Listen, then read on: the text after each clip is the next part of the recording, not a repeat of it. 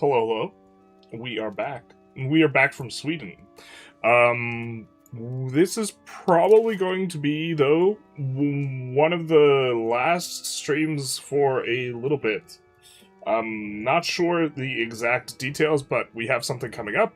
And then I have a family member getting surgery. So, we are going to celebrate. We are going to celebrate by not forming Italy. Chat's favorite. And by not forming Italy, hopefully we mean that we're actually forming Italy, but we probably won't form Italy, so we're saying we're not forming Italy. It's called managing expectations, aka experiencing depression. So, because we can't form Italy. We just can't do it. We are continuing as this Tuscany run. I do have to kind of get back into the overall swing of things. I think we have a lot of our expansions automated and such, though, so that is going to be fine enough. We are engaging in the Italian wars, and by that I mean we've already effectively won the Italian wars, but we're just waiting for the timer to time out, which it is going to time out in 1501, so we would have to push 13 years. Ready for story time? We can do story time.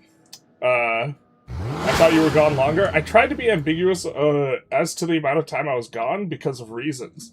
Happy Shaft, thank you for the 7 months. Much appreciated, my guy. With commenting with What's a Chair. Big true. So, let's see. I had a decent amount of steak. I had more steak than I normally do because, well, okay. Oh. I can't reveal everything I ate and where. The fact that NDA kind of applies to some of the food stuff is funny as hell. In a very, very indirect way. Okay, so I guess maybe we'll do a little bit of a story time, a little bit of recap. Left on Tuesday, with the arrival on Wednesday. And kind of like the first of all issue was I accidentally booked my flight a day later than it was supposed to be in terms of the return trip. So got an extra day in Sweden and got to hang out with some other content creators on that day. I don't think it's an issue if I mention who I hung out with. Considering I know one content creator for sure said that they were there, and that was OPB.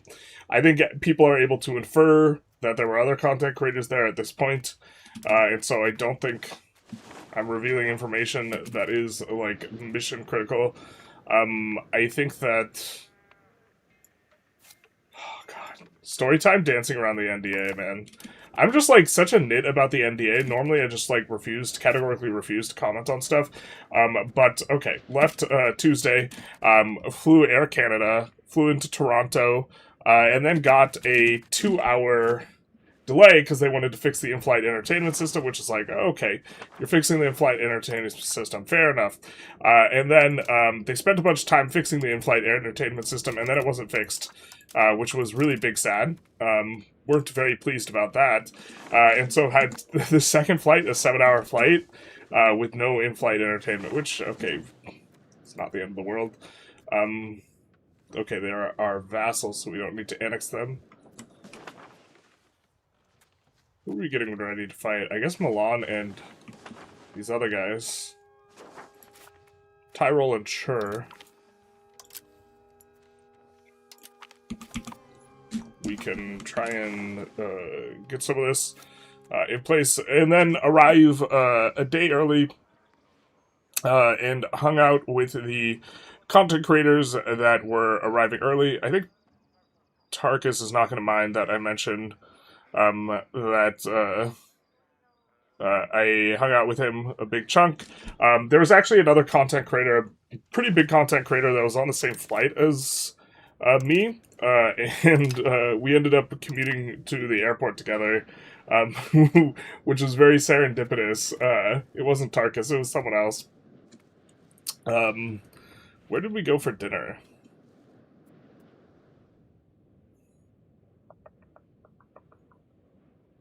Oh, I can't remember. It's all just a little bit of a blur now. Bro, that's crazy. I should have taken more photos. I have some photos on my Instagram. I think my Instagram's in the comments. How's Project Caesar coming along? This I can't comment on. These I cannot comment on. Back to Tuscany. 7 hours of everyone sitting weird silence. Peak human experience. At the very least, it was like a red-eye, like, time. So I just, like, tried to sleep. Got to experience a whole lot of... Probably just going to go for that. Yeah. Monthly research is forever. And we don't need more gold at this point. Although we kind of, like, never do. What can we urbanize here, man? I feel like sand is actually just a primo, but there's 96,000 guys here, so... What's the status in Naples, though? Ooh, minus 9%. Masonry's kind of expensive. Okay, so... Masonry's kind of expensive. We have a stone there and a clay there.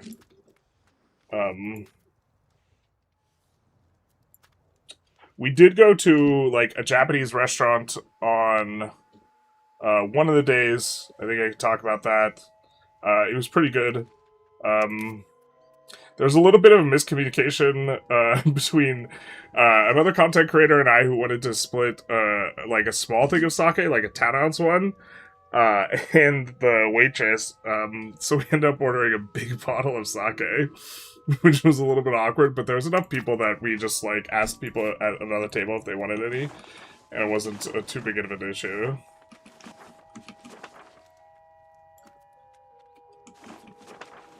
I was probably sweating it more than I needed to. Yeah, it looks like we have the auto expands on the masonry kind of where they should be. So this is eventually going to... We care about the max building levels in Napoli a lot because we're eventually going to move the capital there and make this a meg. So we don't want to just randomly put down a bunch of other buildings here. So I think what we're going to do is we're going to auto expand the masonry there as well. You can see the masonry is making 0.05, so that is going to be a little bit of a thing. And then just taking a look here, our masonry price here is a little bit cheap. Lumber is on the cheap side as well, not super cheap. Where are we doing on techs? We are in H3.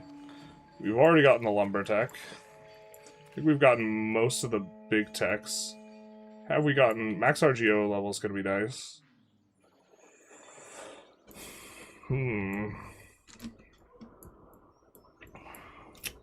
But it was fun. I got to meet a lot of other people. Who else has, like, outed themselves as having gone? Other than OPB. Maybe a little bit easier to talk about. How's the Sweden trip? The Sweden trip was good. Just the talking about it right now is going to be a little bit of, like, landmine stuff, because I can't discuss the super secret game. Nor can I discuss why it is secret, or when it is secret, or how it is secret, or who it is secret. And so, I'm pretty sure I could just say all the content creators that were there, but, like, in theory, like, I don't want to reveal additional information. Especially because, like, who they would invite is germane to, like, what the game would be, right?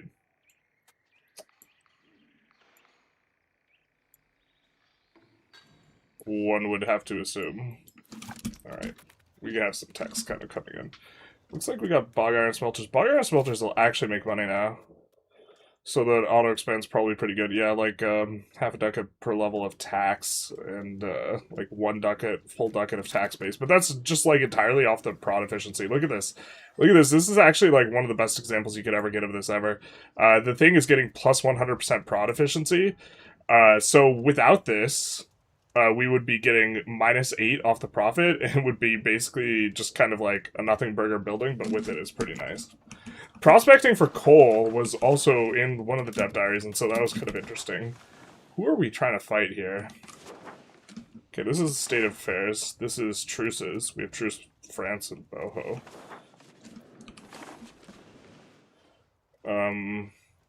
We have truce here, truce here.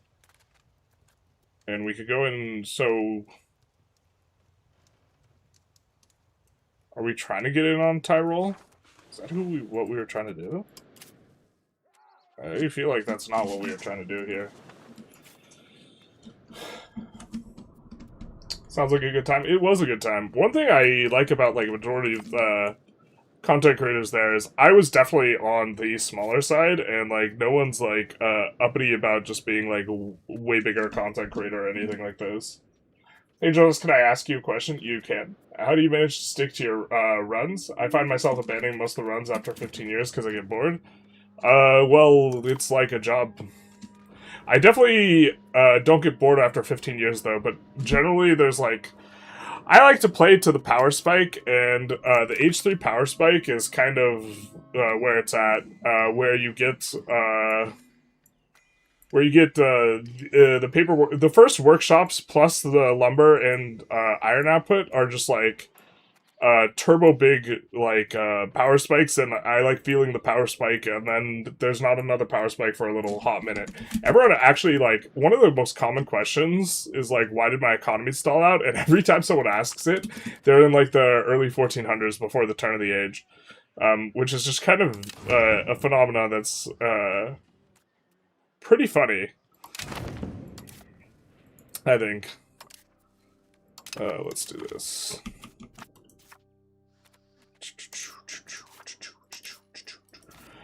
Because, like, everyone's like, oh, what am I doing wrong? Why do I cry myself to sleep at night? And it's like, no, you're doing alright. You're doing fine. This is, perfectly normal. Were we planning on culture flipping?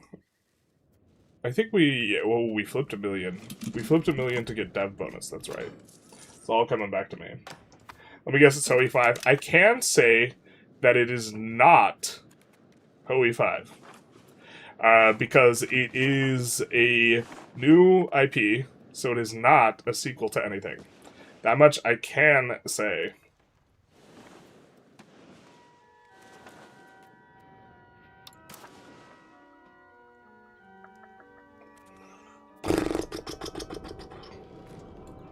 There's not a lot I could say. There's not a lot I could say, including, like, why I can't say things. Terrible. Stellaris 2. OPB is a history guy, so fictional setting is unlikely. I'm not going to comment on... There's going to be a lot of things I just categorically refuse to comment on. Don't tell me Shower Stream is going to be in Italy, too. Only if we form it. If we can't form Italy, we can't have a Shower Stream. Confirmed. March of the Eagles 2 confirmed. It will not be March of the Eagles 2, because that is a sequel. Dan Lind is the director. They showed it to us at Stockholm. There is an us, because at least one other content creator has talked about it. I've also outed Tarkus. Tarkus was there. I don't think Tarkus cares. Paradox version of Civilization. That is a guess. I agree that it is a guess. I like how you have 100 gold, but you didn't build a town because no bonus. It's a game of, like, small advantages. The type of attitude that makes you, like, do all of this type of stuff so that you're, like, snowballing so that you're, like, at this point right now is the type of attitude where you're just like, yeah, I'm not gonna build that town. I hate paying for that shit. It's like, ooh, we're getting quite a good amount of pop growth. Oh, we're conducting a census right now. Alright, fair enough. I didn't even realize we were parliamented up. Do we really... I guess we just wanted the things. Huh. We could go in on one of these guys. I think that was not the plan. Stick to the plan, bloodbath! Especially because we wanted to annex 2 Sicilies and such. Do we not have a truce to 2 Sicilies? Oh, we do not. Okay.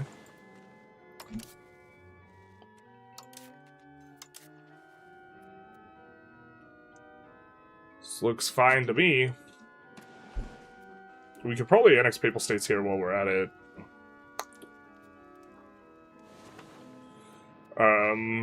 God, I want to tell people so much stuff, but, like, I actually just, like, hard can't. It's like, I don't... it's so miserable. I can't tell people about all the things. Imperator Rome 2? Imperator Rome 2 would be so sweet. It's not Imperator Rome 2.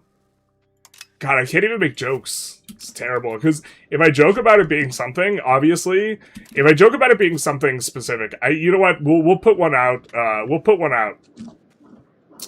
you know, if I joke about it being a thing, then obviously it's not going to be that thing. So I can't even, like, joke about it being a thing that's, like, even, like, remotely close to being possible.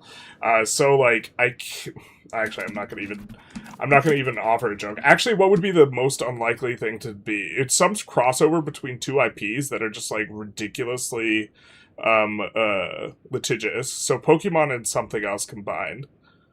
What would the something else be?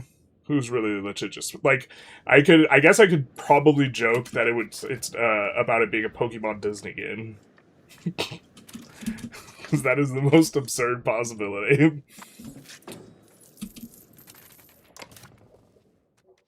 But, like, anything that's even, like, remotely in the sphere, like, just generally, like, the information hygiene, on, like, a lot of people is... let's call it underwhelming. And, it's not a big deal, because, a lot of stuff that you're not allowed to do, they don't really care that much if you were to do it, but, like, it's about, like, setting boundaries and this type of thing. But, like, the actual, like, standard is just to refuse to talk about stuff in a very, very categorical way. If you actually want to conceal information, this is, like, what you do. Because, like, when your children ask you, am I your least favorite child? And Timmy goes, am I your least favorite child? And you say no. And then Susan goes, am I your least favorite child? And you go, no. And then Bob goes, am I your least favorite child? And you say, you know what, I just don't feel comfortable answering that. Obviously, you hate Bob. And it's like the same deal. If someone's like, hey, is it Magic the Gathering Universes Beyond GSG? You're like, well, you know, I don't have any comments on this.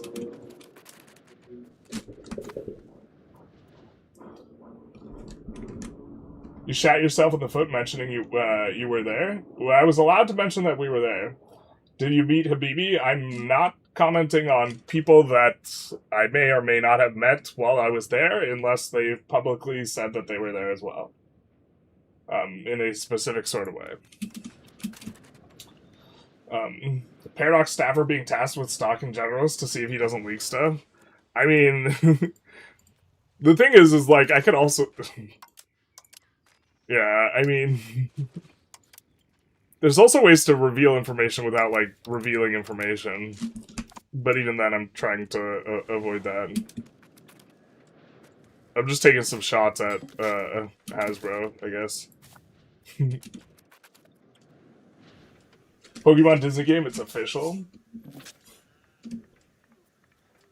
Oh, Pluto, I choose you. Pokemon Disney game actually would go hard, though. That'd be fun as hell. I'd be so into that. Did you meet Obama? I'm not going to comment on who I met unless they publicly said that they were there or not.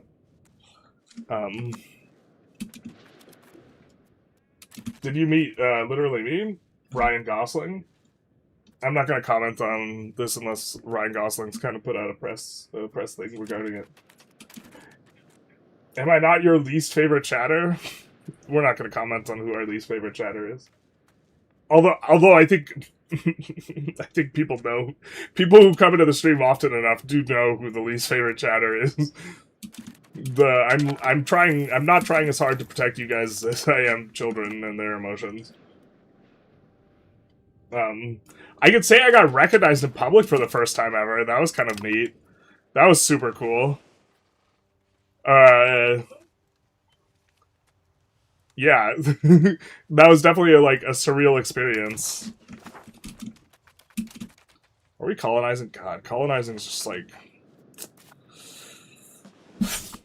It's good. It's not bad. But it just should be better. We're gonna do that there. Hey, thank you for the membership, spectacular person. Much appreciated. If you don't form Italy, I'll never wish you a happy Wednesday again. A happy Wednesday? Misspelled? Good. We're not forming Italy then. We only want correctly spelled Wednesdays. Will the new game be announced, or the opening announcements, or later on?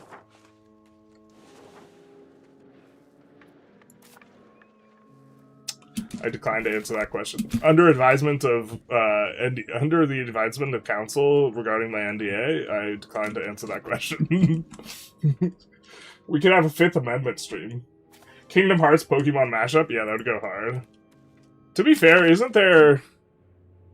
There is some overlap with Disney characters and Pokemon in Super Smash Bros., is there not? Is there no Disney characters in Smash?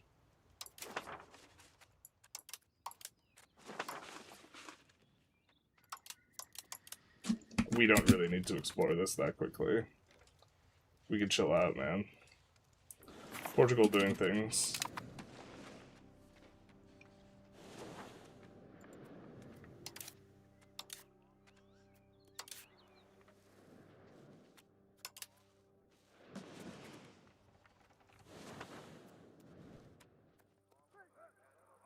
We like hard don't need these guys, but...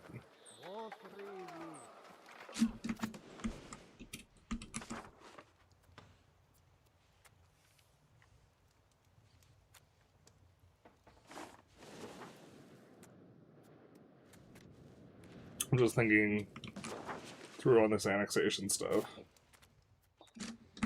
Yeah, I think we just go for it.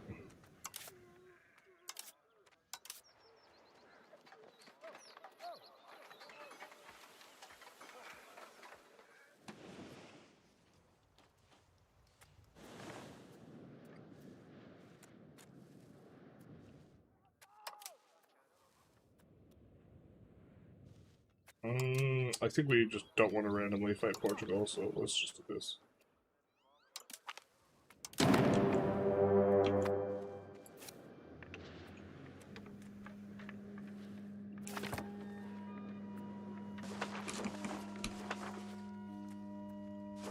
Oh, wow.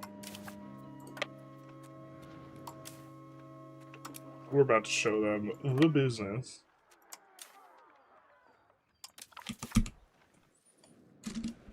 They actually got called out. Hey, can you break NDA and tell us everything you know, please? I can. I won't. I can't even... I think I can't even, like, give you guys a hint at, like, if and or when I would be able to talk about stuff.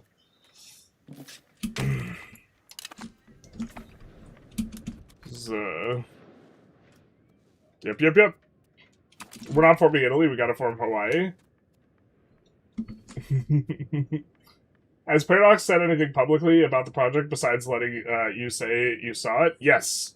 Dan Lind, if you wanted to sleuth around, Dan Lind has said some stuff publicly on, I think, the forums regarding it, in a way that you actually can get some verifiable information about the thing.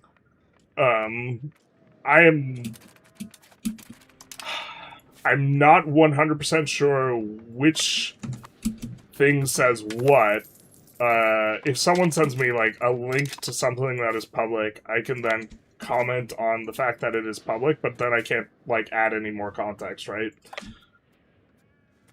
Like, if someone, like, if someone produces something that says, Dan Lind said this, then I could say, yep, Dan Lind did say that. And then, what did he mean by that? Yeah, I can't talk about it. Like, type of thing.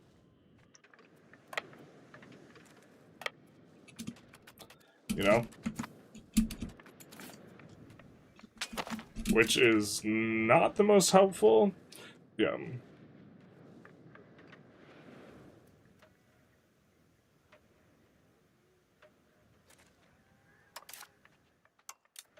Do we have something good here? I wish you could sort by has a trait or doesn't have a trait. Income from minting 5%, is that worth the slots? The sloot? Probably. I'm glad we're not farming Italy. I don't think I could have made it take any more broken promises. Well, the real meta broken promise would be to form Italy when we said we wouldn't. So perhaps we could indulge ourselves a little bit with one more broken promise. Has Paradox said anything publicly about the project? Okay, we already answered that. Is this another Carthage run? No, because we already formed Tuscany. Tuscany and Carthage are both tier 2s. Also, the reset that I'm aware of is Tuscany reset. Oh my god, if that guy didn't turn over the goods. Okay, so we can now just full annex, right? I think that we have cheaper way of... Now... We need to be the one to take their capital.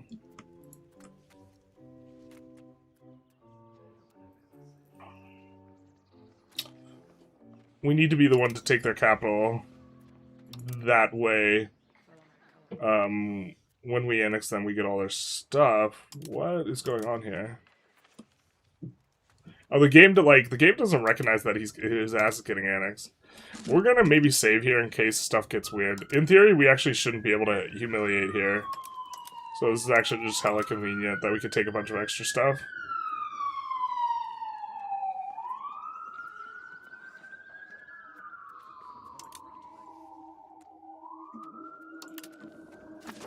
But we're gonna save just in case things get weird with our annex.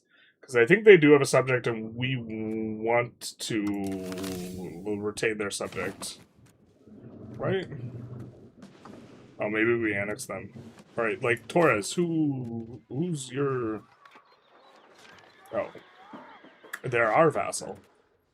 Okay.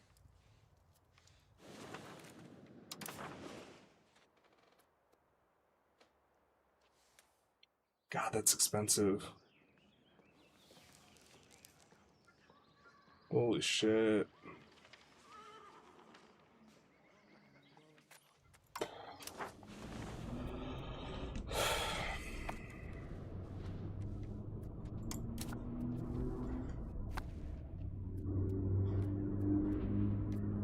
$77. We're looking at the Diplo. Okay.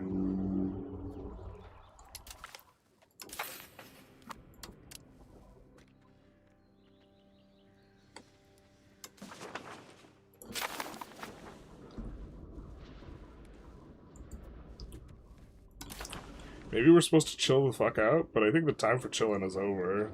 The time of the orc has come. Yeah,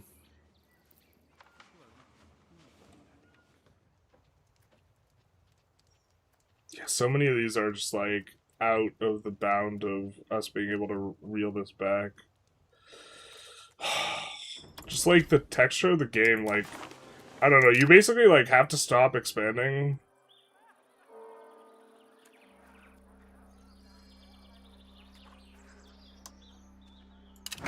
We'll annex their asses. You basically have to stop expanding, or you have to just like eventually just say, okay, you know what, you guys win. We're gonna have a rumble.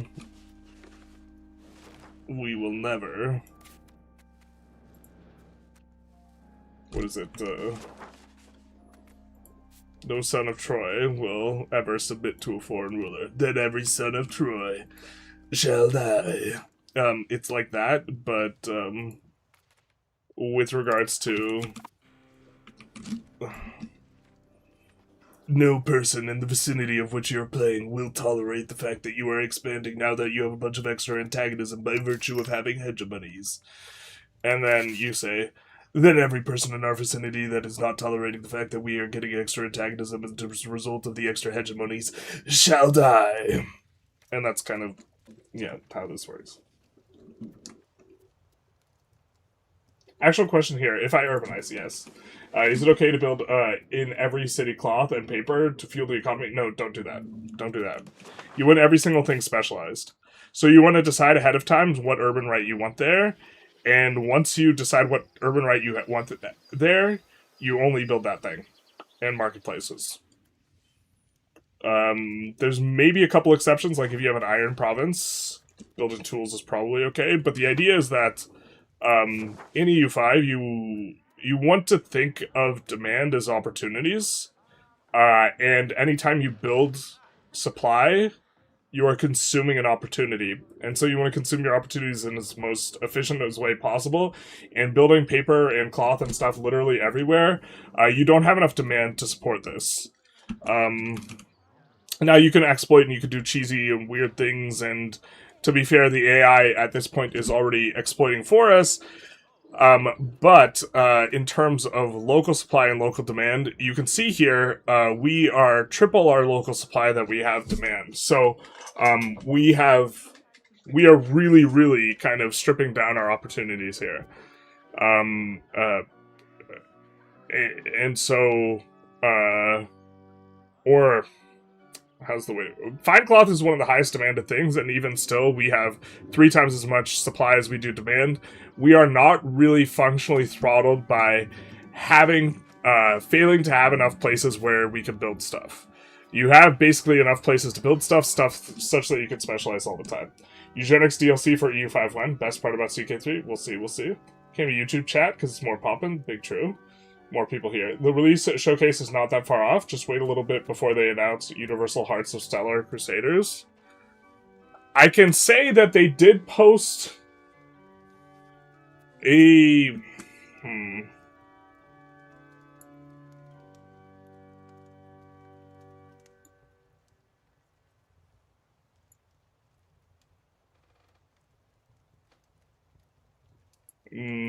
let's maybe not say that. Did you get an answer from Paradox why you were invited there? You know, I asked this question, and then I was told to ask it again later, and then I didn't ask it again later.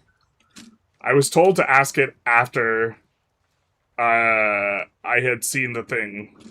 And then I forgot to ask it after, so I have to re-ask the question. I'm still...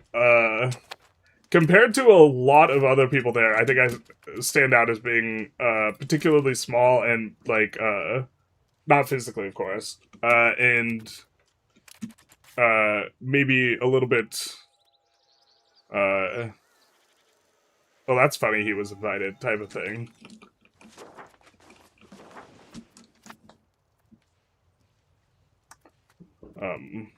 So...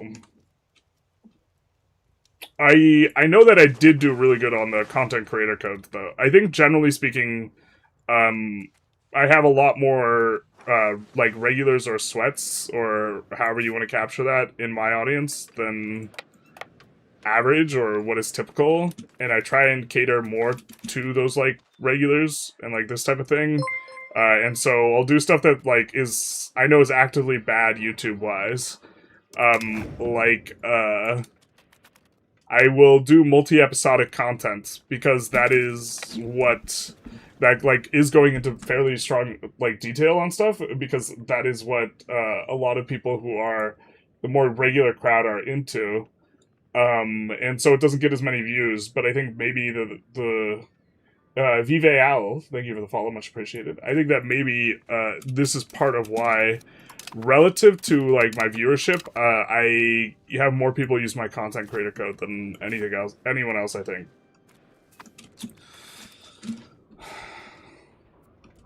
Why is Sanda Primo good? Because if you're not getting it here you're just always getting at least 1, and here we're getting 1.82.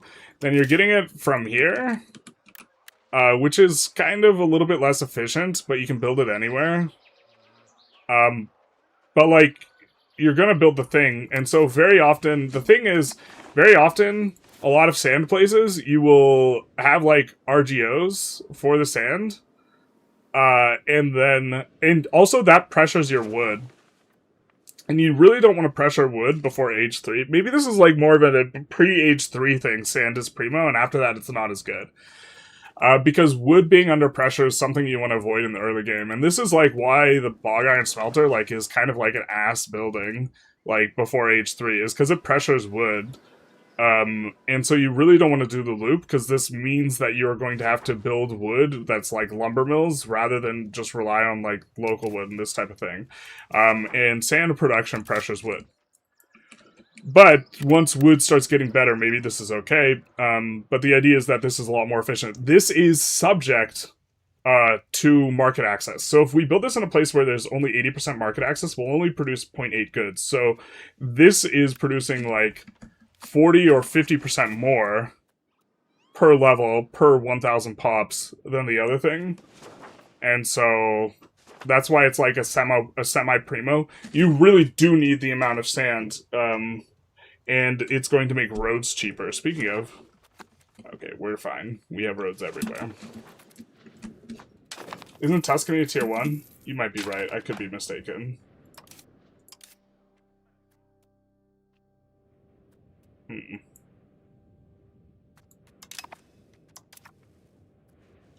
Cabinet laws.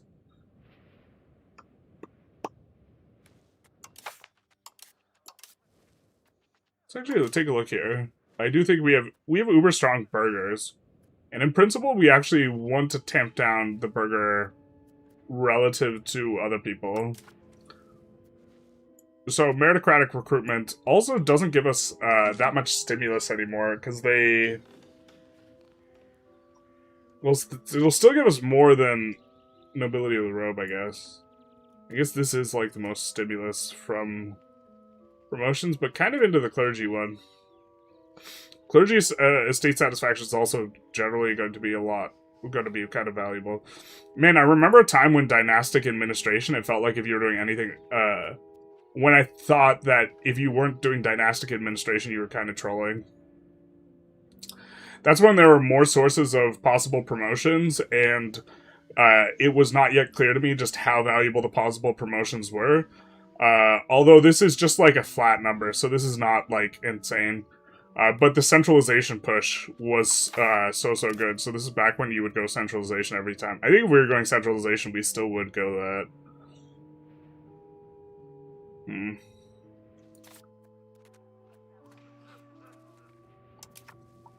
Yeah, I think we're just into getting the cab efficiency and the satisfaction in addition to the economic stimulus, so we're going to go this, unless we are going to backslide ourselves towards traditionalism, actually. Let's double check. I don't think we will. No, we're not even remotely close.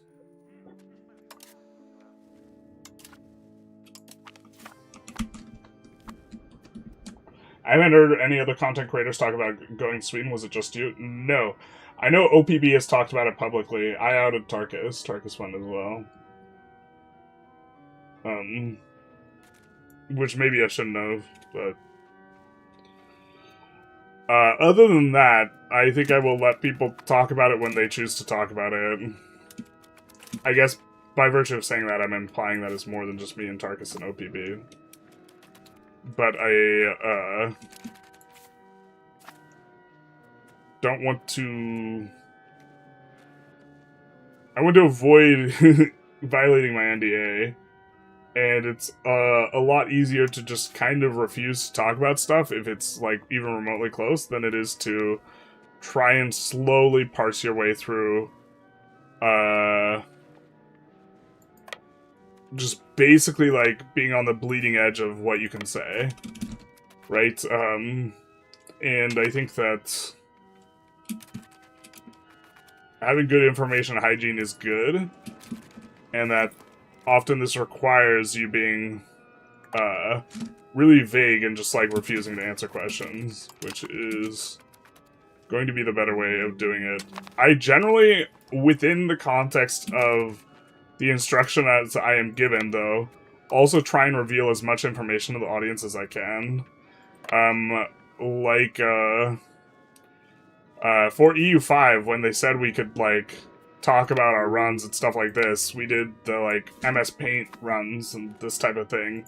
And I also responded to every single question on Reddit regarding the game. Right? But if I don't have permission to talk about things, then I will try and be as, like, vague post as possible. Why form TWS when you can form have? What?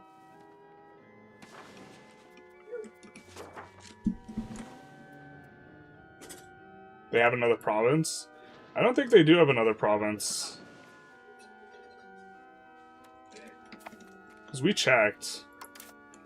I think they get their good old respawn. But it's in, like, they're gonna be in Germany or some random shit. Yeah. So.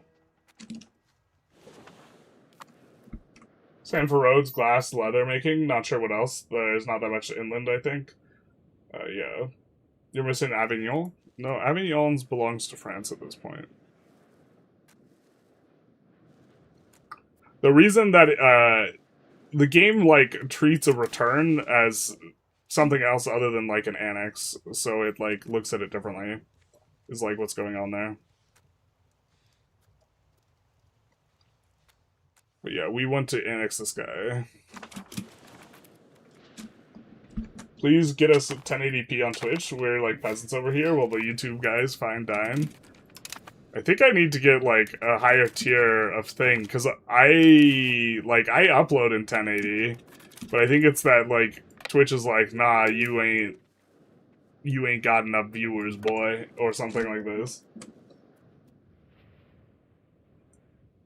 Hi, what are some of your game recommendations? Looking for a strategy game to play? A strategy game in general? That, I need more context. What's a strategy game you like? Name like 2 or 3 strategy games you like, and also repeat that you are looking for a recommendation on a strategy game. Although, yeah, because, like, it's gonna... There's a lot of variance between, like, something like Civilization, or, like, Settlers of Catan, and, like, a grand strategy game. Like, how much free time you have is also a big one. Like, if you don't have, like, I'm not sure I would recommend EU5 to someone who had less than 5 hours a week and wanted to play a strategy game. You know? I just, I don't think, I think your learning curve, for the game at that point is, just too much of your overall time budget that you have is spent learning a game instead of, like, I don't want to say enjoying the game, but, like, sometimes learning is the fun part of the process, but there's too much, like, stuff to keep track of, and it's getting updated too frequently for, like, it to ever really feel like you get to kind of, like, properly put all the pieces of the puzzle together. Why do we have exactly 55? What are we doing here?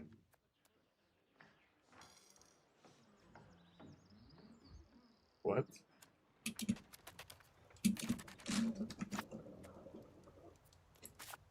What are we doing here? Let's see if our urban rights hotkey works. It doesn't. I hate that it, like, works sometimes, but not all the time. It feels bad, man. So these should all be, yeah, towns, because they don't have a secondary.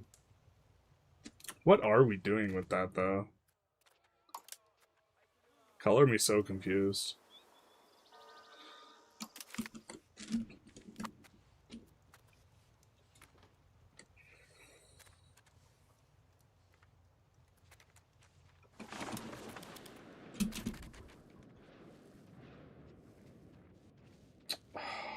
What's some other stuff I can talk about? Walked around. The city's super cool to, like, walk around. Like, Stockholm has, like, 2 rivers flowing through it, and then, like, in the middle is, like, where they have, like, the palace and this type of stuff, and I didn't visit that much this trip. But it's definitely very cool. The thing I really love is, like, as an American, you think of, like, Europe as being very old, and then when you see, like, pictures of Europe and stuff, you don't see, like... You see, like, a tourist, like, picture of Europe, and I always love seeing the freaking... I posted about this on Instagram at least a little bit, but I always like seeing the cranes, like, right next to the stuff.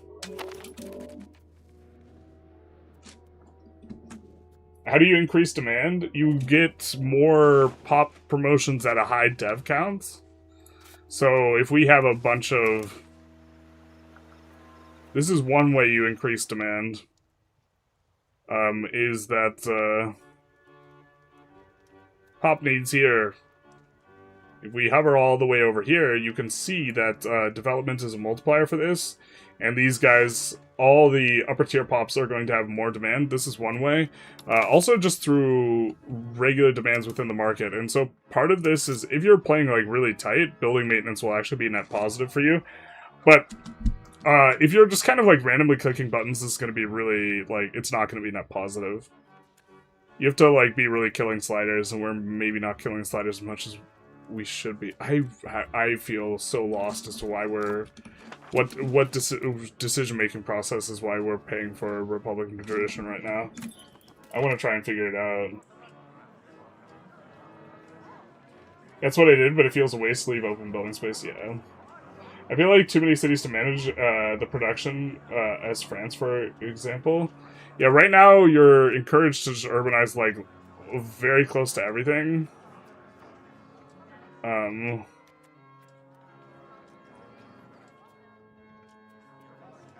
And we do not want that. We want this. Oh, we should have...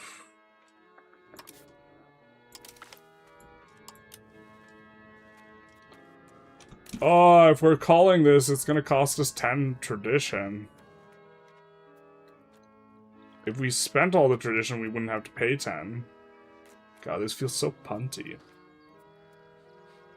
I have a dream that one day...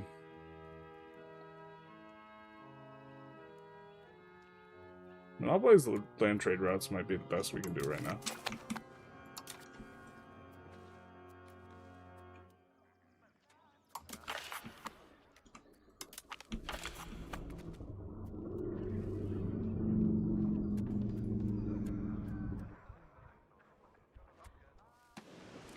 We could break our alliance with Tunis.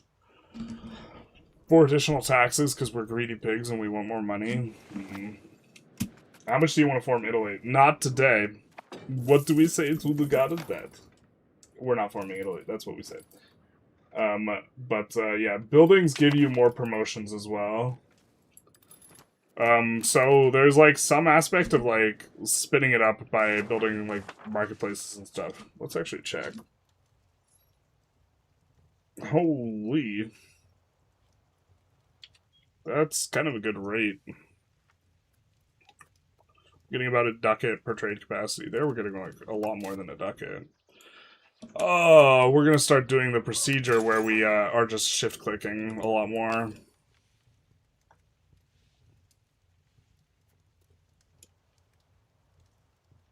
We're gonna cancel the buildings in Rome. We saw that they were costing kind of a lot. Yeah, we maybe just leave Rome where it is. But this should stimulate our economy. We're already getting nonsense going on just automatically, where we're importing and exporting this, which is actually allowing the price to stay higher. Or we're not, but the auto queue is. Can you ask what your reaction to the thing was? I don't even think I'm allowed to discuss whether I was impressed or not. I mean, I think I could say I had a very good trip. I enjoyed the trip, which maybe implies something, but I can't really at this juncture talk about it.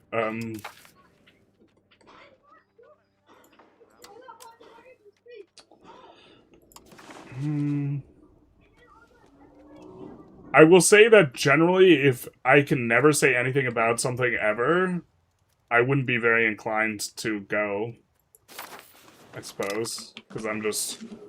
With that, I'm reporting more so on my attitude toward the thing, I think.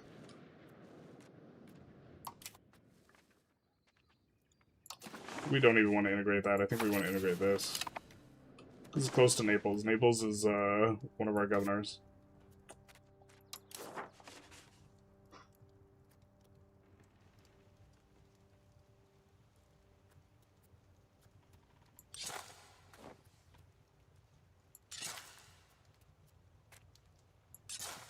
Let's get some of this in.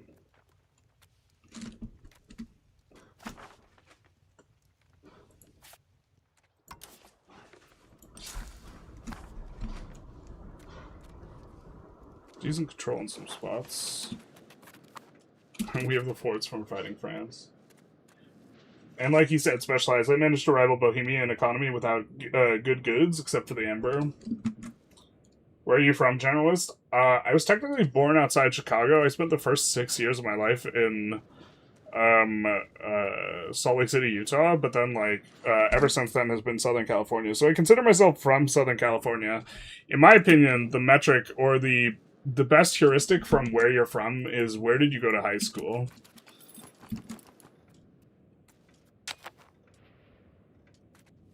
Well, because you understand the game, and then some folks at Paradox regarding why I was invited. I think there are the amount of there are devs who watch my stuff and like my stuff as well.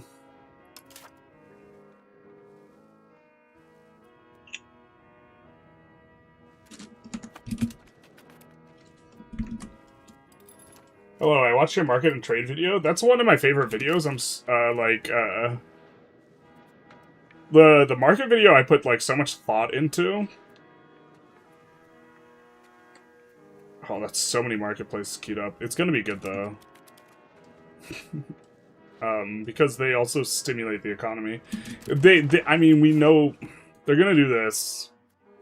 They're gonna do this, and the more buy and sell orders for fine cloth there is, that actually this pushes fine cloth up in terms of price, and we can just generate a lot more money from producing it. We don't even have one of our biggest advantages.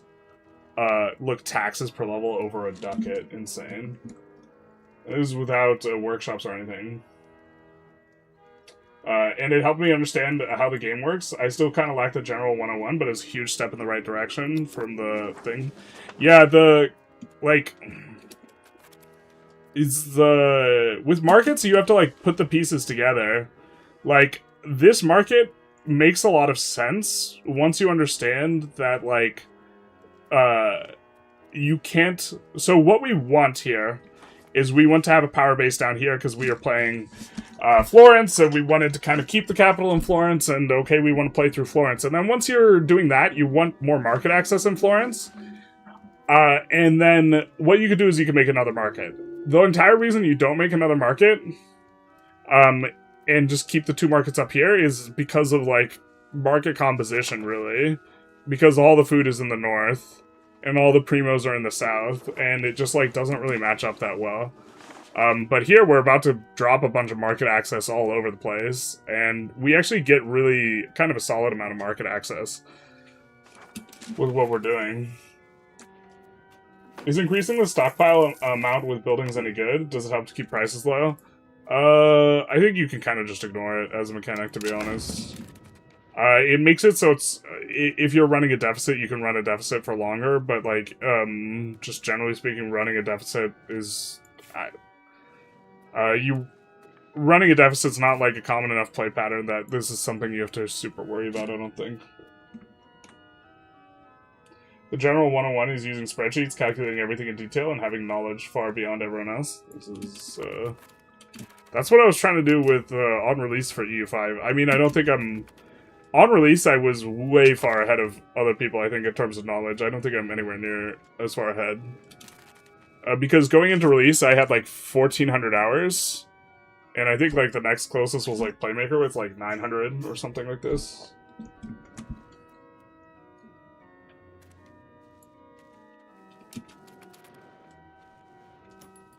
Most didn't tell because they did not want to question while streaming with creators. Yeah, so like double the reason for me not to want to like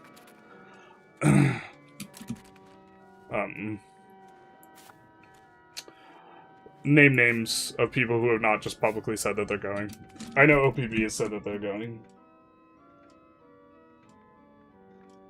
How about you meet in the middle and you DM me everything you know and I promise not to tell? Okay, send DM, send location. I think they'll put up a teaser every day starting with today.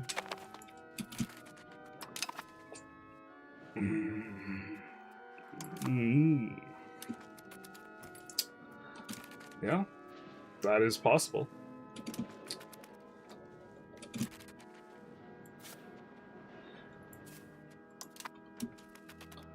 Also, it's new IP. I heard it's new IP, so not no follow-up.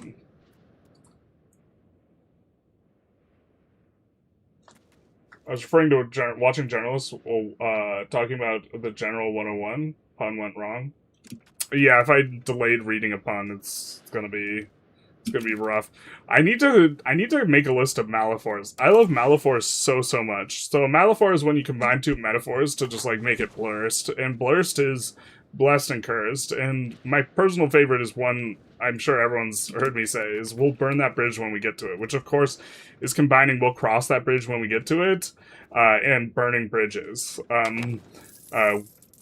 where it creates like the very negation of we'll cross that bridge when we get to it, and like burning bridges, normally you're talking about something you want to avoid, and we'll cross that bridge when we get to it. We're putting something off that we're going to deal with it, and so we're dealing with it by causing chaos. And the second one I use a lot is you've made your bed, now you have to lay in it, combined with you've made your cake, now you have to eat it, and you just say you've made your bed, now we have to eat it. But generally a big fan of them. Yeah, we just can't really build anything right now. While all these are coming in, the masonry prices are going to be ungodly expensive. You can see it's trending up. It's trending up to only 0.9. Masonry is actually going to be really resilient. The glass might be the expensive thing. Glass isn't even at base price. Wow, so. Looking for a strategy game to play? Enjoy Total War 3 Kingdoms, Anno 1800, EU4, and Civ 5/6. That's quite an eclectic bunch.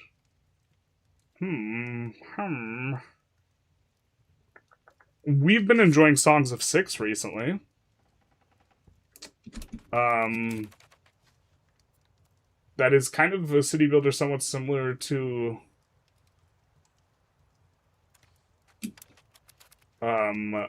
what is it, Anno, in some sense. And that's been fun. Songs of Six also has a demo, and the demo is just the entire game, just like a previous version of it. And so that's like really low investment to just try out and do this type of thing. But in that vein, there's like RimWorld and Dwarf Fortress as well.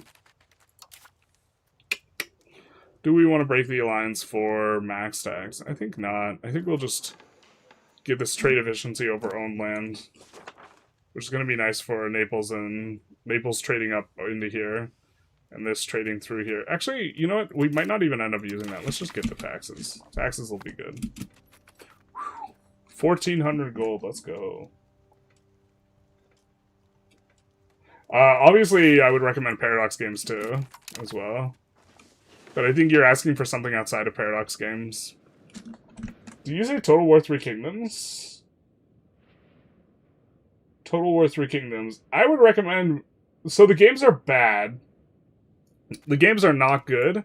But I'd maybe recommend Romance of the Three Kingdoms if you actually really like the Three Kingdoms setting. But just go into it with like an understanding that like, this is not my finest work type of thing.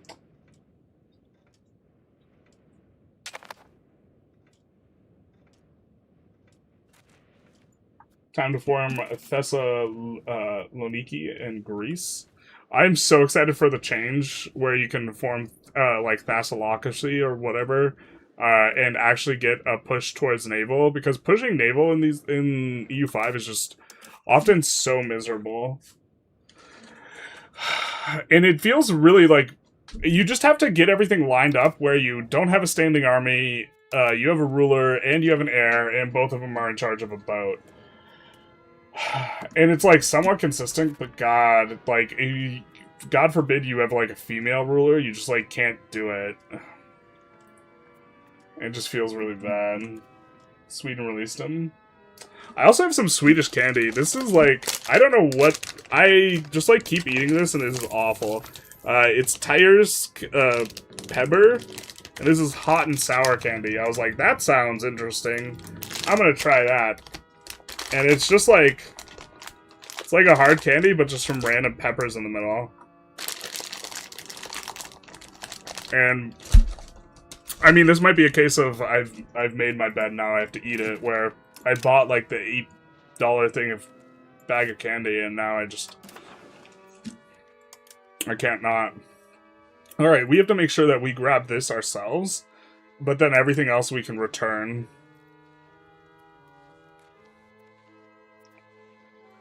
Oh, is there not? Do we have really no return state? Okay, well then we can just grab everything ourselves. Oh, Tunis wants this. Son of a bitch.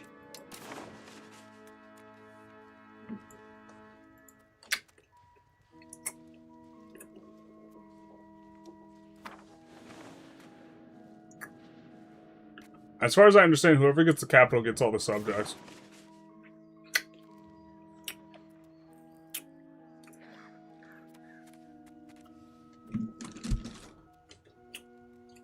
Did anyone doze off during the presentation about the game? I was uber jet lagged. And the way, like, jet lag works for someone who's never had jet lag, I didn't fall asleep during the presentation or anything like this, but I did feel, like, a little bit drowsy, but it's just because I was jet lagged. Jet lag makes it so that, or basically your body just, like, wants to go to sleep, like, at the same time every, like, 24-ish hour cycle. It's actually, like, 23 hours and 55 minutes or something like this. Which is why it always feels like you're falling behind on sleep. But, for me in Sweden, that was, like, in the middle of the day. And it just, like, is super miserable. How do you have cores everywhere? How do you hinder cultures? I always try and integrate via vassals and force culture. I don't know if it's still meta. It's still kind of meta.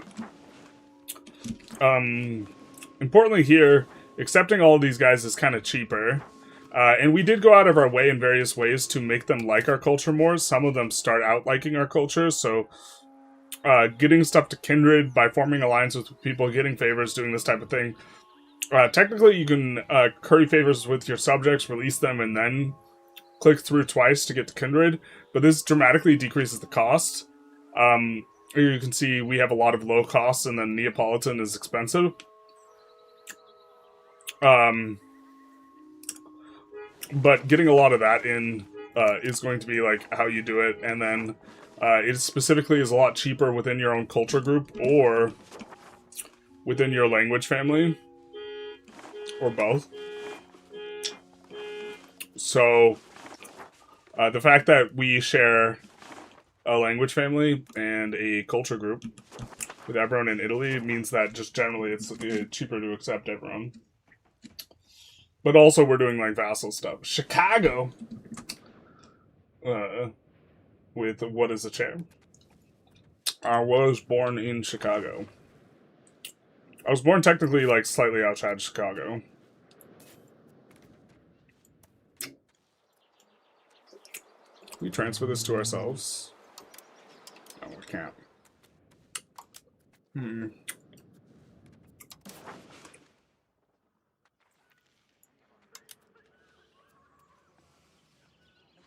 Would disappear. Gonna save in case this goes funny. But I think this is just the peace deal. I think this is the super swimming in. Where all the little German miners are just gonna be uber pissed at us forever and there's not much we can do about it.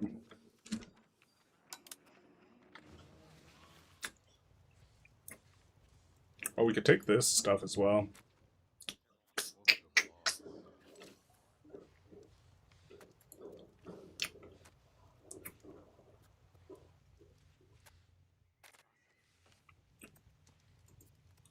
We're gonna have return CBs for these, though. No? Oh, not for this guy. Okay.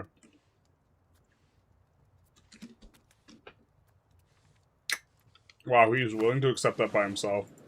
Doesn't really matter too much because we could just do it like this, though. Okay.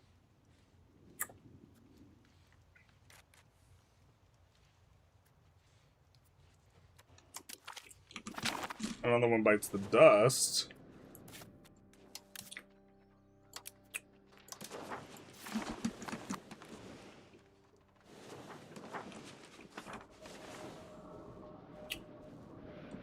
And we get all the subjects as our own subjects.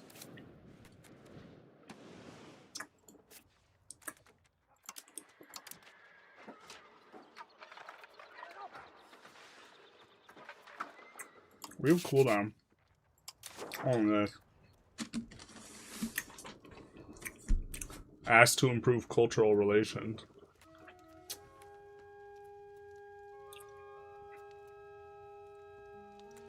Sardinian, Median, Piemontese. We're looking at which ones are expensive. Venetian's kind of expensive. Neapolitan also expensive. We can do this with them and make Venetian cheaper. I don't think we have a Neapolitan subject.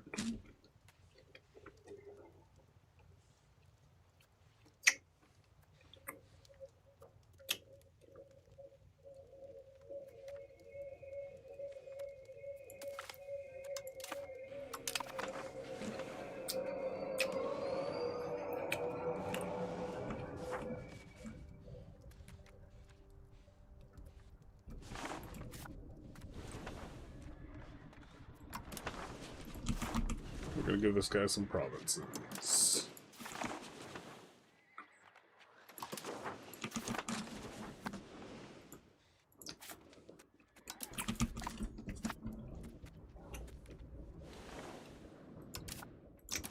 Let's take a look through.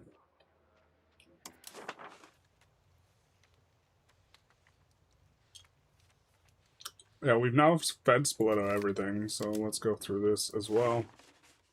And then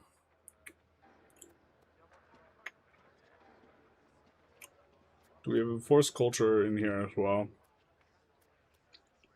Not seeing it. This hard candy is about to get spicy, so it's been sweet up until now, and now it's about to get awful. I bet there are devs who finally managed to understand their game watching your videos. I know devs watch the Victoria 3 ones to like understand stuff sometimes, but like I've not really been in the Victoria 3 streets like making those types of videos for some time. And I think like the devs like I don't know. They like understand their game. I like do the devs even play their own game? Like thing is like I think like overly dismissive, but like I also think that you can understand the game like from a particular angle, and then a different angle for understanding the game is just going to be different. And it's useful to see other people's angles. Like there's a lot of ways that the devs look at the game that they're going to understand the game way better than me too.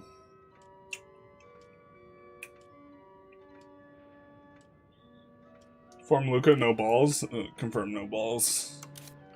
Couldn't be bothered to have someone.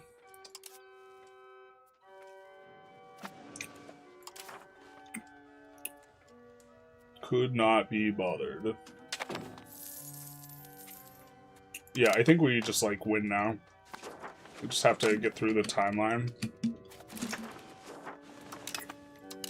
Oh, I guess we have this.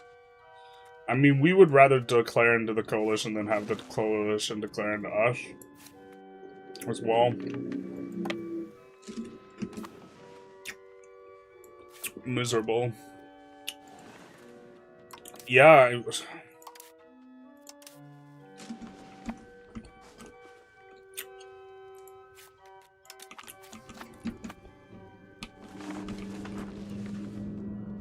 God, we're trying to keep them at bay.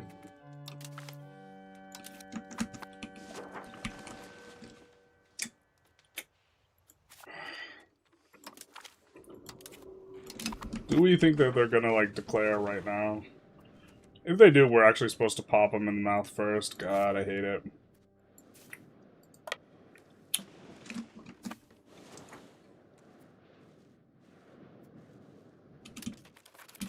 I don't know, we'll risk it and then we'll complain that we knew better. That's actually the real thing.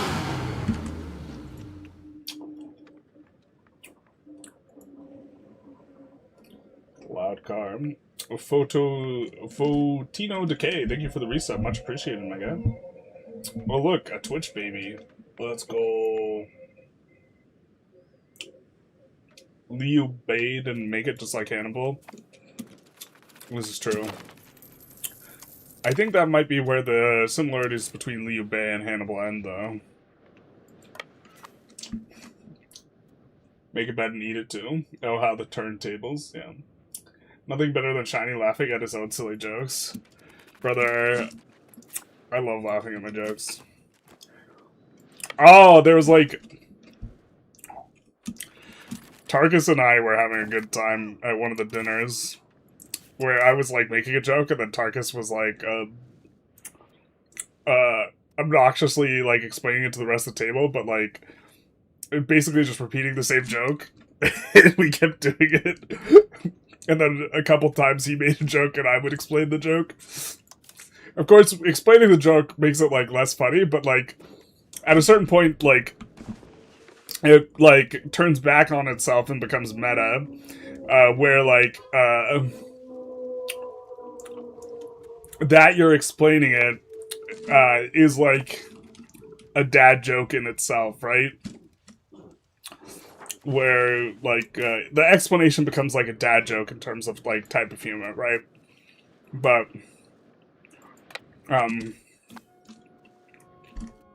someone commented that their shrimp tastes good, and then I was like, oh, it used to taste well.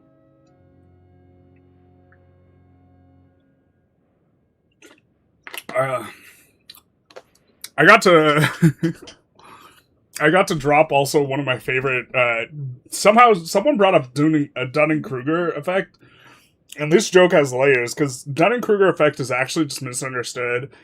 I forget what that like actual effect is, but the pop culture understanding of the effect, which is not the actual effect, which is like funny in its own right or it's ironic, is that when you know very little about a thing, you actually, when you don't know anything about something, you don't think you know anything. And then when you learn just little bit, you suddenly think you're a really big expert.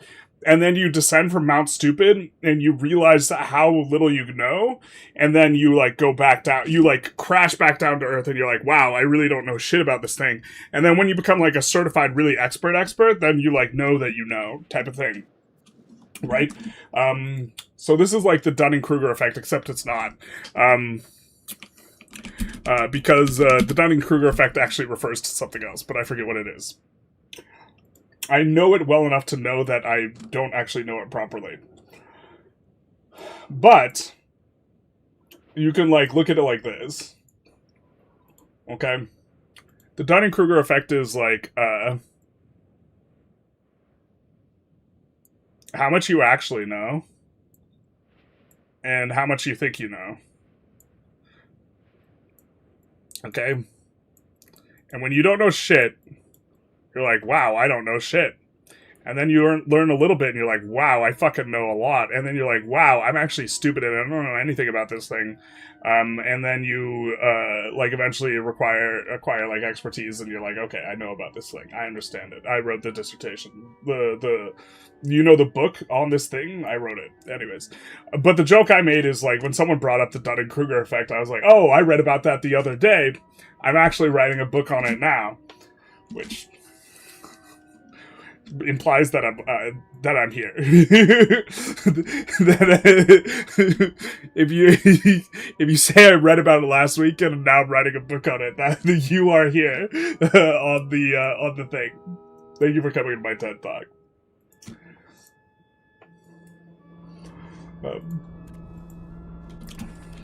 But the shrimp one I found delightful, and you know what? That actually just works for like anything that was once alive. If anyone ever says it tastes good, you can actually just respond, it tasted well. And the fact that this never occurred to me before is like...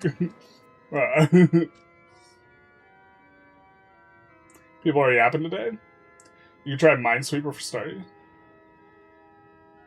People are yapping today? I don't think he was talking about you, Mech Wizard. That's what chat's for. Yeah, that is what chat's for. Chat is for the yap. Confirmed. We need a degree in the apology. Okay. Let's improve relations with some of these cats, too.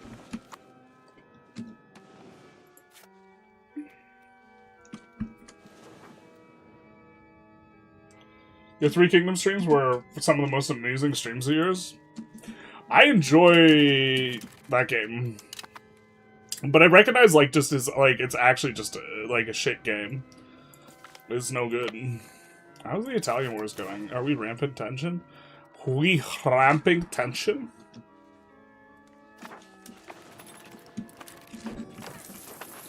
I'm shocked we don't have more antagonism with some of these cats down here. Let's also improve with the Mamluks. No, just kidding, we don't have enough. Okay.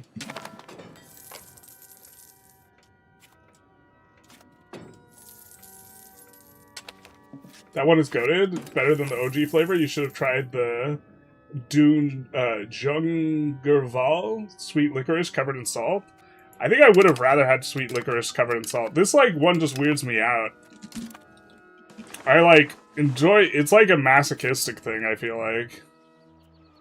I'm, like, enjoying it in this is awful type of way.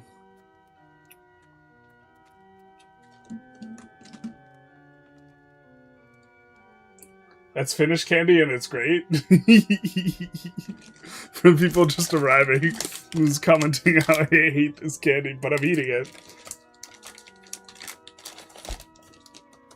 Bag's still pretty full, so it's clearly not Finnish candy. It's unfinished candy. Oh, baby. Let's go. Someone's got jokes. Let's go.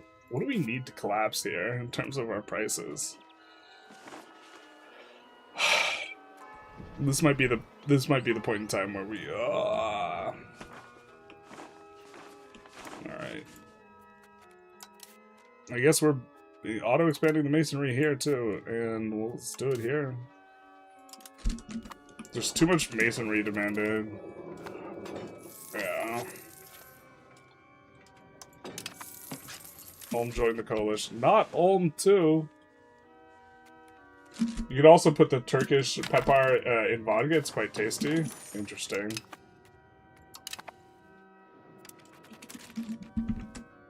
What do you do for cores / integration on spiritualist playthrough? Is it just accepting lots of cultures? I mean, it's partially accepting a lot of cultures, but also just being a hater is really important. When you're a hater, you culture convert faster. Speaking of, let's assimilate area.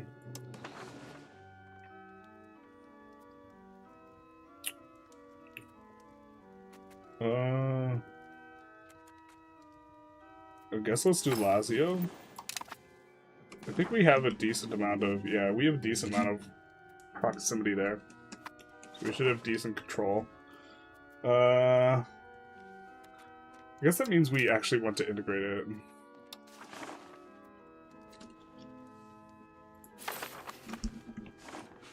It's not integrated that yet, though. Let's actually not.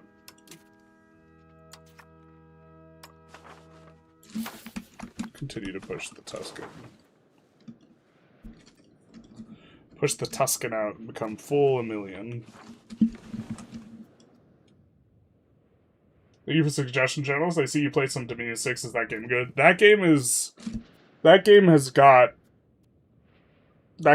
an entry curve that is a bit rough. I think it's really good. It's meant to be played like multiplayer and correspondence, though. It's got like a lot of depth and teeth to it.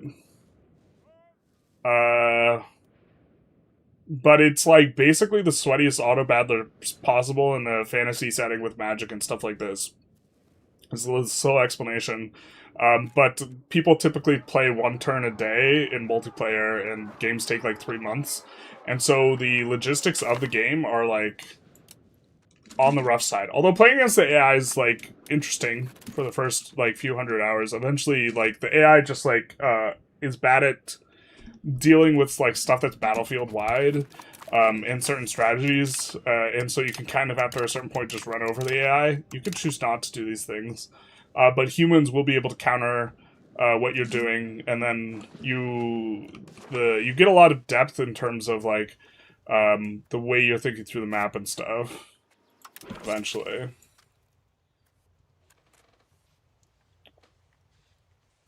Yeah, we don't really want to be paying for a ton of this stuff, but we kind of do want outer boundaries. I think we're going to get decked on here, but it's going to be fine.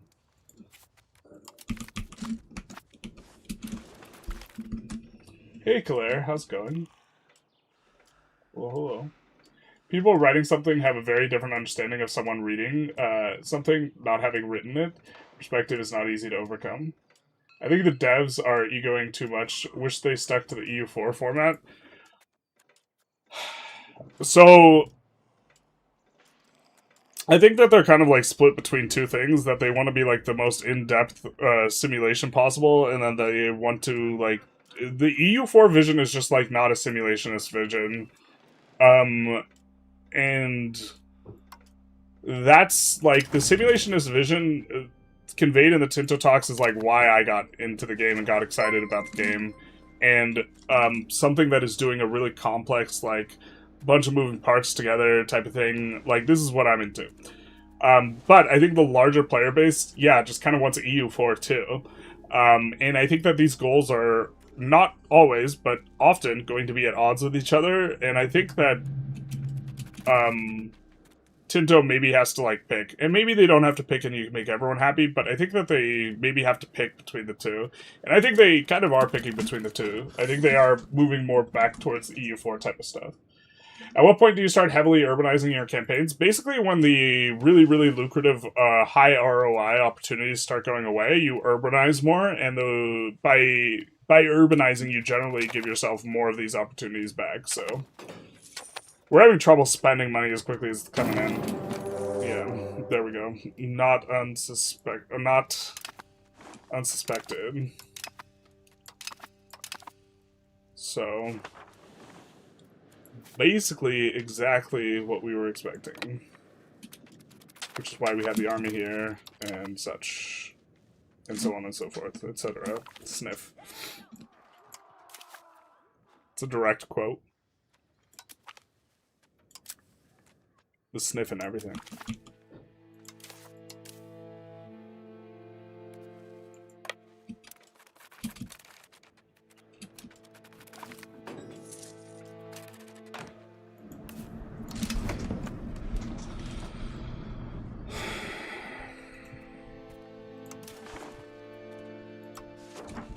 God, this has the thing, right? Although we do get to take a look at this.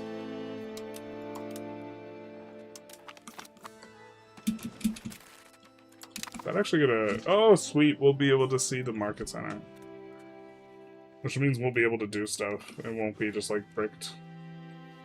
Bricked up? Haha. Hell yeah, dude. Get pitted, so pitted.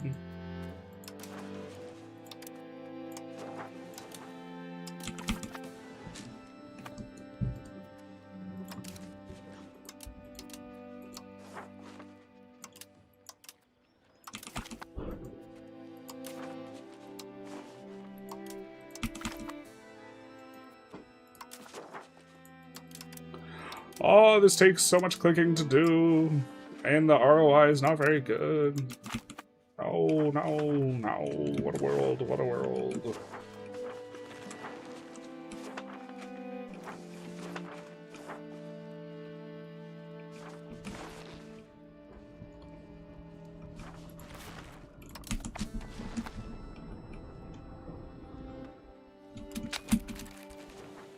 What's our pop look like? It's decent. I was declaring yourself better. We get a better CB. This CB is like lame for us.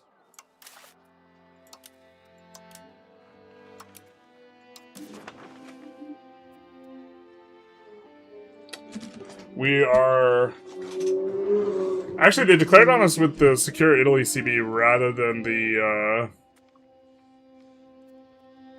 like cut down to size one, but the cut down to size one means that like you can't do anything like productive really. This one at least decreases our antagonism.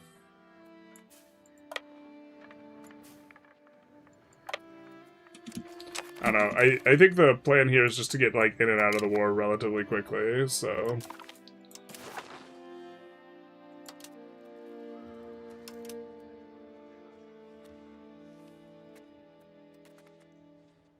Although, we maybe returned stuff.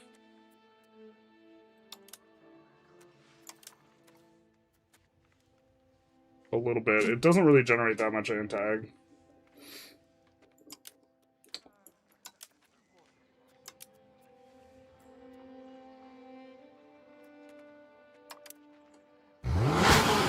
we can't get rid of the coalition because they declared league war instead. Sounds like we got another resub. Let's go. FOD M16. Thank you for the resub. Much appreciated, my guy. Thank you, thank you.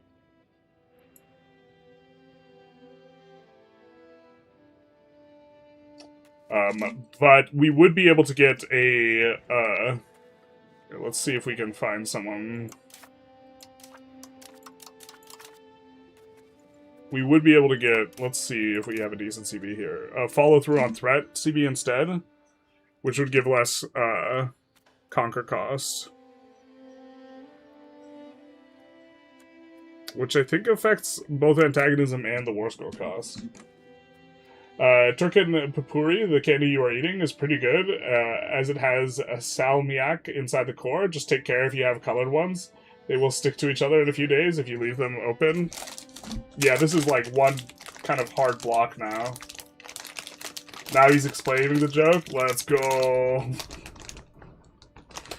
Norm MacDonald had a whole bit about explaining a joke so badly that it became hilarious. Possibly one of the best comedy bits I've seen. Norm MacDonald was very funny. He was also a deeply closeted gay man. Norm MacDonald was just hilarious, though. Yeah, so maybe we have to eat this faster. This candy we don't even like. I don't know why I keep eating it, though, because I actually, like, don't like it. It's like watching a train wreck, but instead eating candy.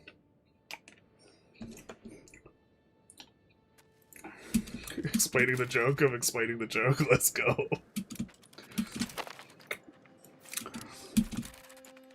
We had the rest of the table groaning. It was fantastic.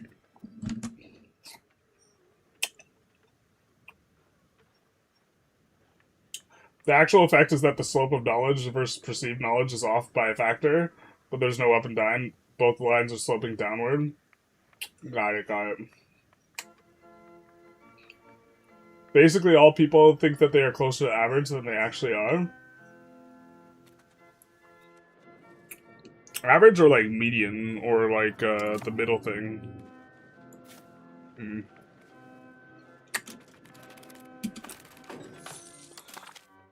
Yeah, but this war is nonsense.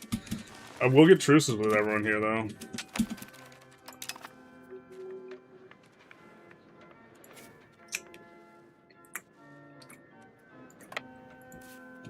Oh no, we lost a ton of war score. How the fuck did that happen? Did someone just punt a stack?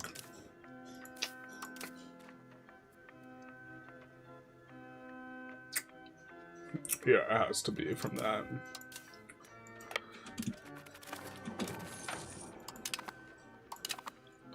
Wowza. We had like 50 before. What the fuck? That's lame.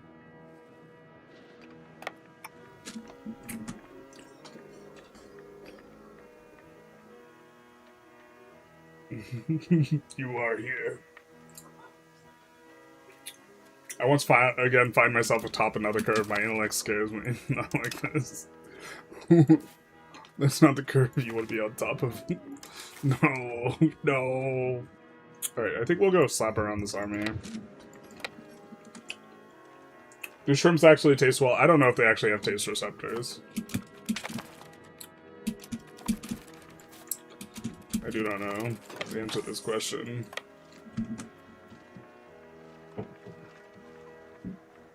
Enjoy that game. It has 14 bazillion hours in it. Yeah, Romans and the Three Kingdoms is one of my top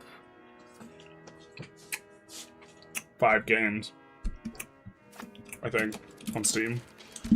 I think EU5 is in the top 3. And then the beta for it is in my top 6, so like a different copy of EU5.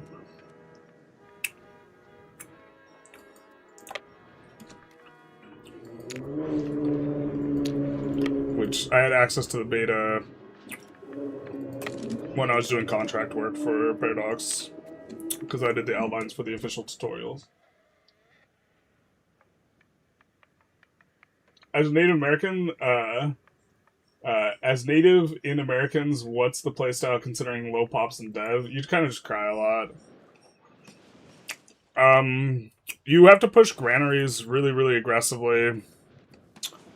Let's actually maybe set some of the stuff up. But yeah, it becomes, you push this like baseline infrastructure type of builds where you're gonna need granaries and urbanizing and settlements and this type of stuff. We have settlements auto-building in our subjects' territory. We also have market villages.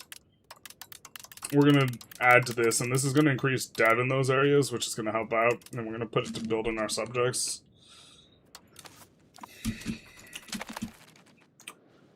Which is going to cost us a little bit, but it's probably fine.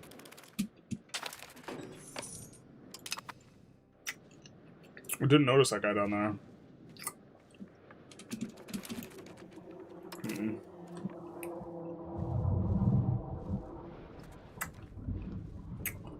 I guess we can send the 12k stack down there to deal with him. Is there a bonus to trade range? There is.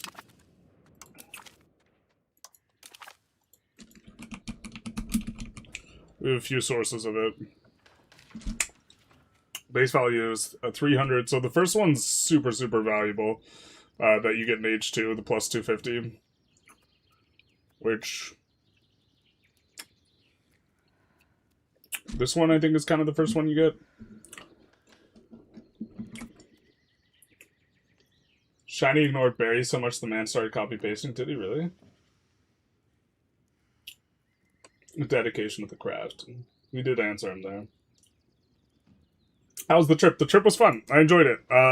Yeah, I can't comment about the thing.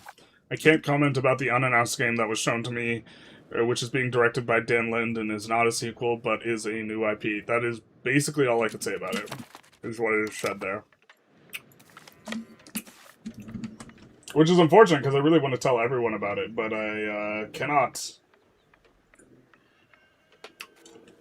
Is there a reason to not let Auto Explorer do this? Yeah, Auto Explorer like caps out at 4 explorations, and we're using more than 4 of these guys. So the Auto Explorer is just like very ineffective. We're like using, I think, like 6 explorers right now.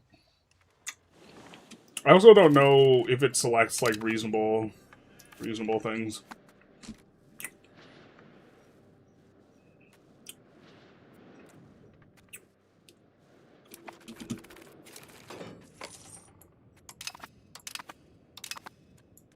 Holy shit, Austria joining is a thing. Huh. We might have to adjust the way we're doing this. How did you lose your... you were sieging, now you're not. Oh, we also got new territory. Right? We finished annexing these guys, no?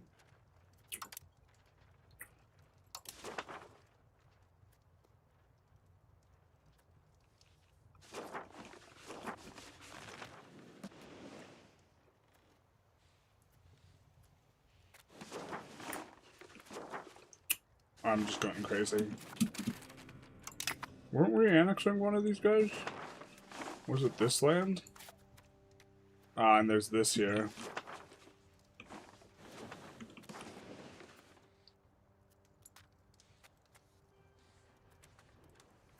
I'm just kidding, we're almost done annexing that. Right.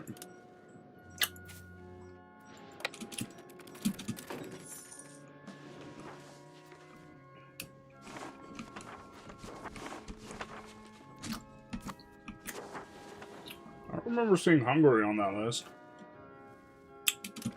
I mean, we could get a peace deal right now if we want to.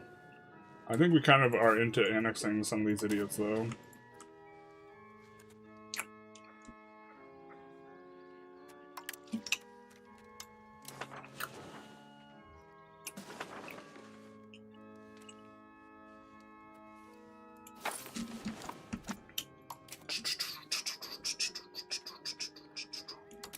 Dip endeavors.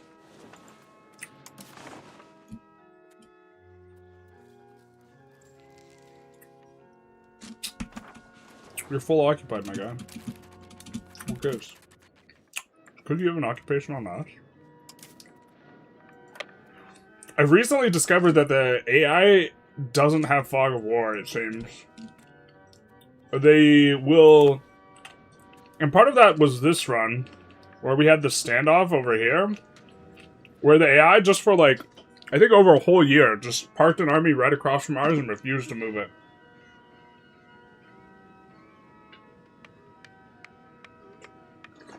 But, in our biz game, there were like 2 paths the army could take from the AI. The AI would park and have a standoff on one spot, but would just move around like your army on the other spot. So I think the AI just hard doesn't see fog. Which I think I find that annoying. I think I don't like that. Because, like, okay, I agree that, like, programming AI around Fog of War is actually just super miserable, because that's something that's really hard to get AI to do well. Even, like, the, like, Alpha StarCraft, like, Google, like, Uber AI, the thing that it basically can't do is, it can't play around Fog of War. The AI just sucks at this as, like, an entire thing, okay? But, like, I don't think I like that there's an asymmetry there, if this is the case that the AI doesn't see Fog of War, because the AI, I remember before release, AI would just, like, uber punt entire stacks very frequently to Fog of War issues. And now, I don't recall seeing that in, like, forever. We're gonna just downsize this, that way we can get rid of the bad urban right. I haven't seen this in, like, forever. And I've seen the AI just, like, actively just, like, have a standoff with you when you're in Fog of War. So it seems like they just get to ignore Fog of War, which, yeah, I think I don't like.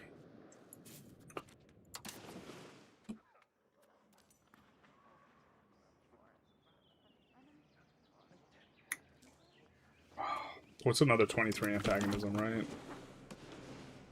What's another 23 antagonism between friends? I think this is also our last session playing either way. I think we're also actually not forming Italy. When one wants to push the price of a good up, how do they deal with the evil satanic AI mass importing to their market no matter what? You can't really deal with it. I mean, you could embargo everyone.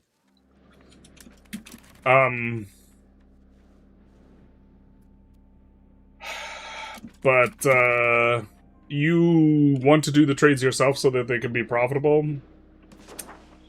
If you have high expensive goods that you're looking to manipulate the prices of, generally, you get selling efficiency and you do the thing yourself. It looks like, yeah, the AI is just doing the thing, doing the procedure for us. They're auto-doing this exploit. That's actually so dirty, man. They're importing and exporting basically the same amount, which just pushes the price of fine cloth up. God. So actually, in my head, this was, like, not so much of an issue when I make the video on the exploit, because, I was thinking the AI wouldn't do it, but if you have enough selling efficiency, the AI just blasts it. A solution is maybe just to intentionally limit yourself on selling efficiency. That's so insipid, though.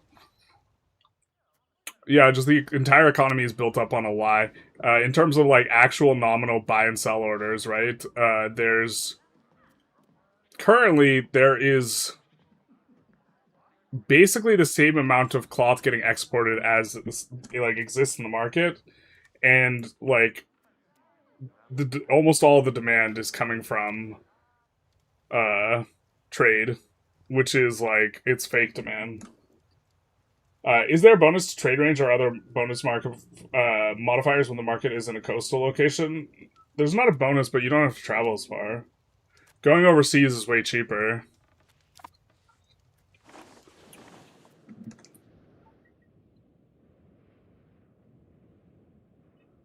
He wasn't gay, he was deeply closeted. There's a difference. That's so true, Bessie. My bad. The worst part about that is the hypocrisy.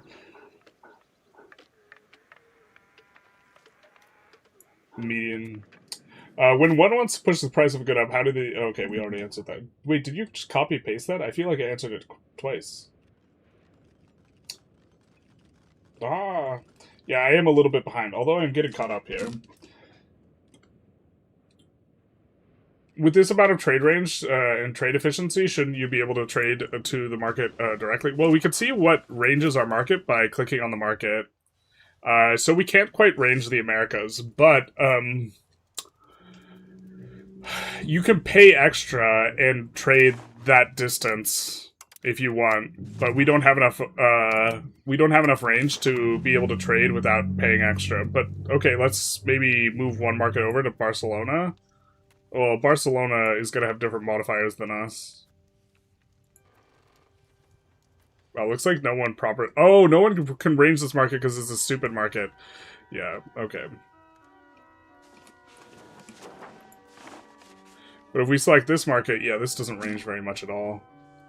Because the trade wants to flow through here. This is one of the reasons for doing the beer done market thing, is that it ranges it. But since they in 1.3 introduced a change where you could just pay extra to range stuff you would not otherwise normally be able to range, it makes it so you don't actually need the actual range. So if we look at buy and sell orders, trades that are occurring in this market, and we just look at not local trades but own trades, oh, do we really not have any of the trades here yet? I guess we're just... yeah. The colonies haven't finished, just kidding. Once those colonies finish, there's going to be kind of some more stuff going on there.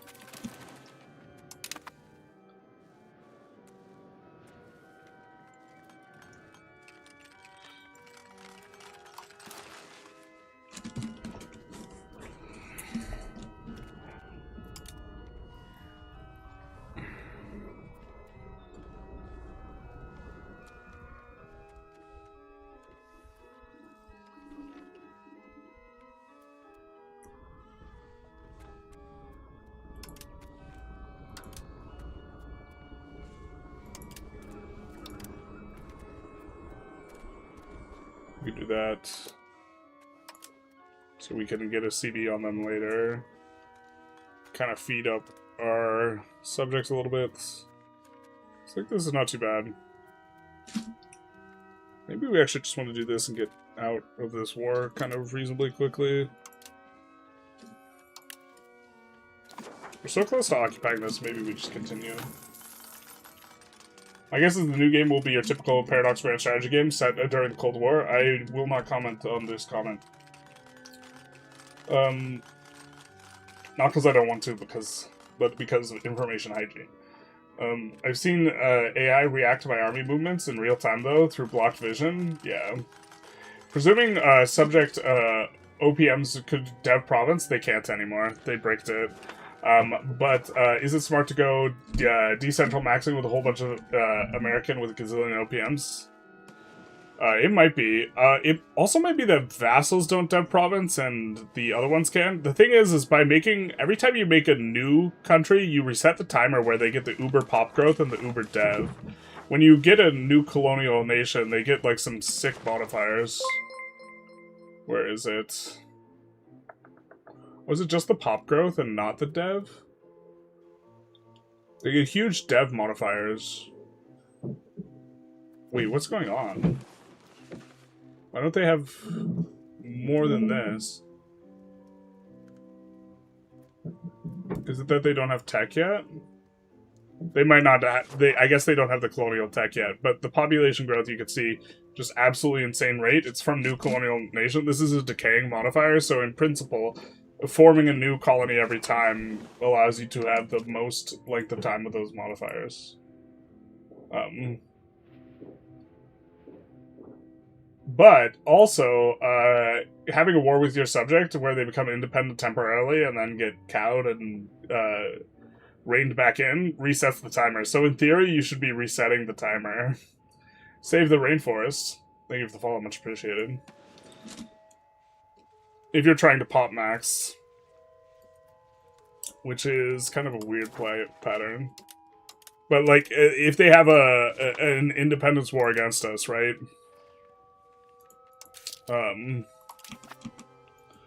They have an independence war against us, and then they lose, it still resets the modifier. It's a bit unfortunate EU4 combat AI only cheated a little bit when it came to Fog of War. Yeah, I mean, like, it's good because the AI, like, is really punty without that change, but then, like, it's... They should just not have Fog of War. Like, the human having to deal with fog when the AI doesn't is just, like, kind of... I think it's lame. I don't know. Maybe it's not. AI didn't take attrition and would cheat through the Fog of War. Interesting. Especially since Fog of War is too tight in this game. In EU4, you had days between seeing an army and being able to have it march on you. EU5 is measured in hours or instantly, depending on your terrain.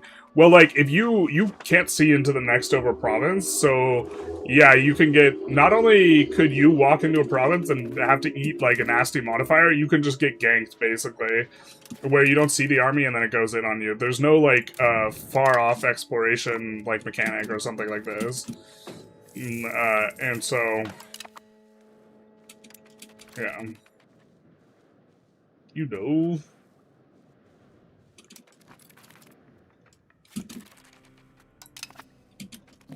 yeah, maybe we should have just gotten peace deal when we could.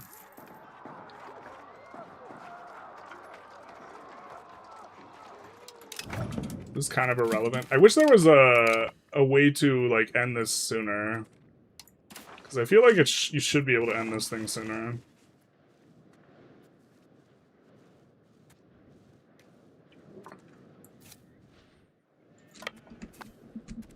Why no Italy? Too broken? No, it's just like a meme for the... There was a time when I said we were going to form Italy this patch, like 3 sessions in a row, and we never formed Italy, and now chat just, like, traumatizes me with it.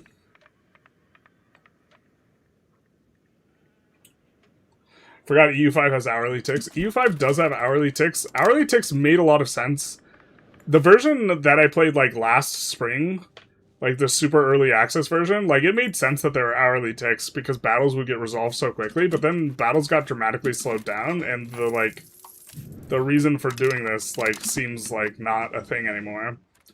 If that makes sense. Wow, this has just become a total war. Okay, but we actually have so much more war score now.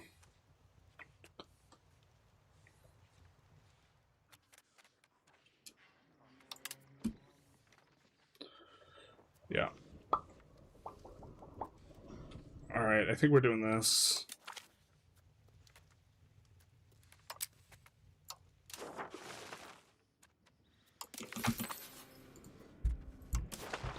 Just returning some things.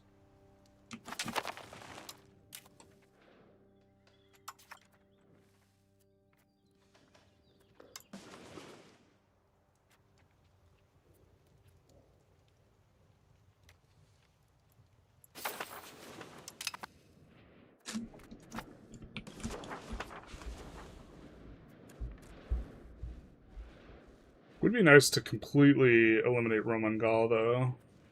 I guess we're almost completely eliminated Tuscan. The thing is, 1,000,000 conversion doesn't really do much over here, right?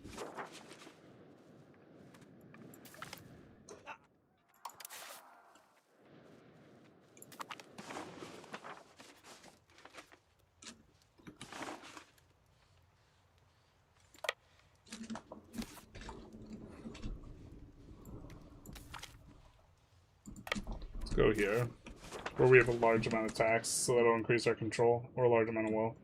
How does having maritime presence make trade overseas zones cheaper? Does it reduce the range cost? I don't know exactly how the calc works, but it is helping with it.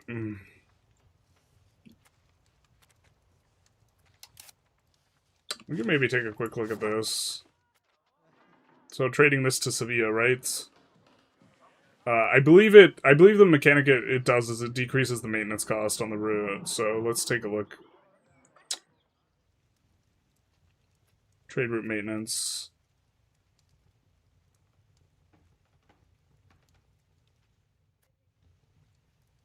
Maybe it affects trade range? Or you have extra range? All I know is that... I know how it manifests, which is basically, at the game start, like, trade sucks balls, like, really hard if you're trading over the ocean relative to before this patch. And then once you get maritime presence, it gets much better. Also, once you get more range, so maybe it's that.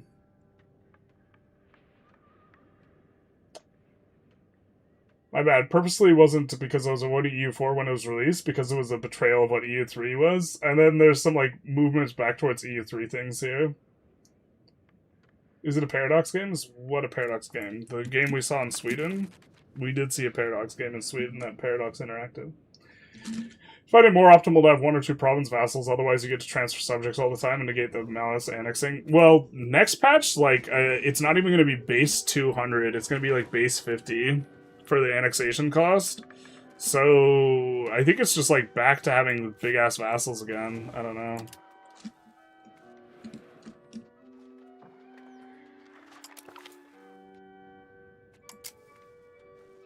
I guess we kind of have a preference for...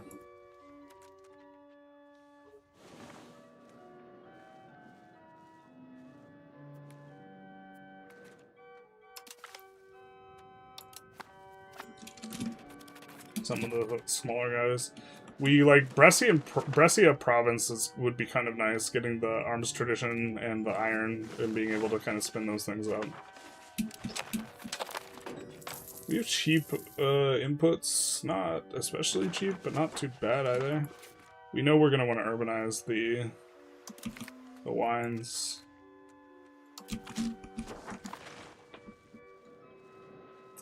We can, in fact, cancel the market village. It turns out we do not need the market village there. Alright, what's the price look like here? I still don't know why we're paying for gov power, but we have, like, unlimited money. It's probably just actively bad. God damn it.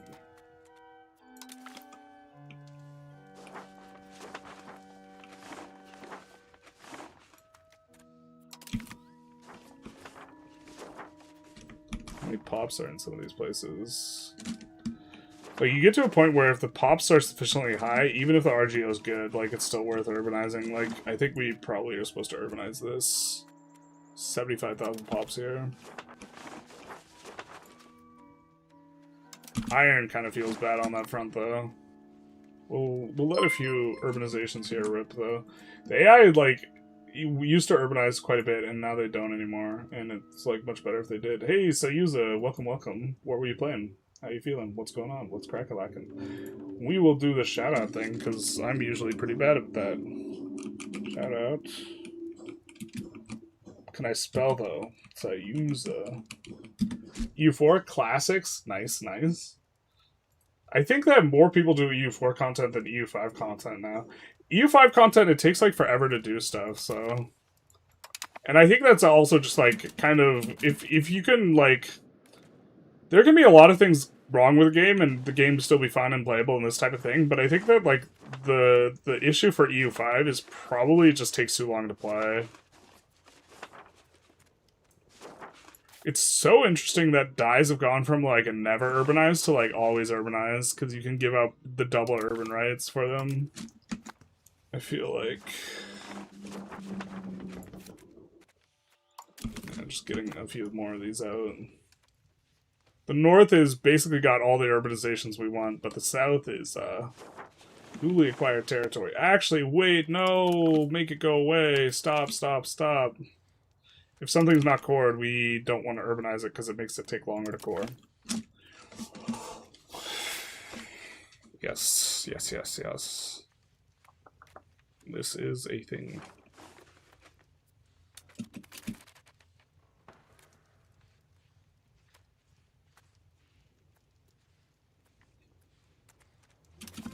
Brought EU4 when El Dorado was released, so 2 years into development. I got EU4 on release, and then I stopped playing around Leviathan. Or Leviathan made me stop playing. They won't stop culture or religious converting until they get to 100%. That is a bit of a vibe.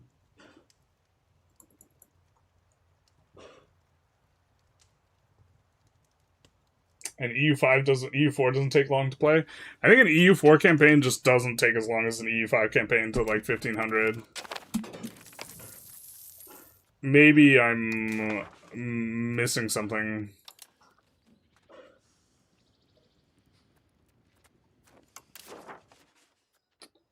in that. Guys, this hoe ain't loyal.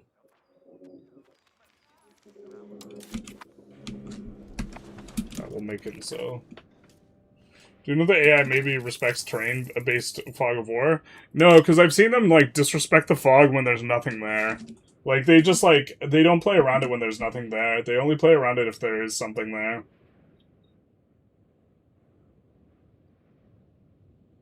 Getting ganked by armies wasn't that much of an issue in EU4 outside the HRE when members had access through one another.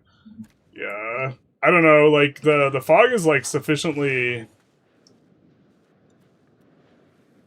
Like, you just can't see into hills.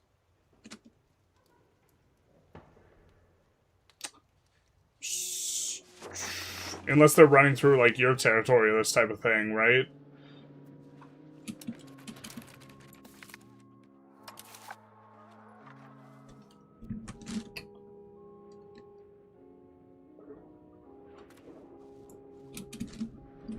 Or the gym stream. I would love to stream workouts. Not my fault his head doesn't have a hexagon shape. The truth hurts. It's so crazy how hexagons just, like, actually fit on a map really nicely, and squares do too, but after that, it's just over. It's just completely jover. Anything more than 6 sides doesn't, like, fit right. Like, octagons don't fit right. You need, like, awkward octagonal squares or whatever to make it kind of work.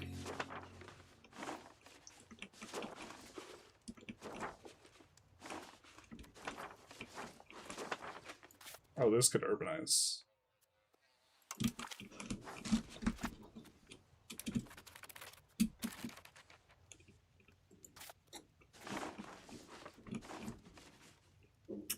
Part of that province. We already have this so expanded. Let's just... At least we know what the new Grand Strategy game will be next week. They have a countdown timer on their website. Do they really have a countdown timer? Crazy. I'm happy with the game's pacing and inability to blob out with instant rewards, but also feels tedious sometimes. Well, like, the pacing, like, relative to the years, I still feel like you kind of blob at a pretty good clip. I don't know. It just, like... In terms of, like, hours it takes, like, to blob, it is not necessarily that fast.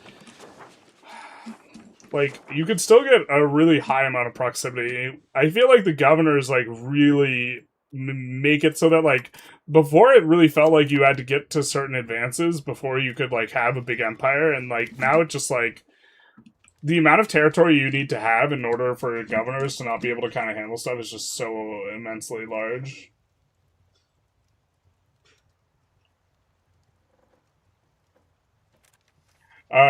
The pace per progress a year is good. The pace of actions per progress per hour of game time is bad. Yeah, I kind of think that this is the thing.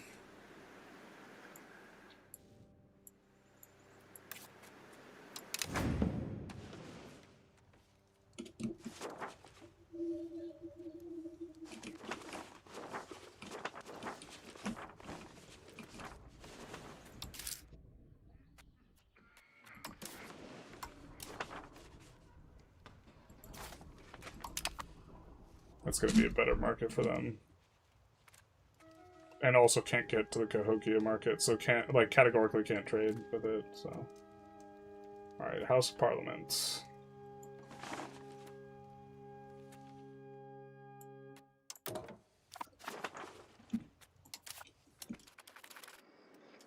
Construction efficiency, trade capacity 5%, max RGO. Art Academy, dry dock, alright, fair. It makes sense that EU5 takes more time to play because there are more possibility, more micromanagement, more provinces, longer timeline, more ticks. Yeah, I think that when I was giving feedback on the UI last summer, one of the things I was, like, gave a lot of feedback on is just overall reducing clicks. But this is, like, this is the downside of the maybe flying too close to the sun bit. Let's have some more of this absolutely terrible candy. Where 20,000 locations is just insane. The map is insane. It's gorgeous. I wish there were more payouts on this basis. There's so much levels of granularity, but then, like, if you're gonna have this, if they're meaningful game units, then this is gonna mean more clicking. Right? Do you think there should be a better way to make a subject increase cultural opinion other than asking them every 50 years? Probably. That's not really a system I have a explicit suggestion for, though, or think is especially important. But yeah, probably.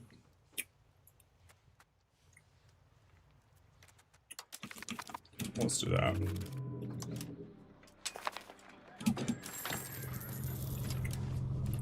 Let's give them this subject as well. For 1,000 gold, so that they can annex it.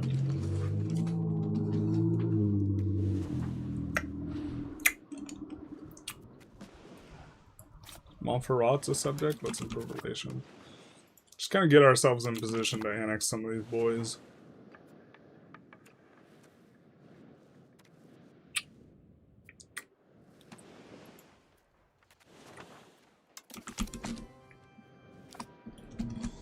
Hexagons would be so perfect if they would fit on a sphere without, like, one weird one. You could make, like, a spheroid with a bunch of hexagons. I remember that one game that's, like, Victorian era, but isn't Vic 3. They're trying to do that.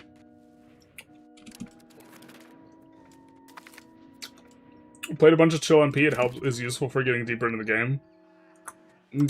But to some degree, that's just like hanging out, right?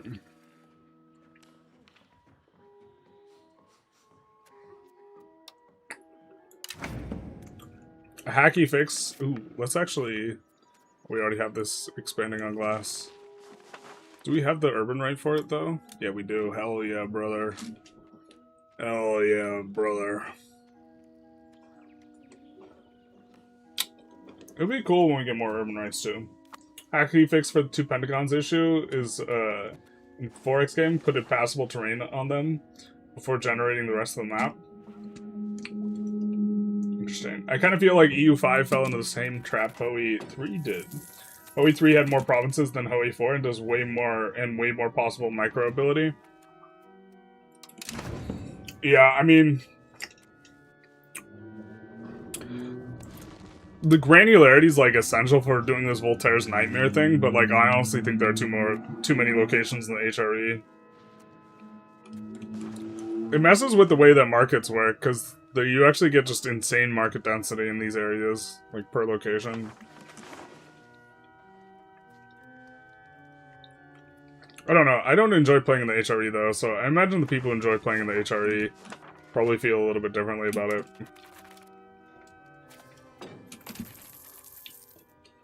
Also, I'm coming to the realization that I have, like, very different opinions than what I think is, like, the majority of the player base for EU5. Not necessarily the majority of the local player or vocal player base, but just player base in general. God, what are we gonna spend this on? We need to stop paying for this shit.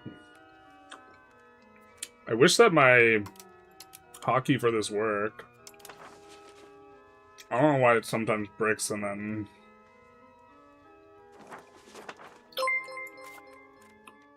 I guess we're just gonna hand out some granary towns. Like 10 granary towns.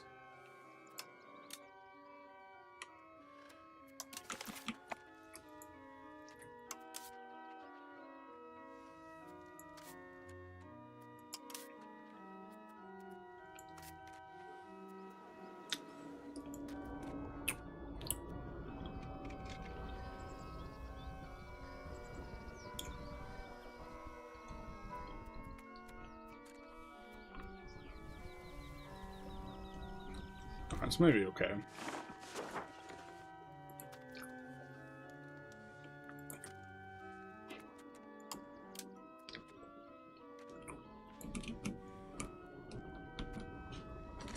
Not grab, it's granary.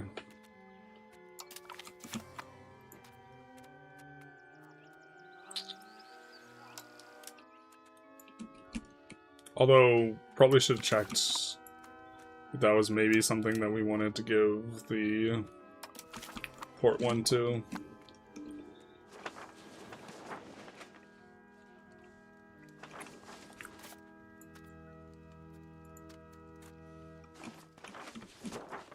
Okay, so what can we build here?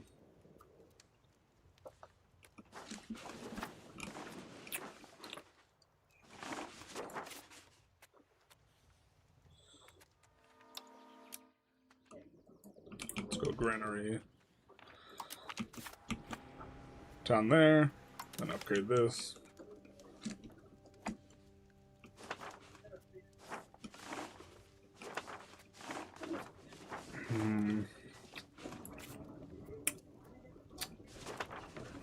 I kind of hate it, but this might be just better urbanized. I think that the issue is this is a farmland.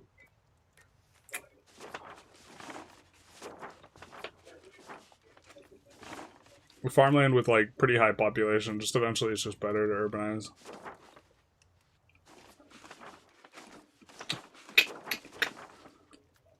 But I hate when it happens.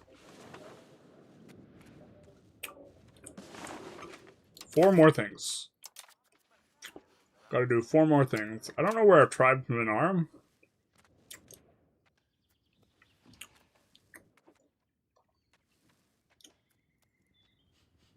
But yeah, let's go tribesman growth, I guess. From our Dhimmi, we basically only get the bonuses.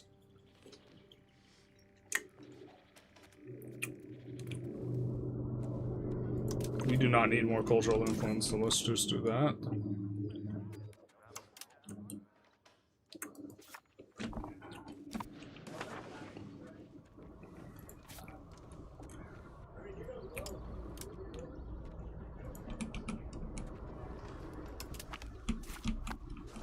Our town is just so insanely ubiquitous.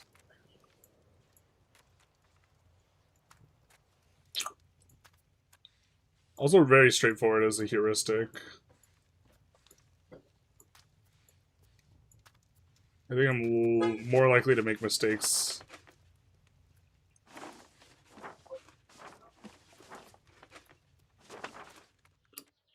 In some spots, though. I think we urbanized that because of the population. That's why we were clicking a bunch. We were like, why did I urbanize this? I think it's just it has 64,000 pops now. Looking at a game called Solar Nations, a very blurst EU4 grand strategy solar system.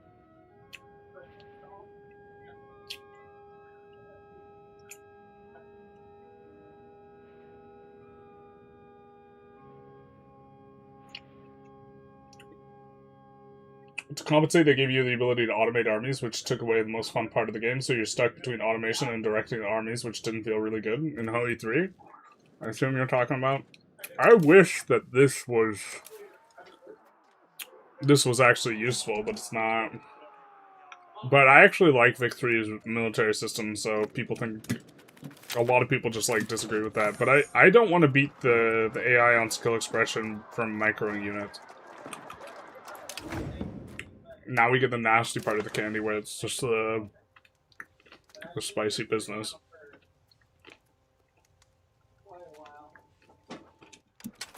We have to play 7 more years? I don't know, we're gonna get there, chat.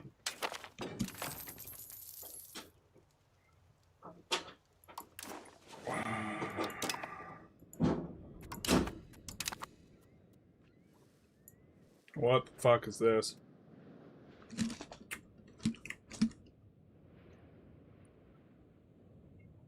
Why would you declare this, dude?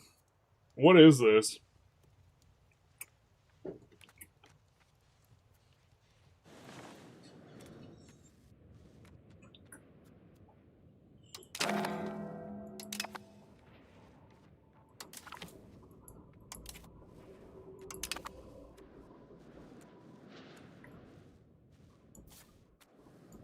What is this?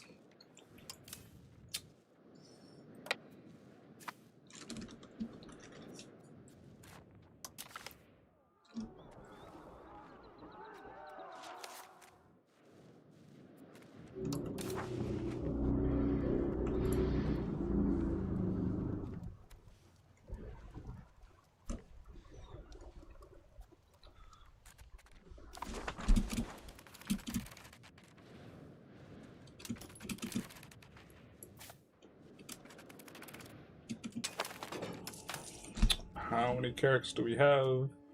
We have 13.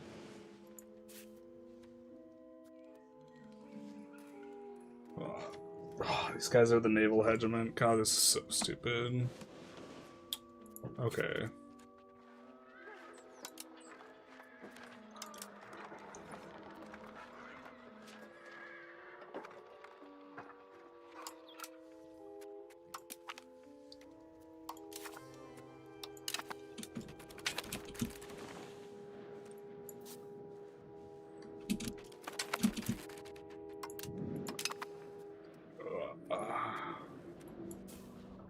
Time to hide the fleets. Okay.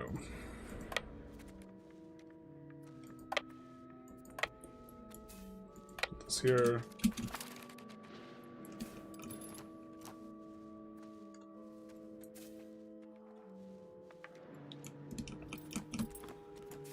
I don't know why sometimes the embark hotkey just doesn't work, and it's kind of frustrating.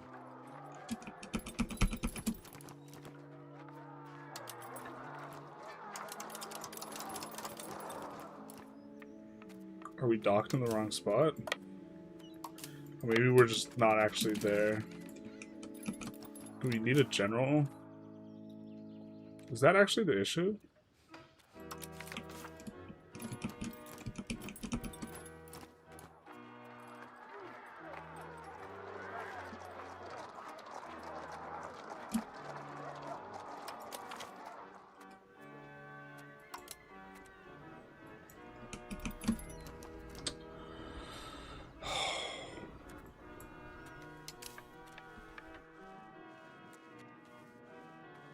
Alright, we're just gonna merge our navies. Or we're gonna risk, like, punting this navy. Just kidding. It just instantly dies. Okay.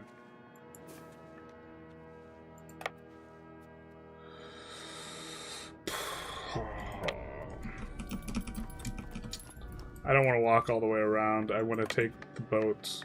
I want to be able to use embark.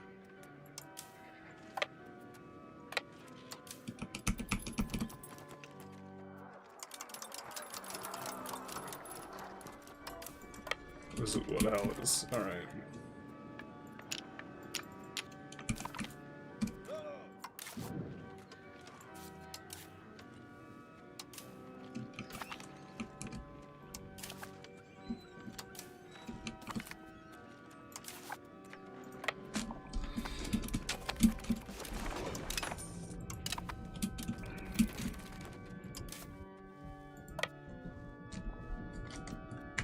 Slow this down. And now pausing forces suboptimal gameplay, which leads to slower snowballing. It's the age of absolutism. Persia only goes from Shiran to Merv. This isn't the Balkan run. I've been hoodwinked. Oh no. We do have one more episode of the Balkan run recorded. I think I'm going to release it the day after tomorrow.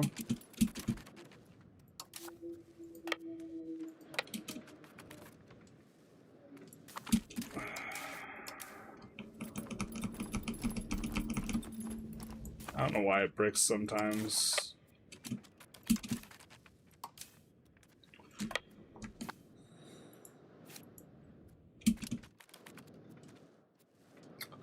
It's like so not a war we're interested in fighting. Worst thing about HRE is the antag, because all minor locations have high control. It's mad expensive to take anything, and at some stage improving relations doesn't help at all. Yeah, but I think that's the like intent.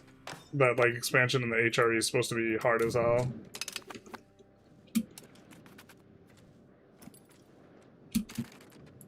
Or like maybe that's an aspect of the HRE that's miserable, but I think it's by design. It's one of the reasons I don't like playing in the region, but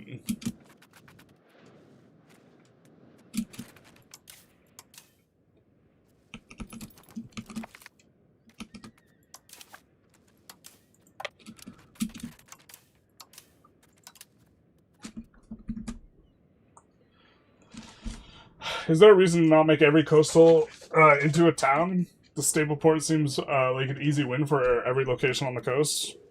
I mean, if you have like gold or silver on the coast. How was Stockholm? Stockholm was great. Got to meet a lot of people, see a lot of people, talk to a lot of people, kind of in the Paradox sphere. And that was a lot of fun, and then got to kind of go out to eat a decent chunk as well. The travel really sucks balls, but that just is what it is, because it's like 20 hours of straight travel from where I'm at, but... When playing Morocco and expanding into Spain, should you push Spiritualist or Humanist, or just stay in the middle? Probably Humanist.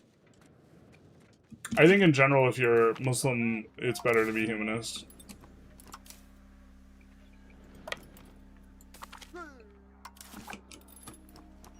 Did that work? No, that didn't work. What is this? That's when we click the hotkey. Click the hotkey, okay.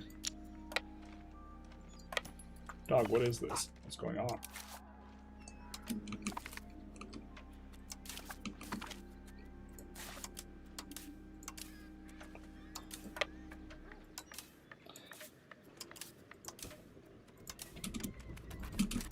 This is actually just so annoying UI-wise. Do you know how trade companies work? They're basically pretend like trade companies don't exist. They're basically just horribly bugged. Pretend like they don't exist. Like, the buildings on paper look really good, but they don't function properly, because it, like, wants you to, like, have the right culture and then not have the right culture, and then they don't... The trade company, when it's initially founded, doesn't even start with the tech to build trade companies, and then it becomes ineligible to build the trade company buildings, and it's just, like, a hot mess. They're, like, completely non-functional. Just pretend like they don't exist. That, like, they're like a top, in my opinion, like, there's a couple things that just, like, on release, like, were completely broken, and that's, like, one of them. I was thinking about making a list of things, like, that I would want to see fixed, like, first, and, like, trade companies is a weird one, because trade companies are just, like, uber broken. So, they would be high on the list from the perspective of, wow, this mechanic's really broken, maybe they should fix that, or just not have it in the game. And Japan is, like, the other one that, like, really stands out to me, where I'm just like, brother. The thing just, like, doesn't work. I guess we'll do the bigger of the...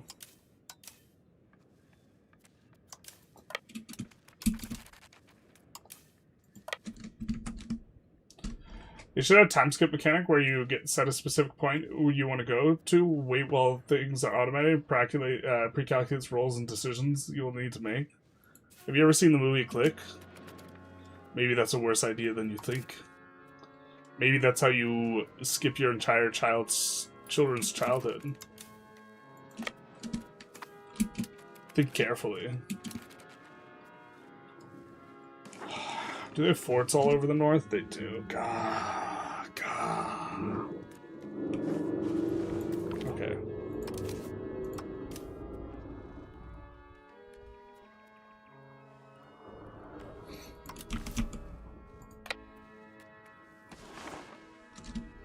Yeah, this is actually pretty smart about building forts, which is cool. I mean, it's annoying here, but what are you gonna do?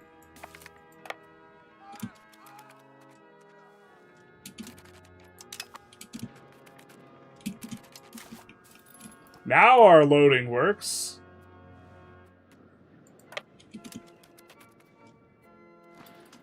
I don't know what bricks it or makes it, like, not work. Is that there's not... Is it, like, that there's not a building? No, it's not a building thing, because this doesn't have, like, ports and stuff. Do armies in Vic still teleport home when they lose their front line? I don't think so. Oh, someone said they do. Womp womp. It used to be worse. Yeah, I mean, it used to just, like, really badly yeet your things. I thought it, like, black flagged them, and it was annoying because it would black flag them, but... I guess maybe they're still getting yeeted.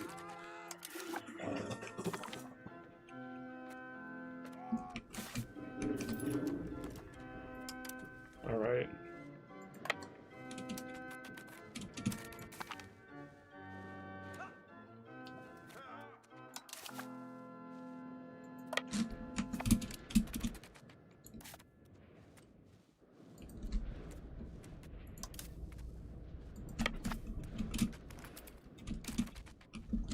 Hello, happy Wednesday. Hello, hello. I'm here to join the Form Italy faction. Not like this.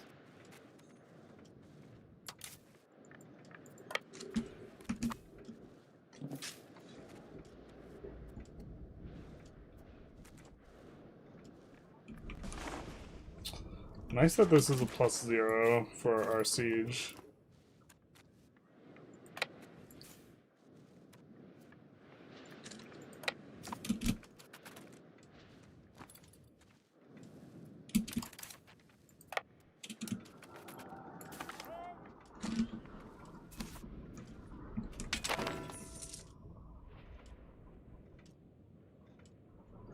Why don't you take your yacht to Stockholm? I got bad news. I got bad news for people who are investing in generalist stock. I'm afraid I don't have a yacht.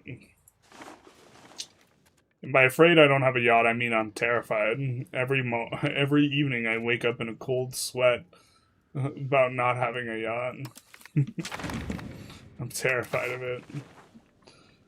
I have no mouth and I must scream. Where is my yacht? Where's Harvey Dent? Kinda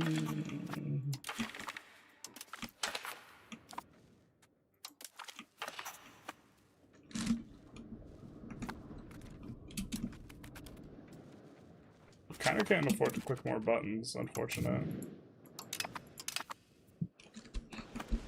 Oh my god.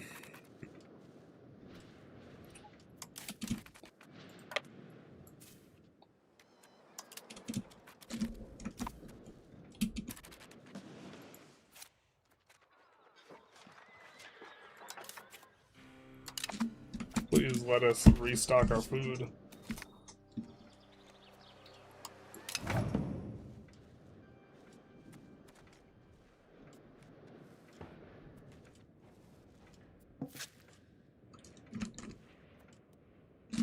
What do you think of time?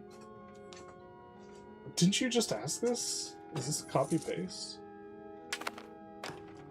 No, it's not. Tarkus's yacht? You'll have to ask Tarkus about his yacht. Are banks basically stable trade companies? I annexed Genova, got their state bank, which makes trade companies everywhere, and had insane trade income.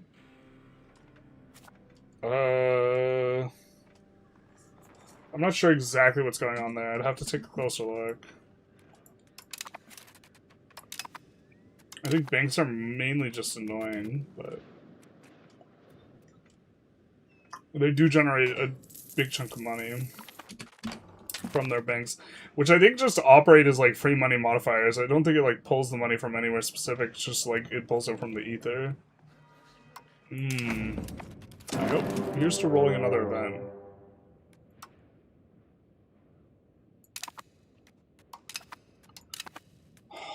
I feel like I was watching something when that happened. Goddamn, where was that even?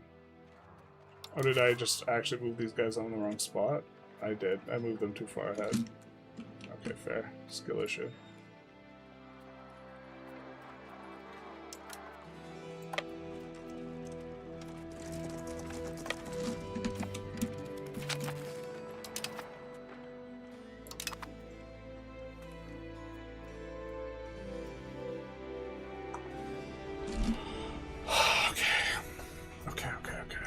God, so much shitting of the bed.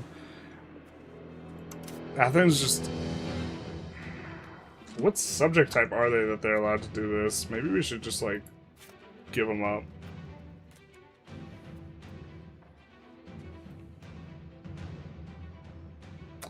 Don't vassals have restricted diplomacy?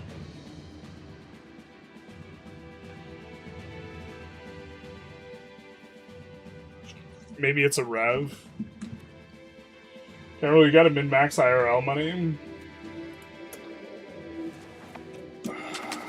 Gotta get off the YouTube then, I think. I'm not sure if this strategy is very good. Or my get-rich-slow scheme. At the very least, dramatically change the way I approach making content.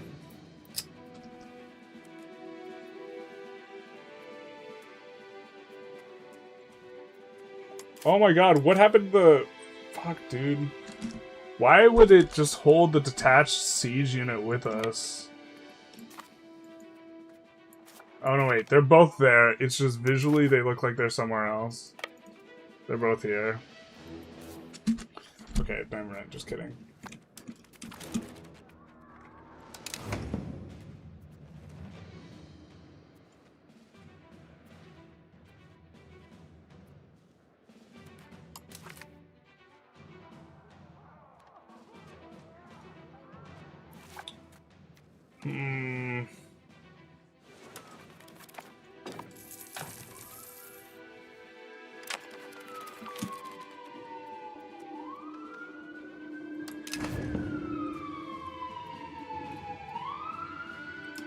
I feel like I'm having to click a lot here to kind of do the things I want to do. The, like, most obnoxious one is just hiring mercs. Is like, I just don't want to do it.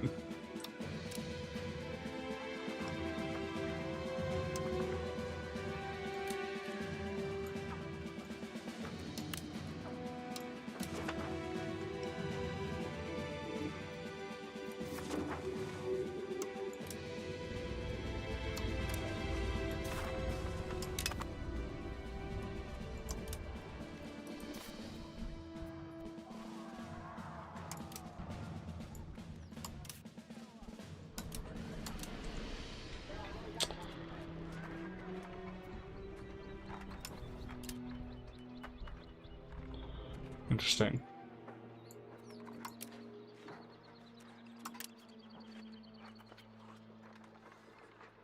God, it's so cheap for us to hire all this ish.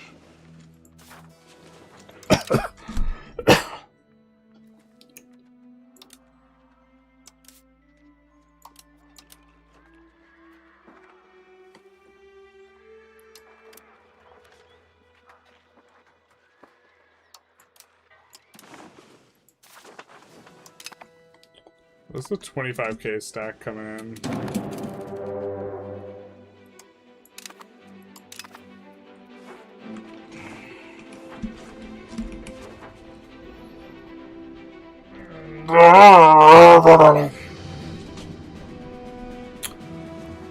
Okay.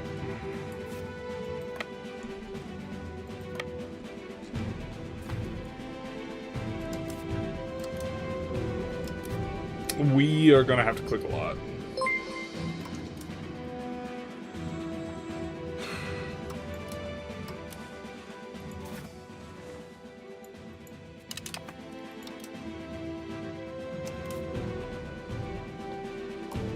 Oh, it's so big sad.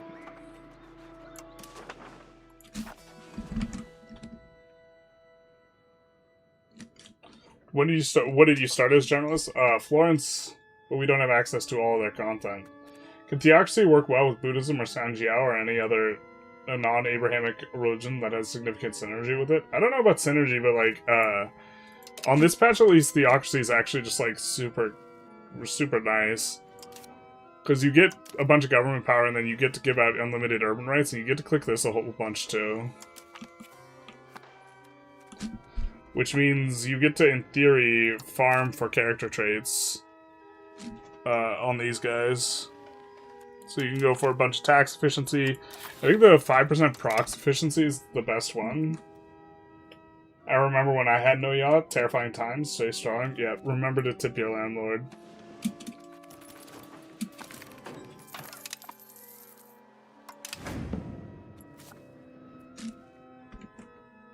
My parents got me my yacht when I was 4, so I don't even remember not having one. What a charm to life. I installed a mod which made trade companies not take a building slot. Much recommended. Trade buildings. Why do you want to give up Athens? Just to... We don't want to give up Athens. We just want to not feel hassled. And now that we have this Uber war, we kind of feel just hassled.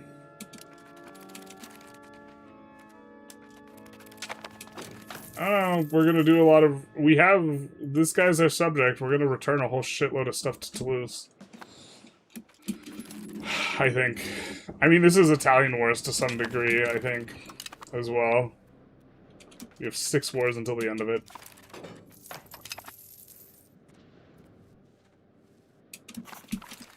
But, like, real bed-shitting behavior in terms of the timing.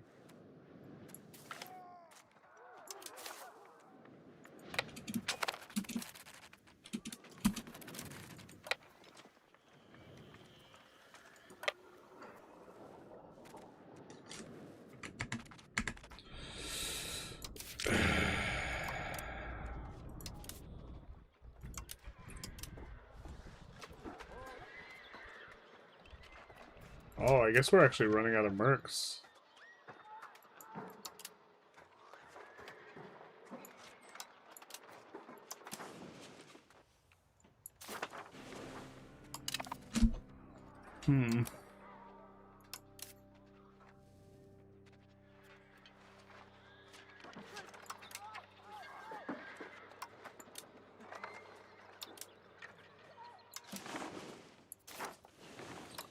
There's another 10,000, so that'll bring us up to 45,000. I think we want at least 50,000.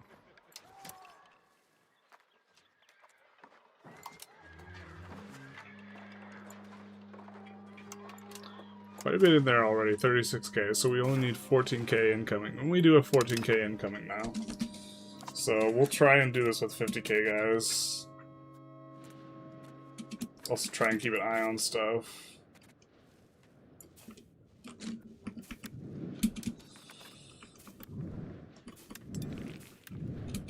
You deadlock your ships in your land to collect food and then transfer it to your armies. Yep.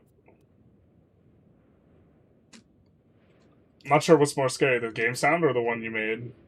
I just must have done like a huge groan. I don't know. I'm starting to get like a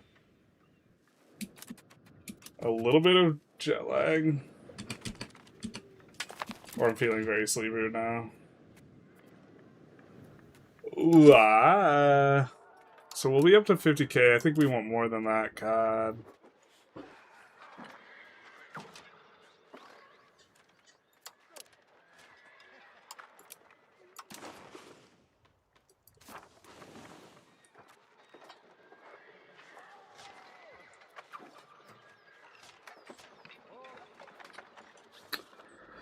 Prussia.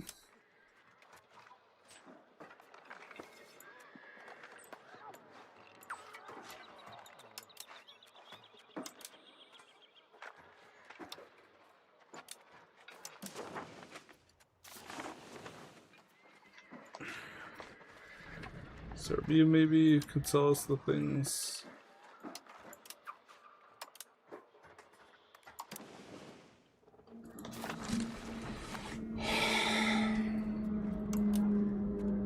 Let's grab another.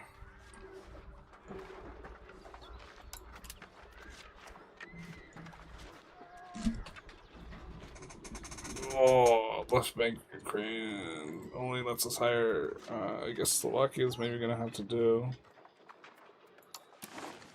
Oh, God. UI for this is just like not very good. On top of this, just being like completely. They should have just nerfed range. That way you could still hire big merc stacks. Instead, it's just a bunch of one stacks. Converted CK3 Tuscany save into EU4 once. They feel better cuz code. You need to get a Songs of Six lavatory noise on your soundboard for whenever you talk about shitting the bed. Maybe. This is decent. This is solid.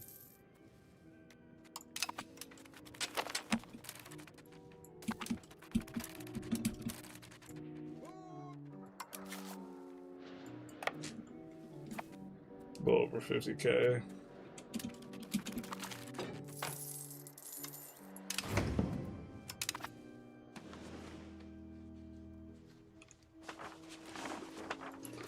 Oh, it's such a bad spot for the capital. What the hell? Forgot what we were gonna try and build here. Oh, yeah, okay, let's...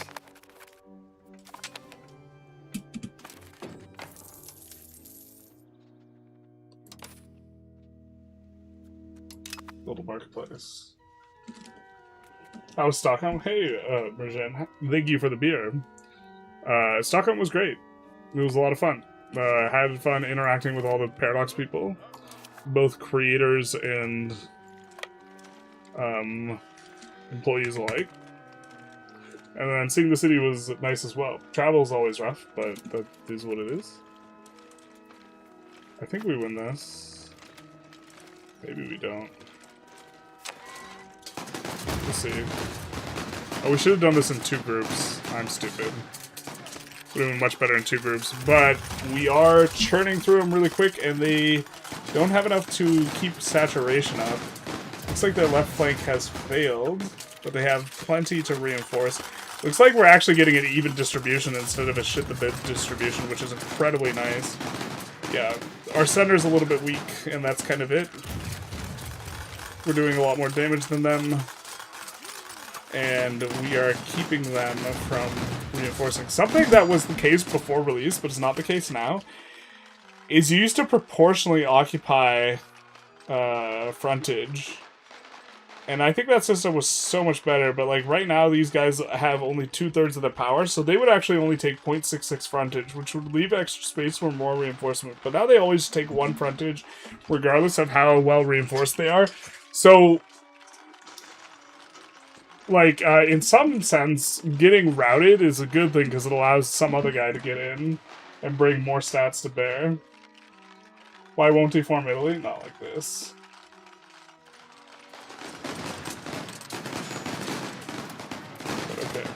Continue. Let us continue. How do you unlock bureaucracies? Is there a specific tech for it? I think it's pretty late game tech. Unless you're biz.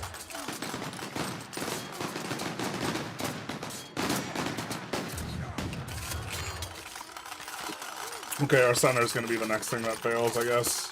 He doesn't have a lot in the center either, though. Looks like our H3 units are dusting him up. And our center's gonna punch through. We're using auxiliaries on the flanks by the looks of it, so that's not ideal. But there goes our flanking damage. Watch him as he goes. There goes my... So we should have merked up a little bit more, but this works.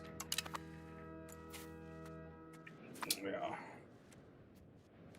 There goes my hero. Watch him as he goes. Alright.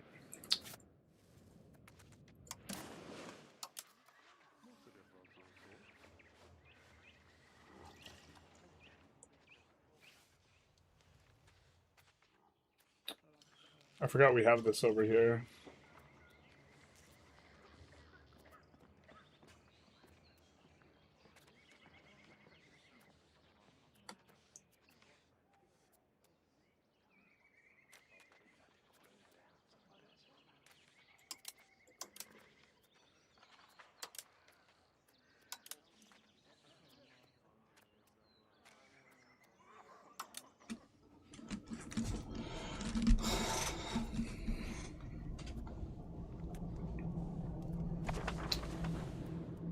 Oh shit, were they disloyal? God damn it, dude.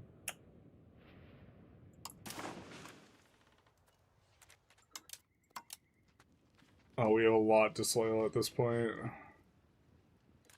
We lost a subject here. Yeah, they just separate peace and just got annexed.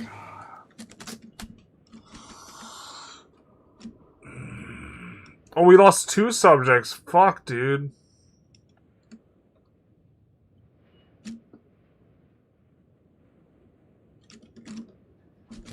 I don't know. This session just feels bad now at this point. We had another subject here.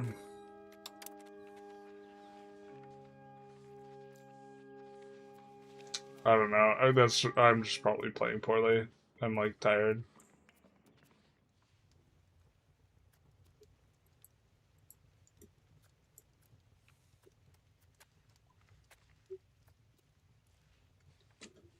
We'll go to remake the subject, I guess.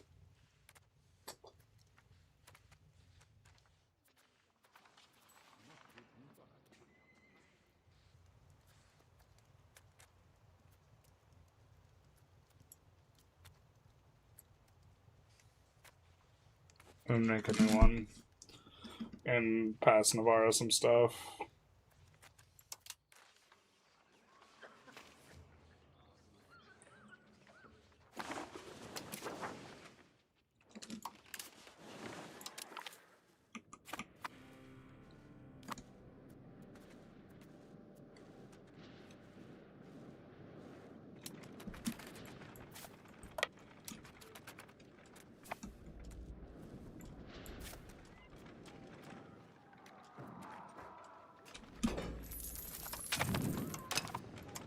Thank God that worked out for us.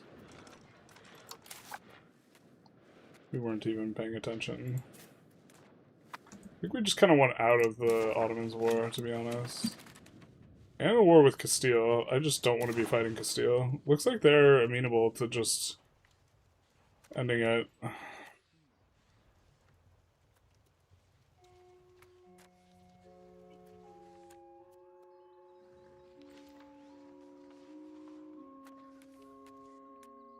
I even started then.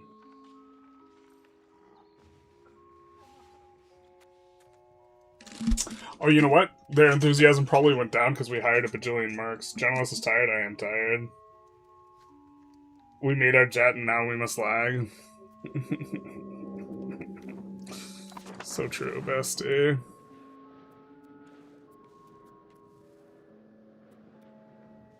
Oh, is Navarra... If Navarra is disloyal, we actually just, I think, want to peace out immediately. Oh, God damn it, they are.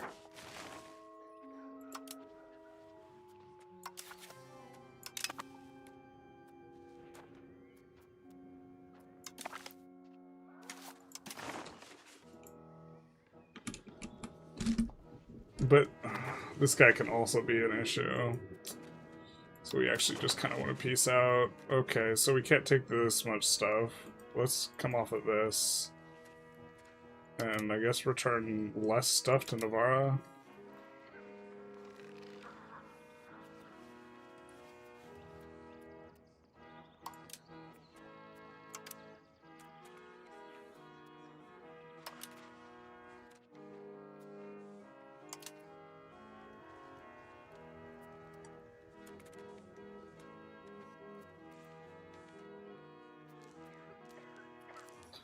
So we just get like kind of a shitty status quo where we just eat antagonism to get our subject back that got annexed after spending a bajillion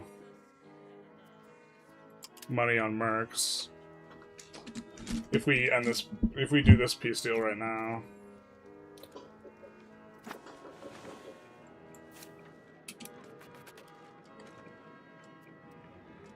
I think we can win this battle though and maybe get a lot more.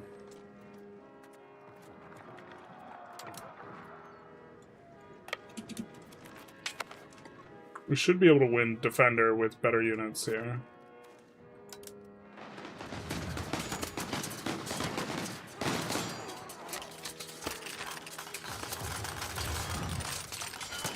Should be able to win this. He is overstacked on the right flank. Really good for us. Our left is failing though. Our left is really failing.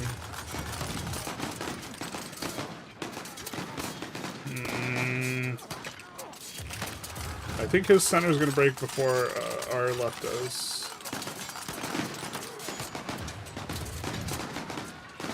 We wish that this cracked down on his other flank, though. Now we're taking a ton of damage. Gross.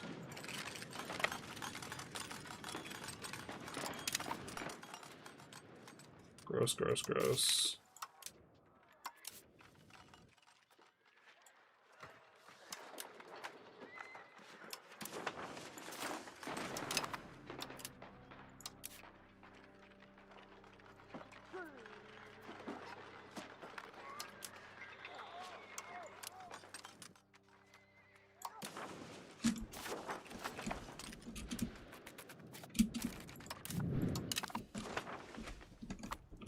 Was the market we had made. These guys are super disloyal. Or loyal.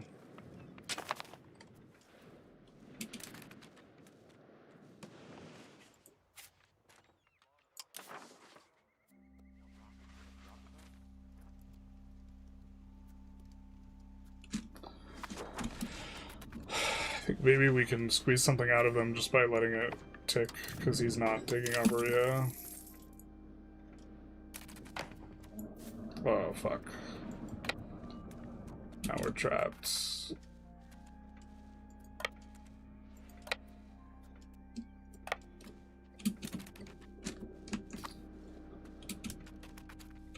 We gotta get back to Ragusa and get more marks. Trying to focus on 2 areas at once is kind of a little bit tough. Frick, man. I think we win this, but we're not thrilled with it. Oh, we're the defender. We're kind of okay with this.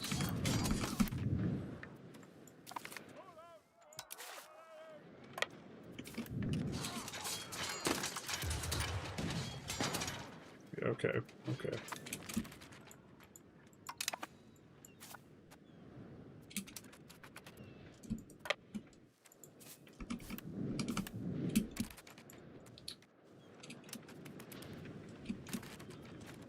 It's like the exact same money.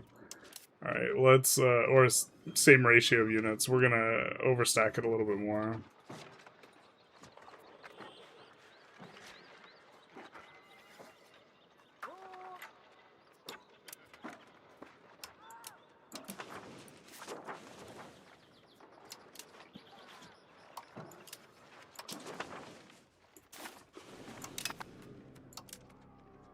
Got to set it to 10 years.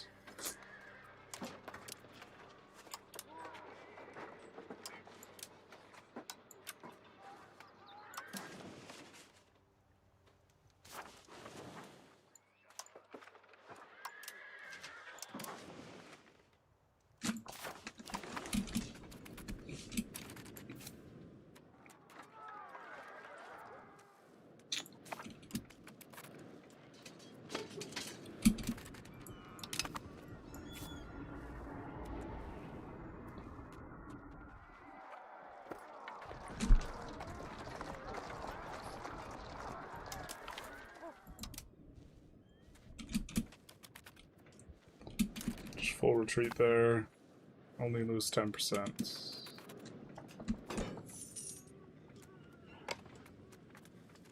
You get access if you have megalopolis capital. For what? Bureaucracies? You mess with the fire, you get the tuck. Oh yeah, baby. I think we do get to clap this army though. Oh, just kidding, it's got sick reinforcements. Bro.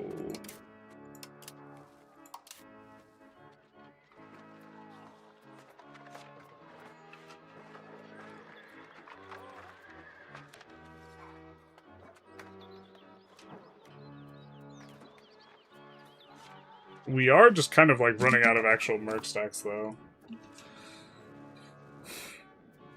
We have 68,000. This. I'll just go a bunch of lancers, I suppose.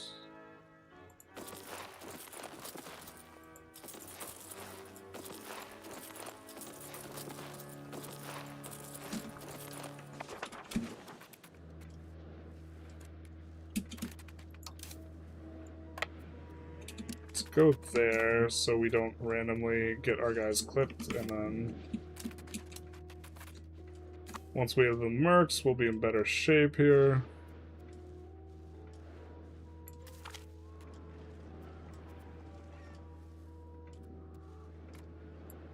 And our units will be able to heal up as well.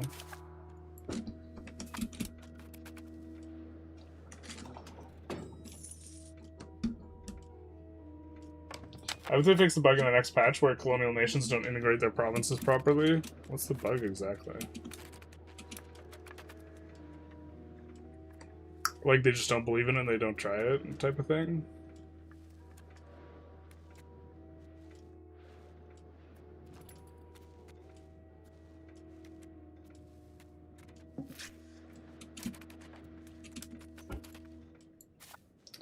I think we're gonna take another tick so that these guys can recover.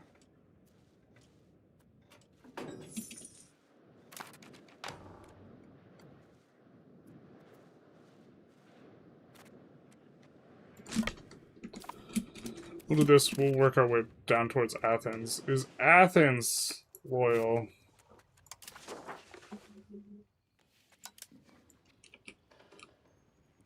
It is.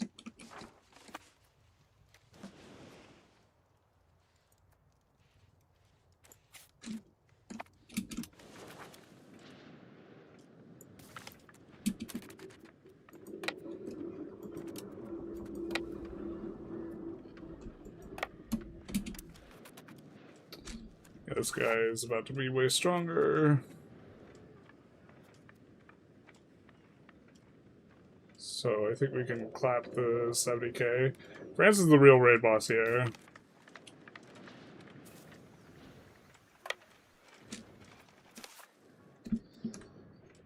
$69 viewers, big nice.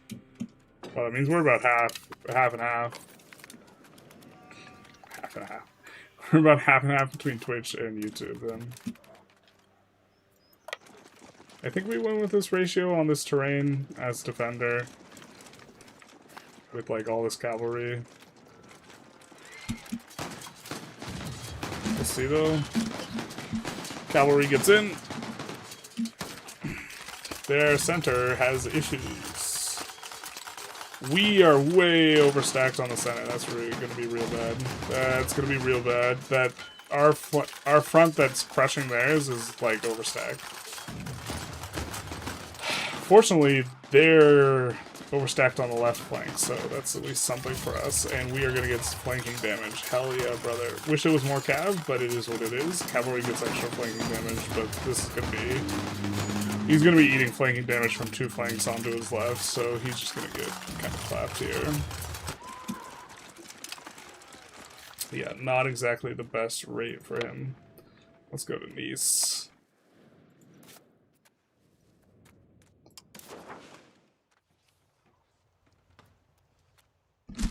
Still is not into this peace deal. Fair enough. At what point do you think it's best to break free as a colonial nation? The dev and pop growth benefits are really nice. I think it depends what your goals are. Like, it actually depends on what your goals are. If, like, you want to build the biggest economy possible, that's a different goal than, like, trying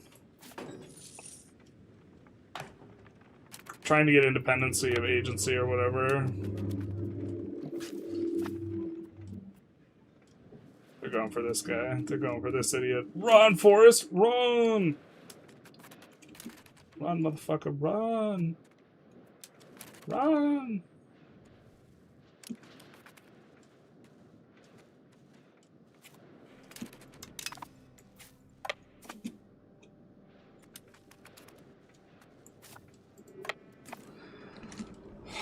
I don't know if we're walking in a fog here.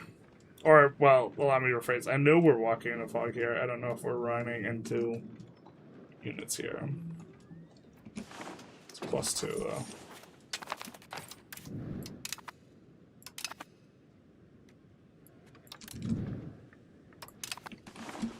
Nice, nice, nice.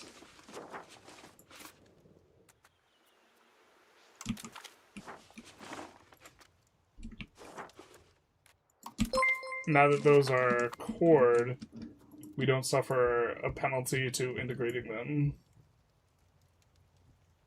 Gino Robinson, thank you for the follow.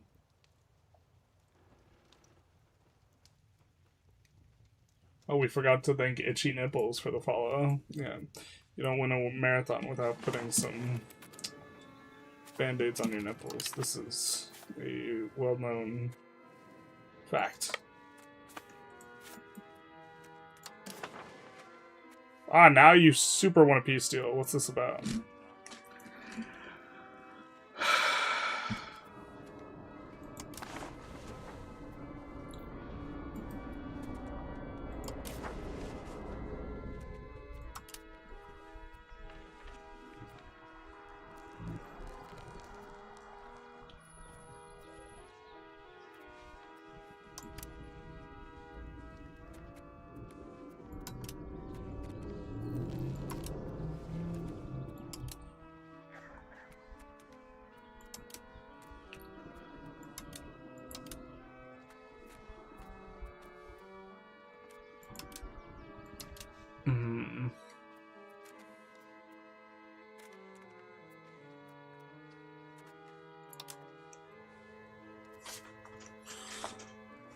I think we probably want to take war reps off them.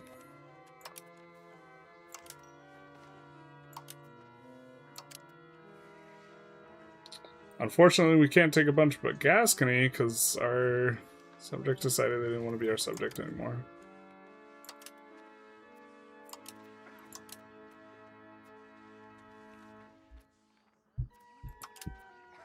I think we don't want to return everything.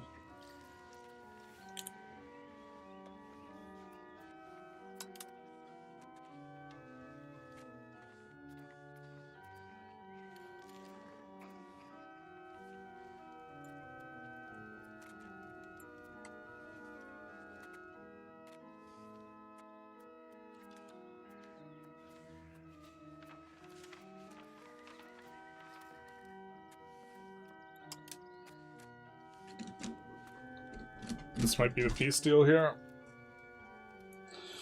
God, we still have so many mercs, though. I guess better to fight the Ottomans with.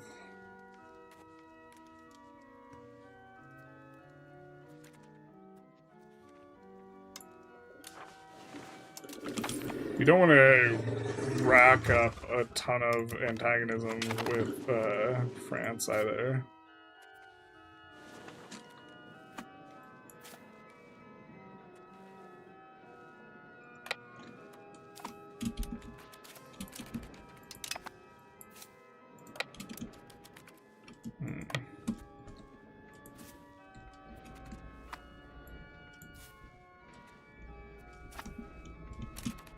Should work out okay.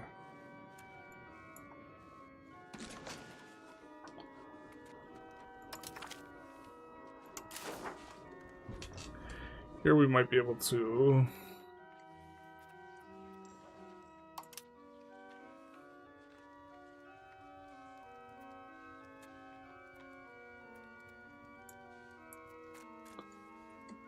get a foothold.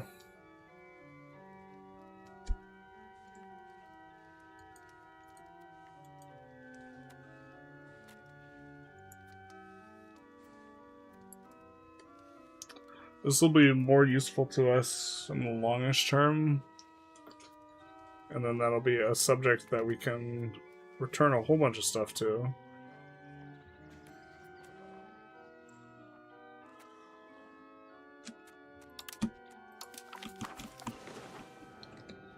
So now it's just the Ottomans.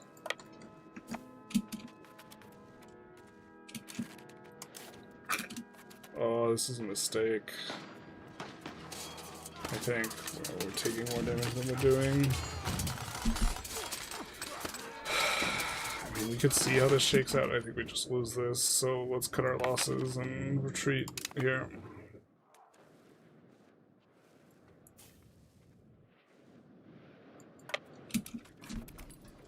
We have more mercs coming in. Remember to like the stream tubers? It's big nice when people like the stream tubers. Big true. I always like and subscribe. Nice to catch you live, mate. Hey, Gino, how's it going? Appreciate the guides. You're very welcome. Bro, cutting down the flower of the French chivalry. Why are you in 3 wars? You know what's crazy? We did not start a single one of these wars. I think that France and Castile want to declare on us more because of these. But Castile declared on one of our subjects, France declared on one of our subjects, and Ottomans, that was our subjects, Athens, declaring on the Ottomans, so a little bit of an Uno reverse card on that one, but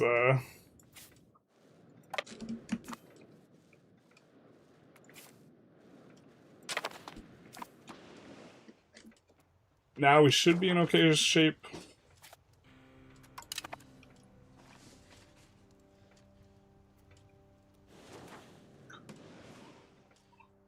But having Navarre is going to be pretty nice feather in our cap. Or Navarre being bigger. But yeah, this is not exactly what we wanted.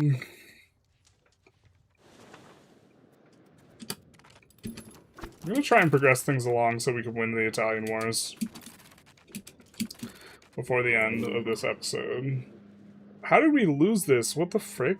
How did he win that so fast? The assault?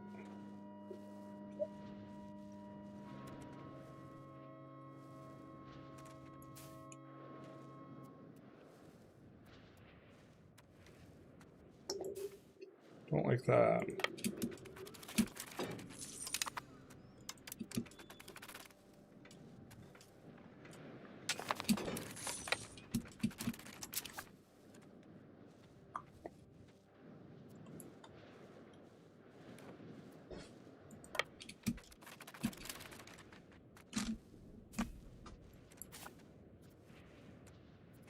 How'd you get black flag? Dog, you were just in our territory. What the hell is this?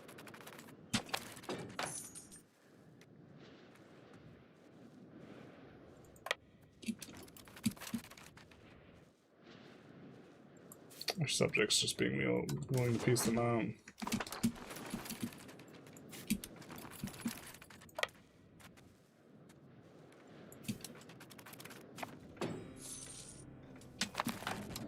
Oh, we should just wait this guy in spot.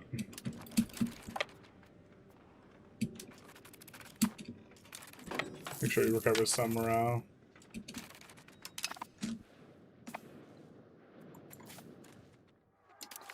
If I recall correctly, you can't assault with up to 800 units. Well, right now assaulting just sucks mega balls. We're just very, very weak. Alright. I guess we'll move everything on over.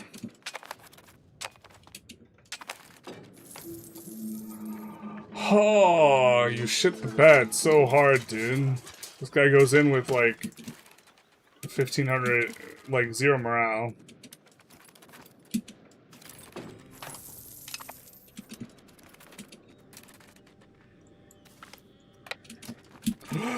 Fuck, dude. It's not what I meant to do. Whatever. We'll link these guys up.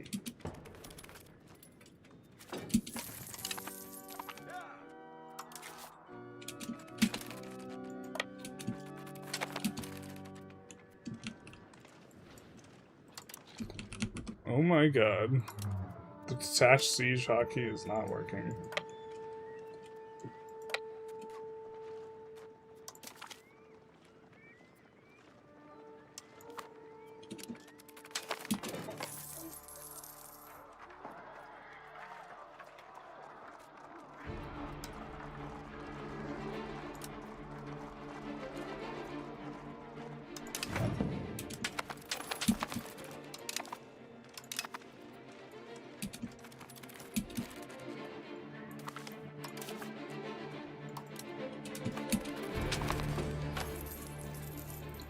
What happened to our morale? Wait, what the hell?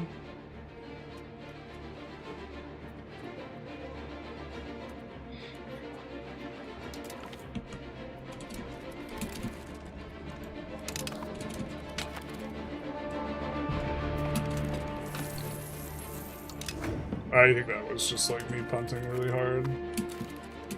I could have sworn we had like max morale. You know what it was? We probably ran out of food and then the morale got bricks. That's probably what happened.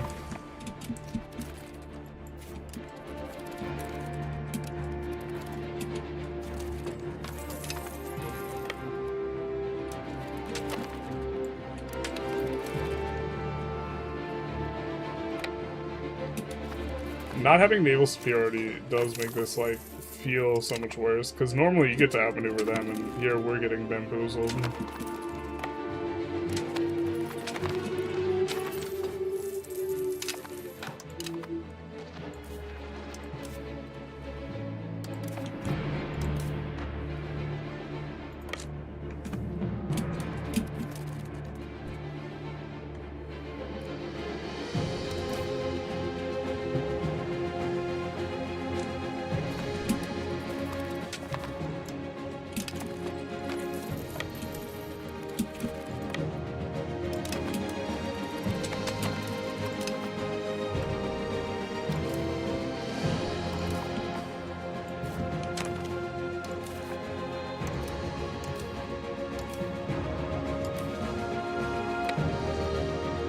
Like one little hole in the thing.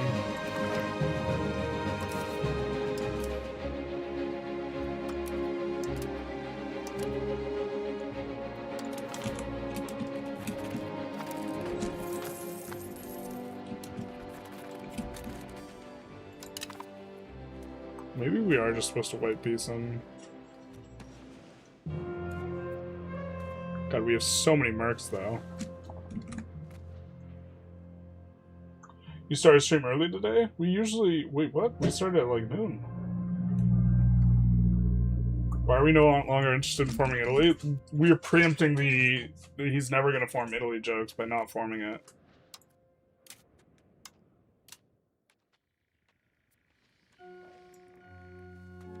This is the true strategy.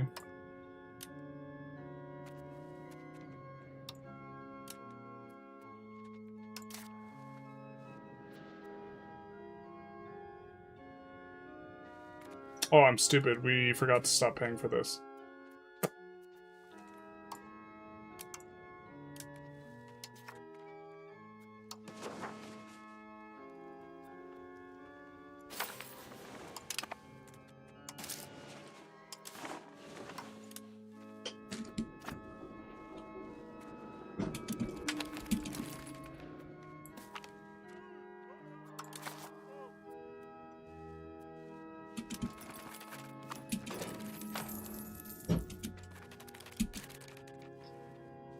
Doesn't work. Too overstacked, not enough food in the area. Now he doesn't want to white piece us. Oh, we get fogged, dude. Yeah, since discovering that the AI doesn't have to deal with fog war and you do, like the asymmetry just like feels awful. But, like, also we shouldn't subject them to fog of war issues.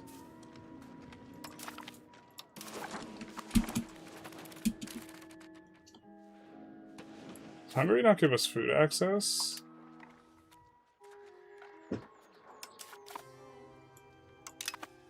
Okay, that maybe changes things.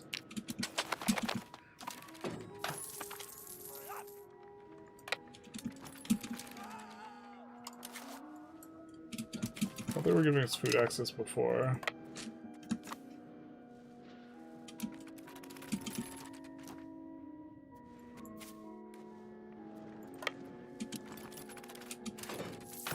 Where are they landing this bad boy? They're pushing us. What do they have left? 64,000 guys.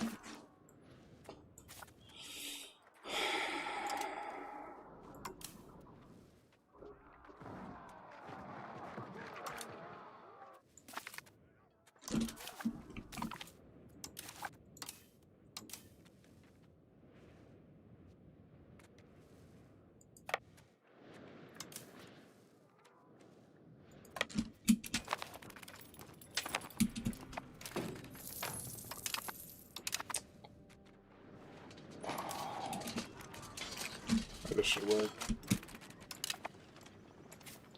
I took more damage than we wanted to, but we don't want to eat a whole bunch of guys getting wrecked by being taken as slaves, so...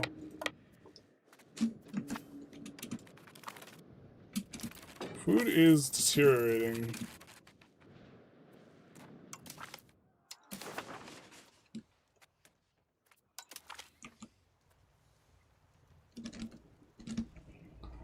Oh, they are into a white piece.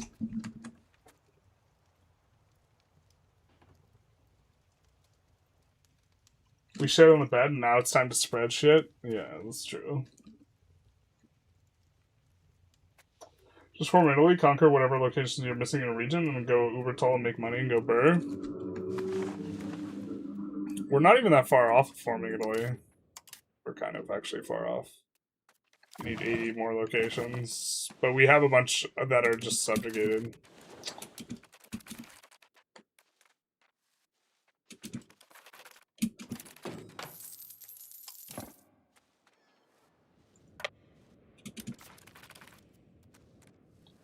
Maybe this is a little too cute.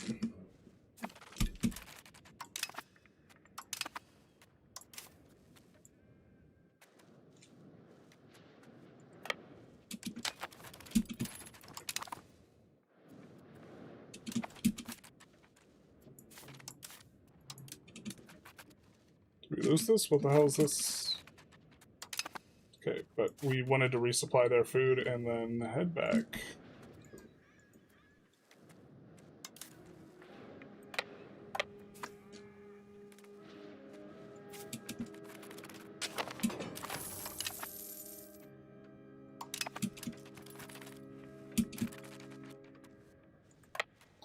Did he zigzag? He zigzagged, not like this.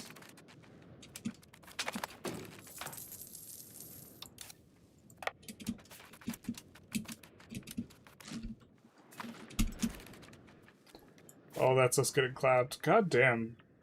They're just super decisive and fast. But there goes our navy.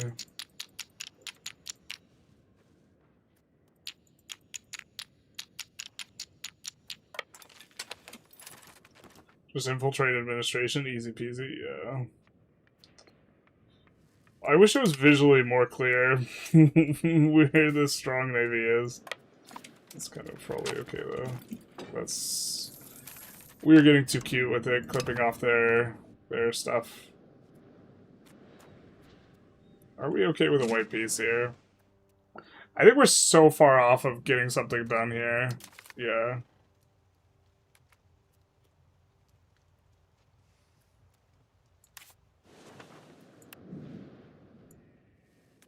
We're a little less okay with that, though. Considering how close they are to a white piece.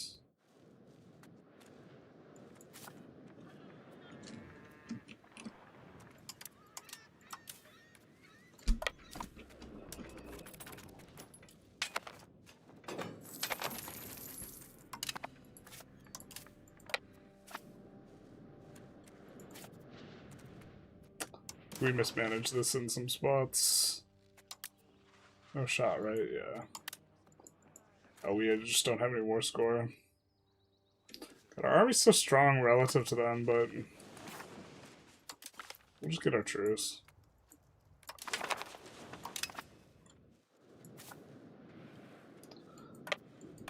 We, like, lack the mechanisms to, like, really kind of bring it to bear in a proper way.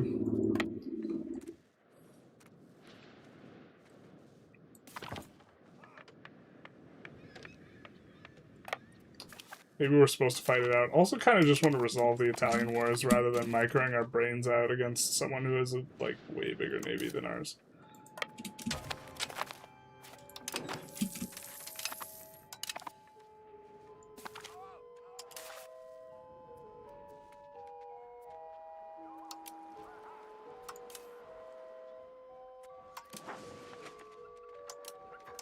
Let's add 9. Every German, no.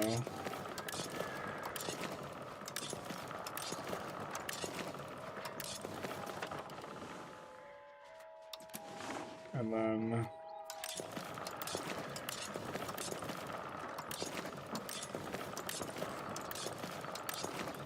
those as well.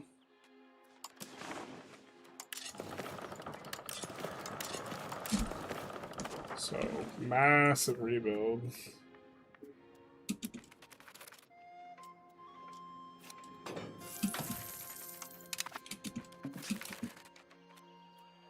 Something like that. Holy. Cavalry, hello. I can't believe that generalist is losing to the Turkish menace. Not like this. You better believe. You better start believing in generalist loses the war stories. Mr. Tarnari, you're in one. I mean, it's. We beat France.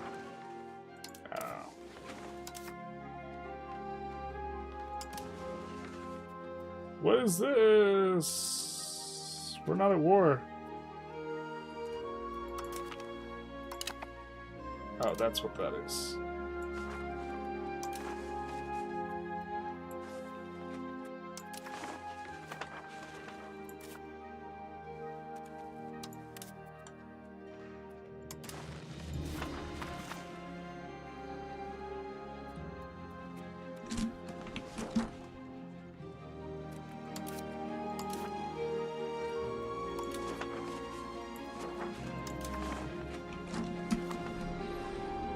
So we have some returns that we can make. forward.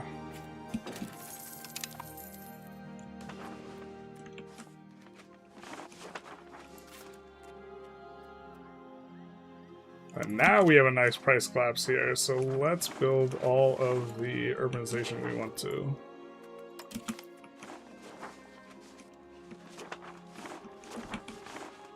Except not here.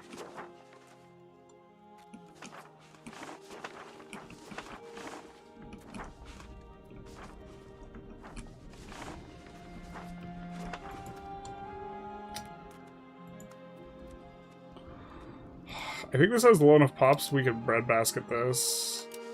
Especially there's just generally a lack of good bread baskets.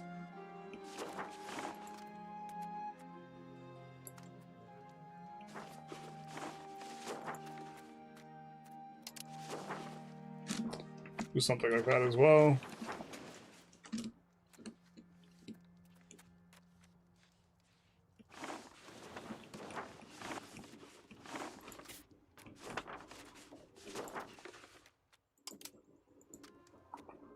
Doing that urban for now, or rural.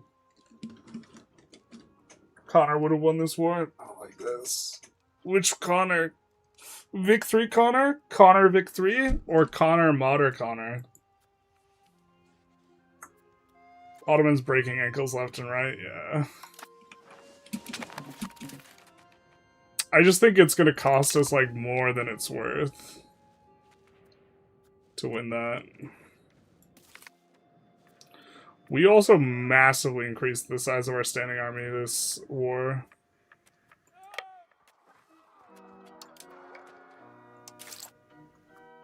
We're paying a lot in maintenance, like a very enormous amount. Paying a lot in cultural investment too. I think we want to fire off some artists. Yeah, holy shit. Some of these guys got to go.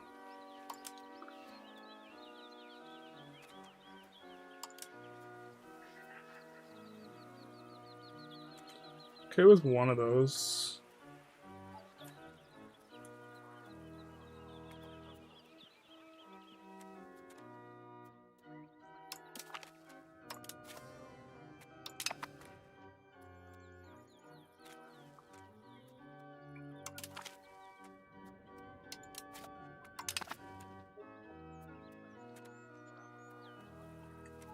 Cultural tradition's actually useless.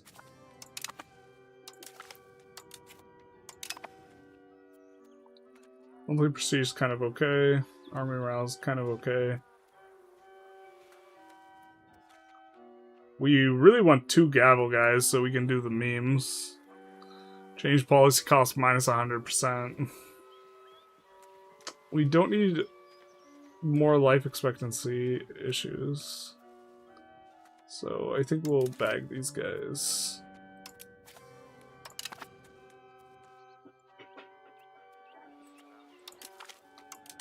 Which might kill our ruler, but that is what it is. And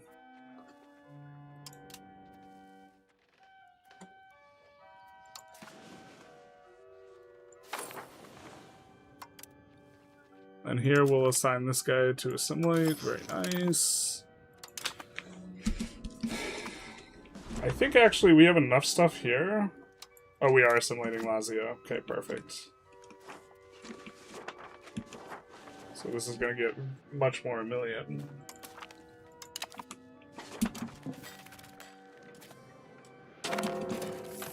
Holy shit, dude. The wars never end.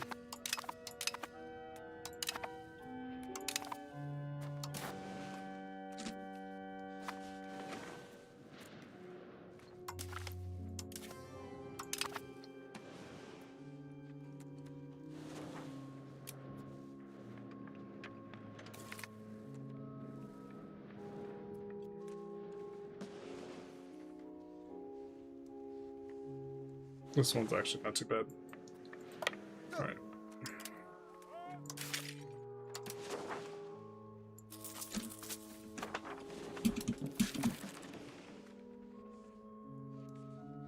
Yeah, this all makes sense. They're all kind of disloyal.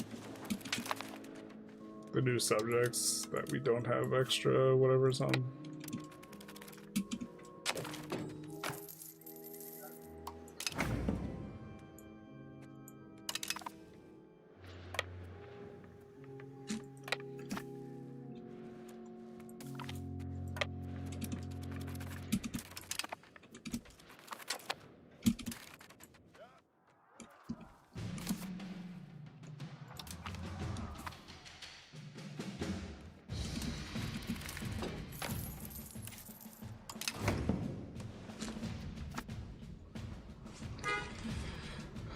We are beginning to get the things from there.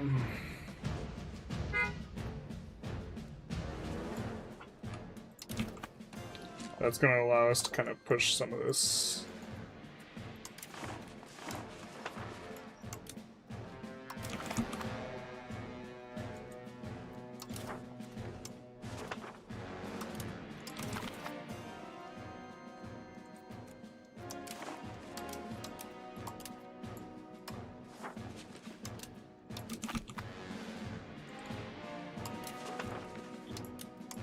Exploration time.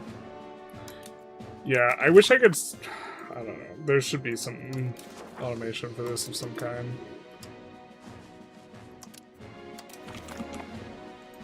Should also just automatically have explorers at the top of the list.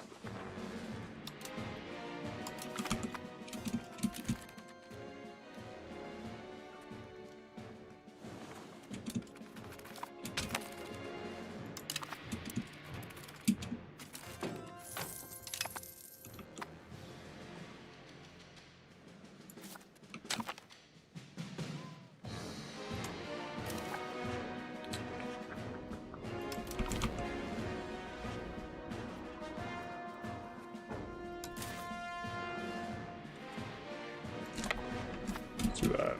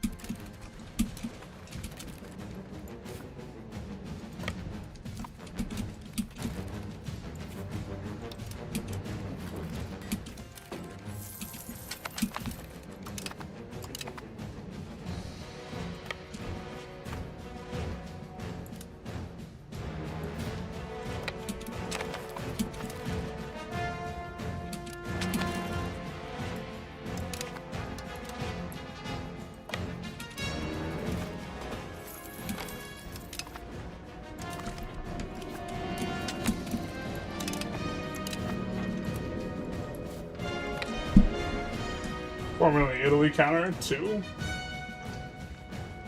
Oh, Death 8 and whole game should be automated, then I can just watch and chill. Yeah, time to pop open the History Channel, watch some documentaries.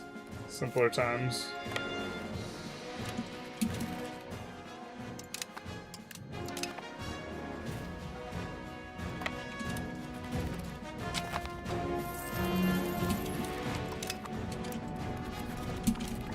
We'd love to see Egypt.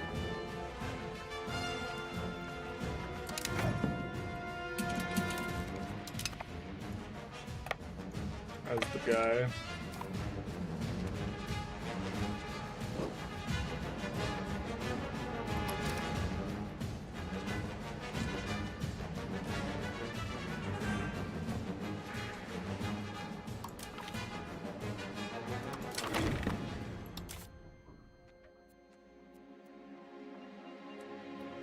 We're going outward. We'll see if we can spike an event and just go high taxes or something.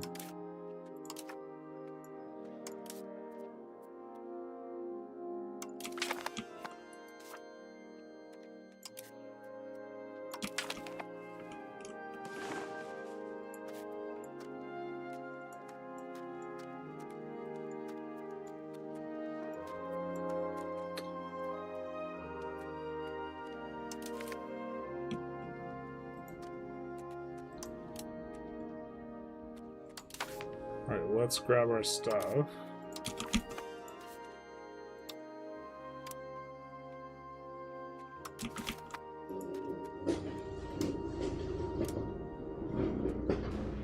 Get a little bit more pop growth.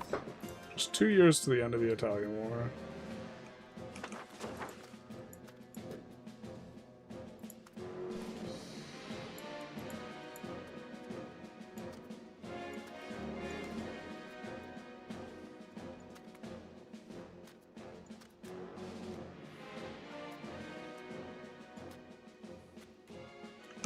My kingdom for this hockey actually working.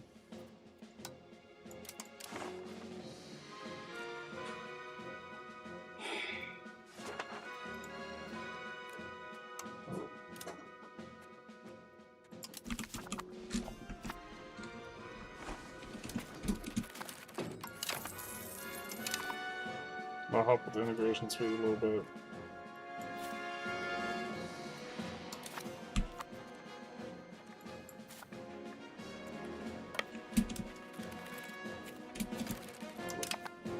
Oh, it also breaks all of our progress on annexation, too.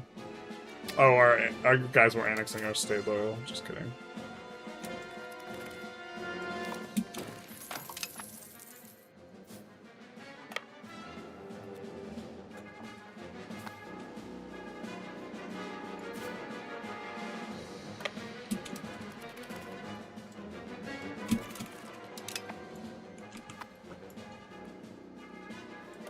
Maybe start heading over that way.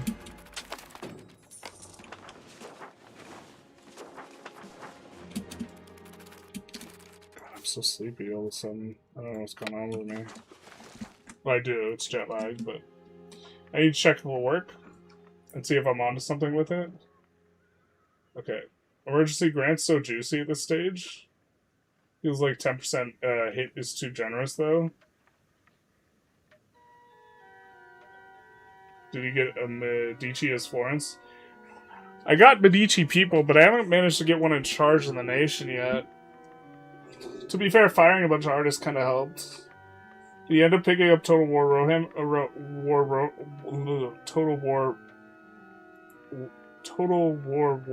I don't know why that was so hard for me to say. Is it still on sale? If it is, I think I actually just will pick it up. Total War Warhammer 3. I'm actually just gonna buy it so I don't forget.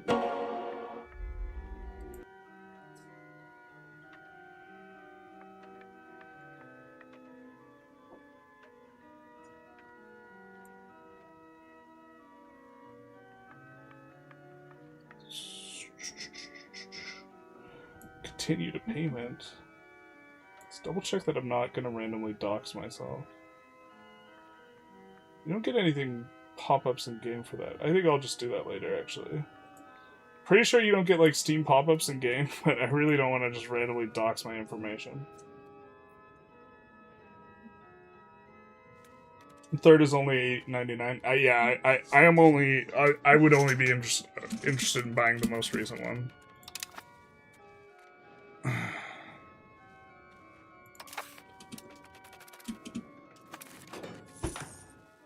Like, inward's gonna be the button we're gonna click inward over not clicking inward, but really hoping for just an event. No, not more markets down there. Oh, what a world, what a world.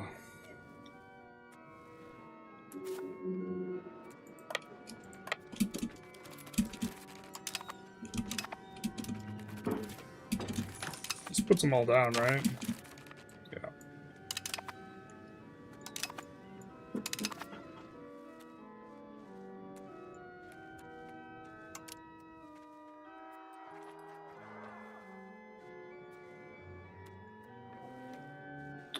You can right-click on this button to select the whole military.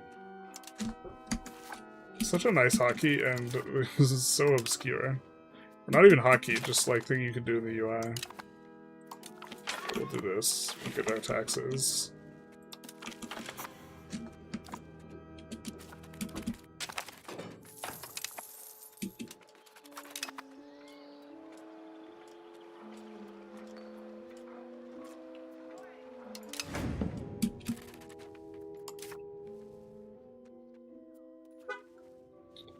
No, this is worth clicking.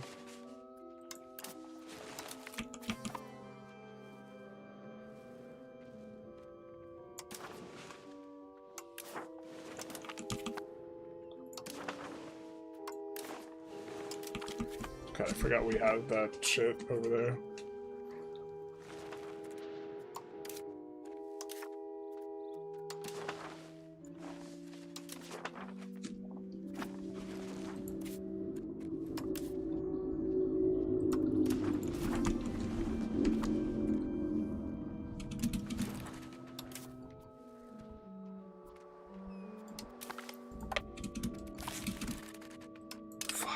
To build the roads, man. Feels bad. That was the entire point. I think we already have a decent amount of roads, but specifically roads that, for proximity that's being propagated navally, we want roads like pushing inland. So, like, for example, we see where the proximity is propagated from here, we would want a road from here to here.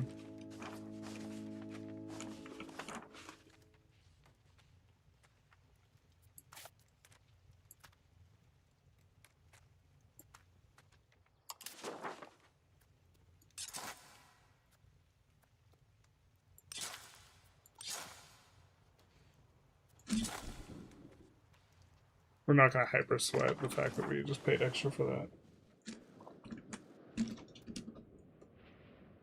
You get the DLCs for the first 2 games, you get access to Immortal Empires map, full world map. I'm not sure how deep we're in the tank we're going to go on Total War Warhammer 3.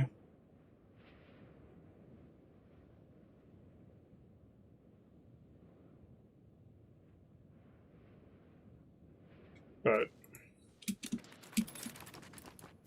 $9 is not too bad.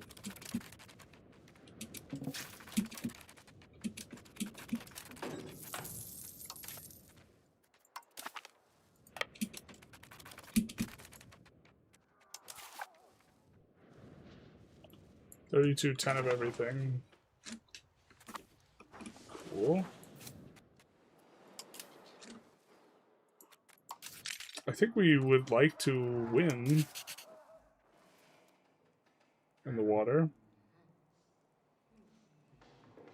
We have 23 heavies, so we can go up to like 15 heavies pretty comfortably. We're trying to avoid becoming the hegemon.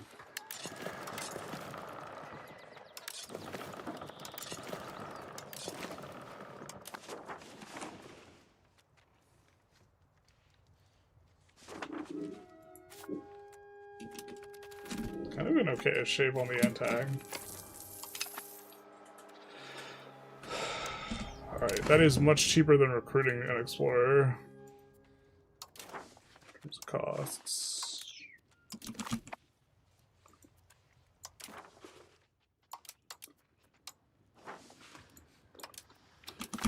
It just takes so many clicks to do the things. And you like know exactly what you want to do too.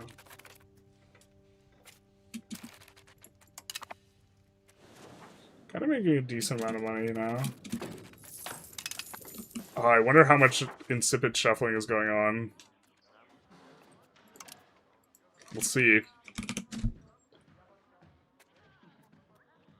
700 trade capacity is just shuffling goods back and forth.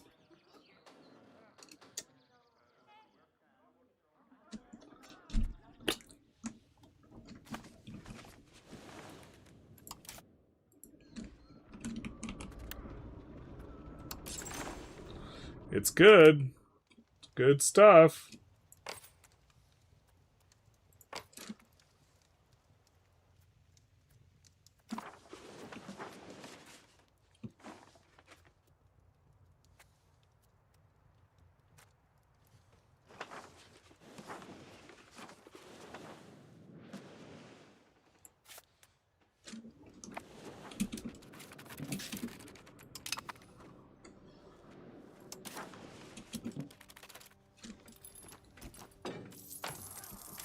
So, we are about to win the Italian wars, chat.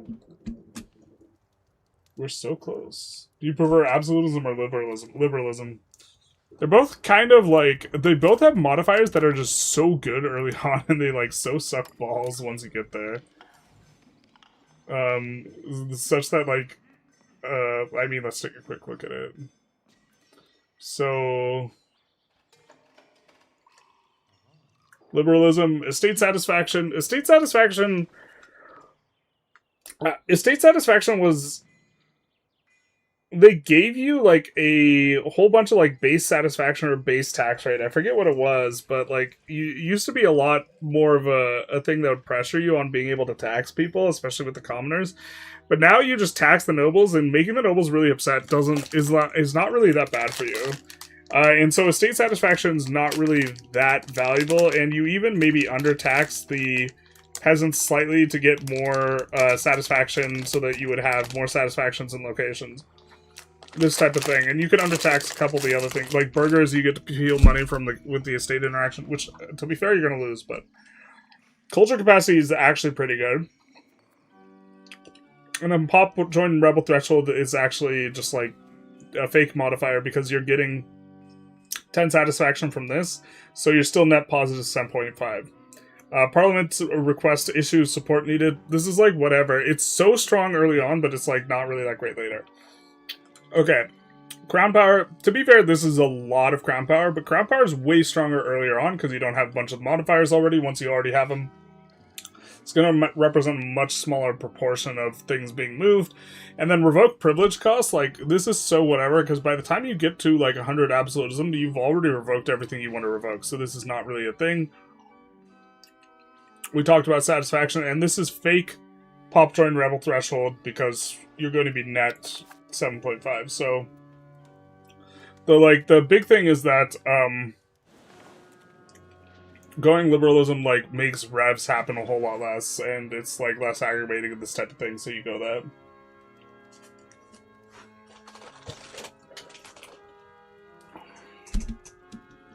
Trade loops are so silly, but without them, trade is worth so little. Yeah.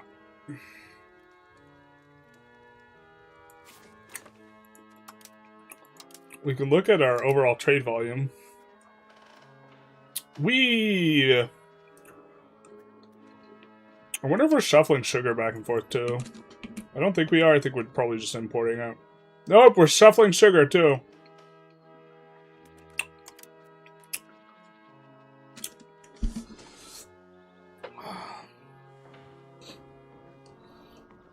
So bad. This is, also came about with, the, like, range updates. This was not as prolific, on, like, patch 1.2. That you could profitably import and export the same thing has been a phenomenon for a while. I'm getting a nice rate on that. From the Maya. So that exploration was pretty nice for us, because it did expose our ability to trade with this market, but... Unless you want absolutism and disaster and need to revoke a bunch of privileges.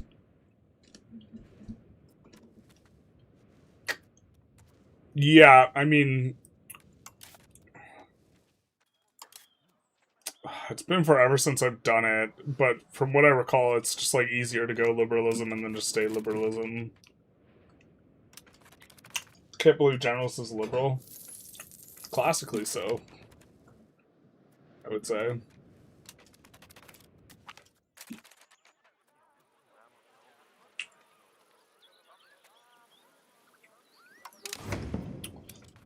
Stability is not even real. Why are we gaining so much stab? Are we paying for it? What the fuck are we doing?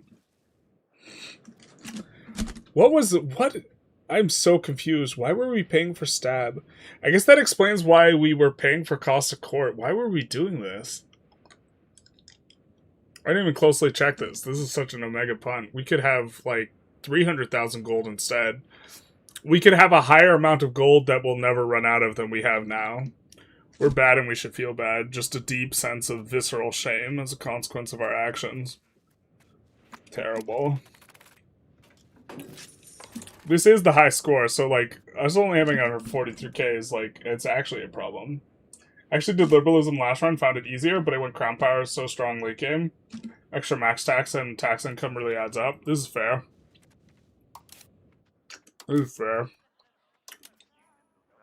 In theory, what you would really want to do is give a ton of base power to one estate, like nobles, and then take away, like, all, or very nearly all, of their privileges.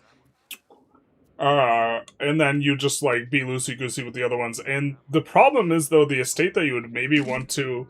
The estate that's going to have the most base power is going to be, like, always the burghers.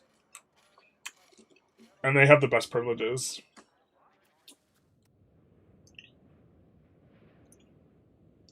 What are your thoughts on theocracy versus republic versus monarchy balance? Is monarchy the worst? I think it's a little complicated. I think it also depends on how much nonsense you want to do. Like, if you're... We should just be intentionally shuffling cloth back and forth between two markets, and we're unintentionally doing it because just our base... our automated trade is doing it, but if we actively did this and we were doing like 1500, this would shoot fine cloth price up. This is clearly like one of the strongest play patterns, and it's a lot better if you're a republic. If you're a republic, it's real good. On this patch, I think theocracy is probably overall the best, especially in multiplayer, if you pretend that this doesn't exist. But this exists, and like... The fact that it's also happening automatically is like maybe a little bit of an issue. It's happening automatically because we do have more selling efficiency than normal. Or than we like otherwise would. And if you have selling efficiency, this happens, basically, is the way that this works. You should pay for the sliders because you already have 141k at this point. It's just throwing paper at fire. It's about sending a message. It's about having nice thumbnails with, like, really big stacks of money. I don't think the max tax increase is linear with a state power decrease either. I think it's a double linear thing. I forget what number it happens at, but I think it's 25. Like, 0 to 25 has linear effects, and 25 to 100 has linear effects. I think is what's going on. You're doing two things at once, though. You're also, to the extent that there's someone that's really powerful, increasing crown power also decreases their crown power. So you're doing both simultaneously, but once they're under, I think it's 25%, you're not getting max tax from there. Yeah, evaluating plutocracy is hella weird. Trade building's max level is kind of really nice. But burgers are kind of... You get so many burgers that the power gets pulled way high towards them.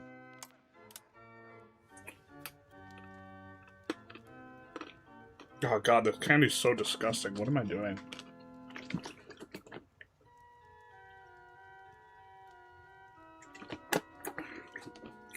It's like good to just suck on it and then get to the spicy part. And you're just like, man, I'm swallowing bear mace.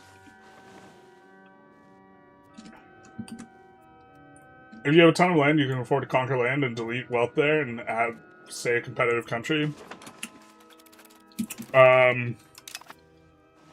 Wealth in zero control locations often not very good. So, like, it's often probably correct to be deleting it, yeah. We spent like 10 minutes going to finish this. Alright, contract extended, truly gifted man. Alright, Arts Academy is complete.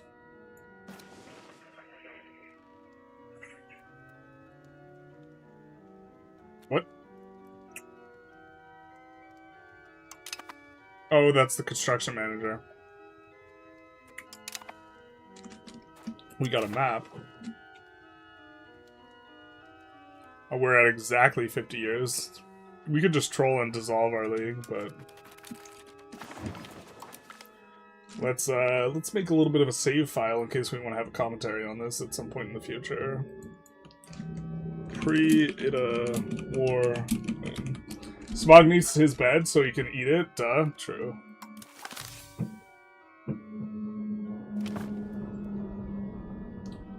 Is it possible to create equality in current EU5? When you get to the final age, you will get rid of a lot of burghers by virtue of getting these buildings, because these ones employ laborers instead of burghers. Boigas. In fact, the Iron Foundry, actually, even the tier 3 building does. But for most of these, it's only the tier 4, the mill, that employs burghers. You can tell because they're color-coded, so this is black and this is yellow, or orangish yellow, whatever you want to call that color.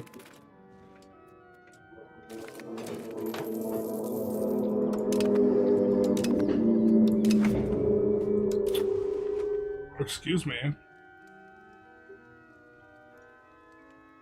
Oh, does it be a full year? Alright, fair.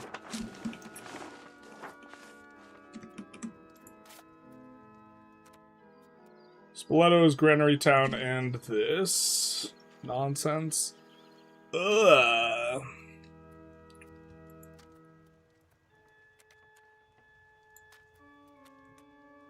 We can get behind, yeah, that being a book thing, so. Alright, it's fair enough.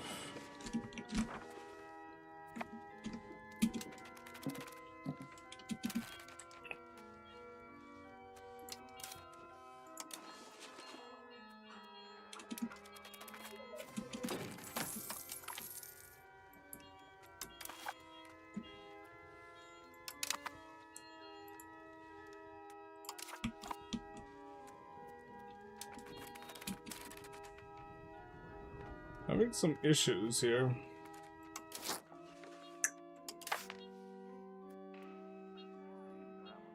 Could go for something that gives us loyalty instead.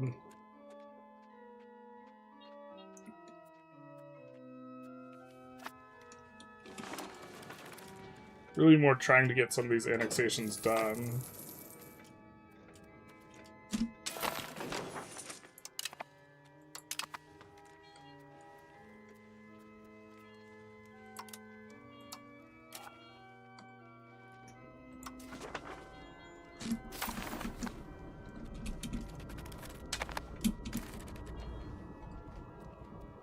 So that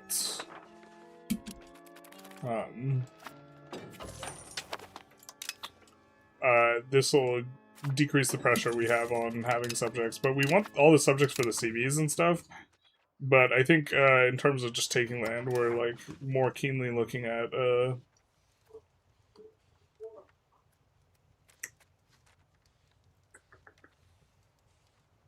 owning the territory. I think Istria is maybe on the chopping block. They don't help us form Italy, really, though. I guess Montferrat's?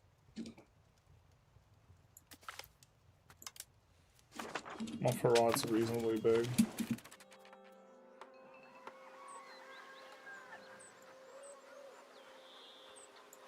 Wow, this isn't even the event. Was it just 5 years? Construction efficiency.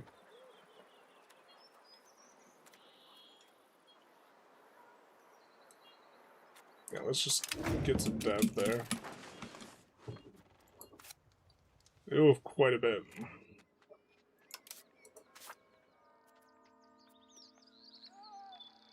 I don't know why we don't have masonry auto-expanding there. That'd make too much sense. Let's do it.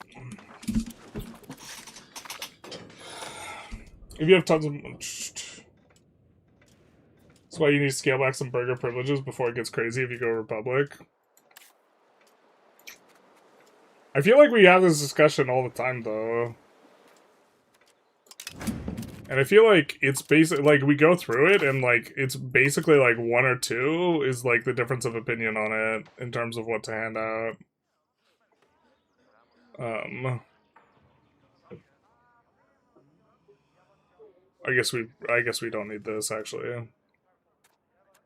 We might have started with that.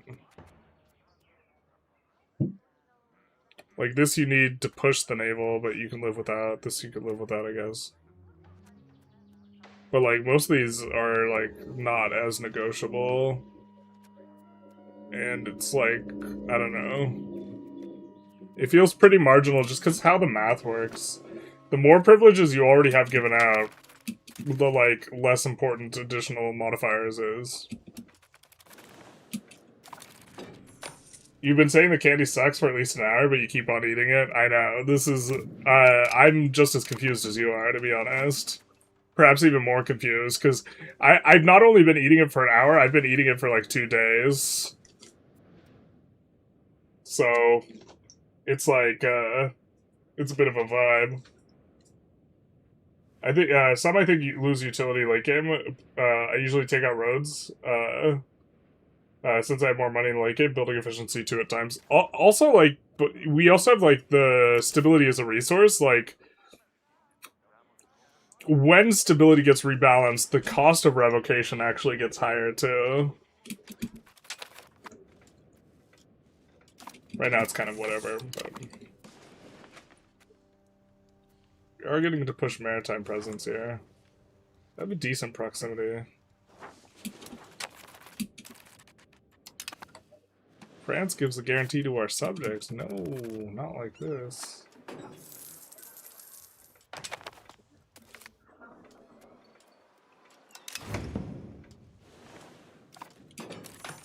Yeah, we're just trying to get across the finish line here. And we're so close. Up. Up. Let's get a little bit of a save here. It's time for us to win the Italian wars. Why not colonize all the things? Increases demand. I think only when the charter is being made.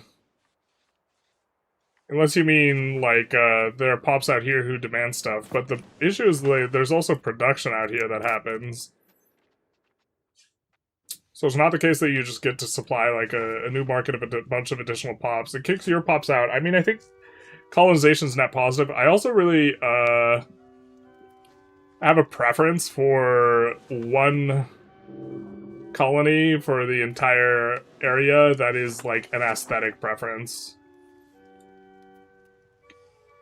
And I try and do it like that. With a couple exceptions. Like, these will be their own islands or whatever.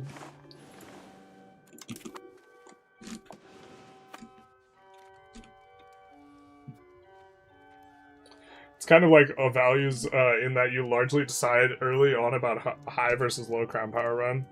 Yeah, I mean, it's like a double equilibrium. You either, like, really want not a lot, or you want, like, a lot of them because of how the math works. The math is effectively that every additional privilege you grant costs you less in terms of marginal crown power. And now, like, if we get rid of, like... We might have to get rid of, like, 3 privileges just to drive crown power up 1% or something like this. And it's just like... How worth it is it?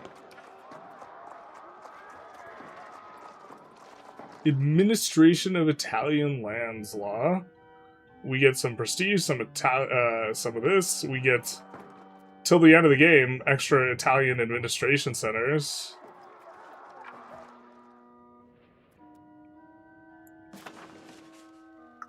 Cool, another governor. That's we need that.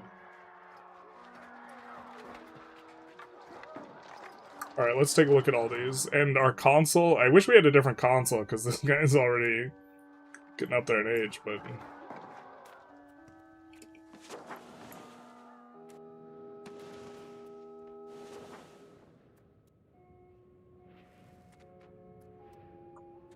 Wait, how'd this happen? Oh, they were decked on our other guy? Alright, let's take a look. Let us take a look.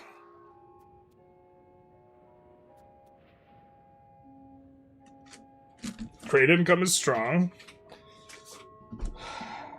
Locations we would control get prox efficiency. Alright. What's the requirement?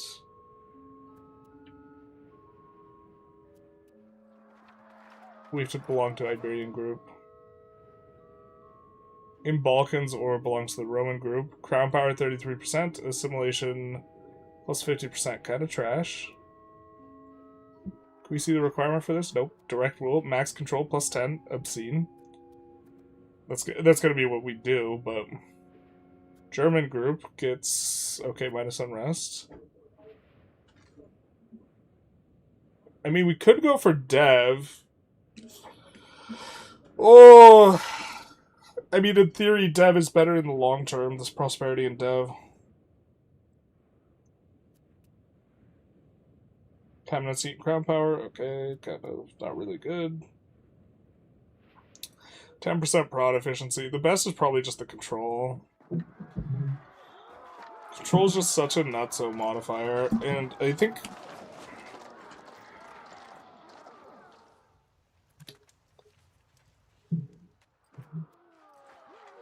God, this is so ungodly pushed.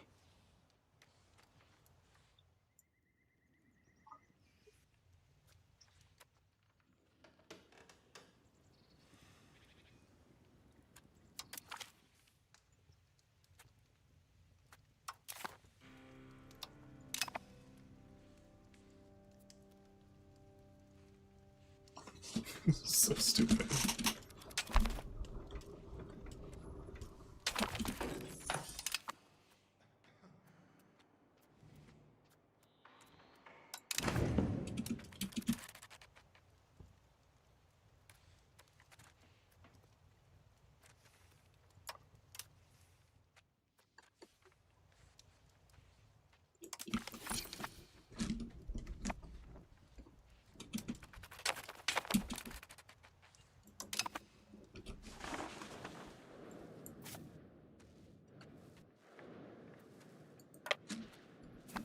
Not sure what this war is about.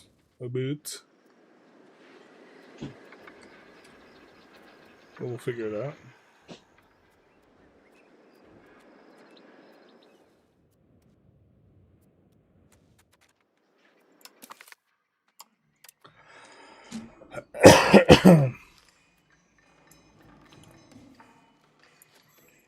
Well, we've already done the left side here. Merchant size, I feel like, is just a hyper dead modifier because they're all just like one stack anyways. You really have to like push it to the next thing. We'll go this. Local access to raw materials. Oh, we'll all be good.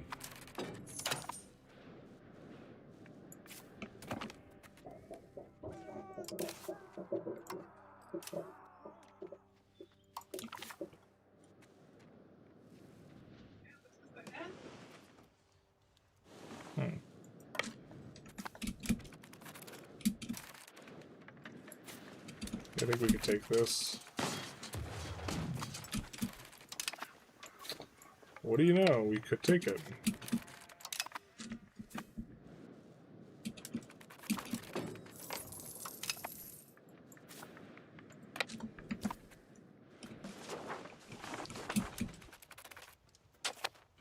So stupid, dude. Why is this a thing?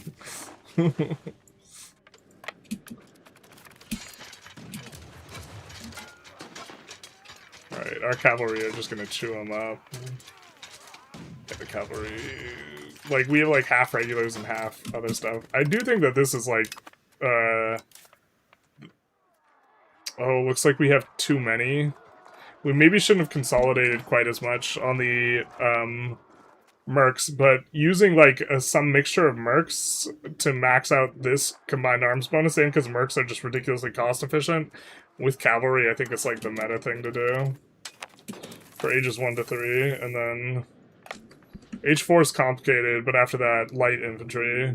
Mostly light, with some amount of heavies, but for the other stuff...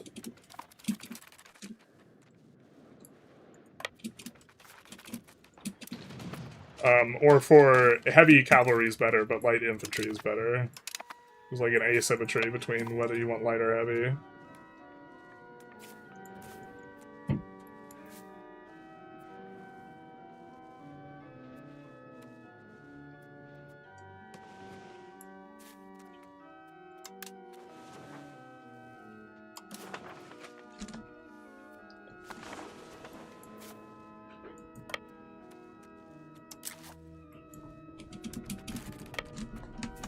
maybe do this.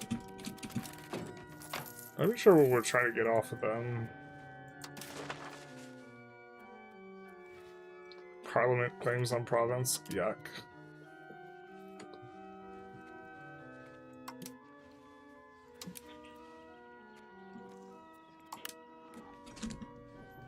I guess that's what we're trying to get off of them.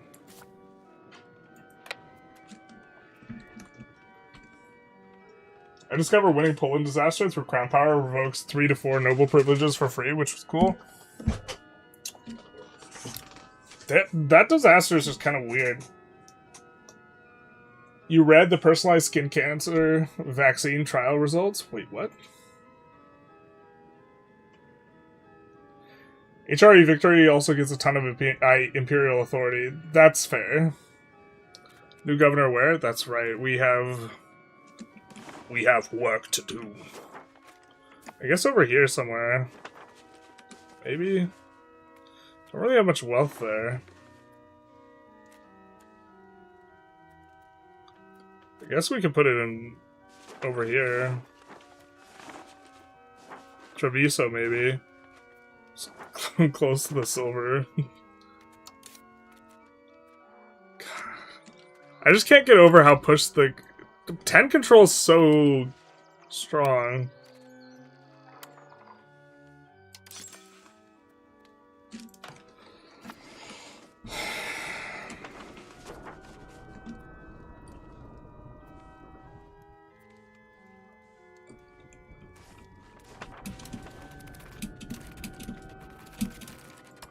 It's just very gratuitous.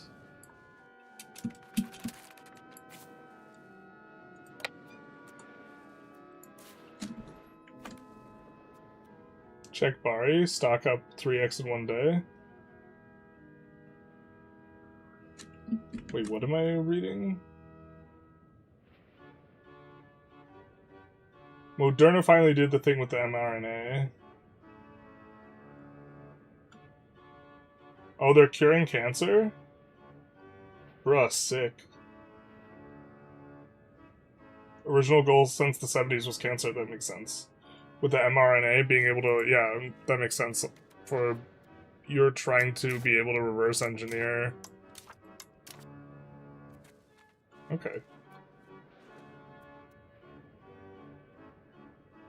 I don't know if it's that good. People bid up stocks, big true. Personalized skin cancer, my favorite. I'll have to ask my brother, he's a dermatologist. He will be able to explain that to me.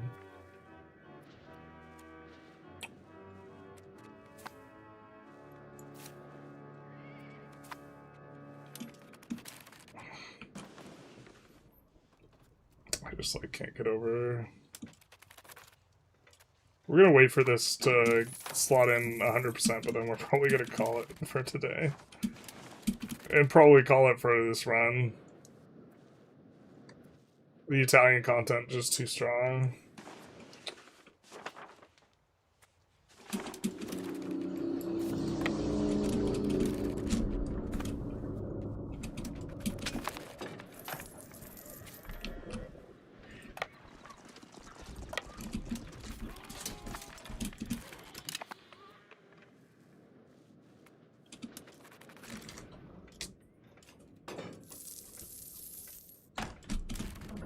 Moderna's about to inject us with nanobots.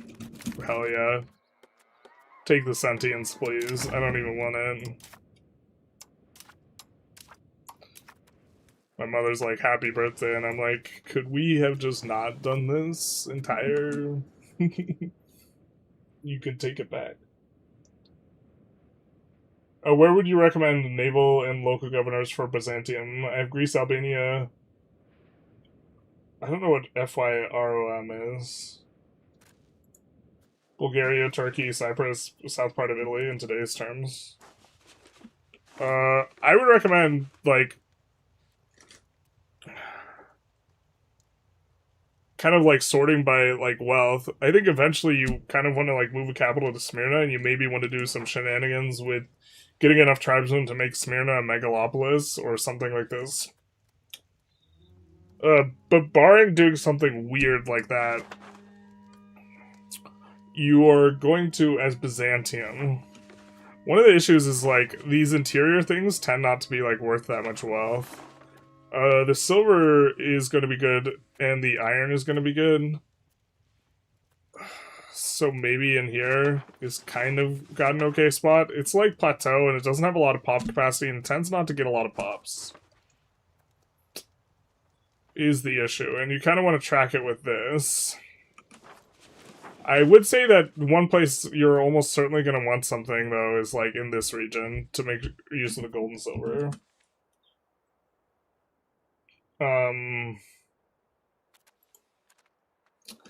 And that, chances are somewhere along this river, up in this region, there's going to be at least one good one. So much of that controls from your absurd urbanization, which hopefully gets nerfed from next patch. That's true too, because we're getting like +10, but it's just like, we're just actually getting to... This is like what the game was like before release. You used to be able to paint everything like blue or whatever.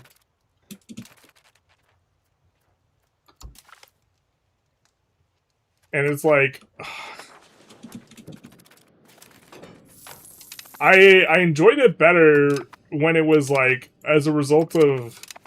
I preferred it better when, like, you could build, like, 5 pound-lock canals and, like, you could dev province to be able to increase proximity cost reduction, and you only had the capital. Like, to me, that was more fun than just, like, governors all over the place. I don't know. Well, actually, maybe that's not true. The governors are fun to place. It's, like, dopamine hit. But just from, like, a balance in the abstract perspective, I'm, like, not thrilled with governors. Maybe I just need to suck it up. Probably just need to suck it up.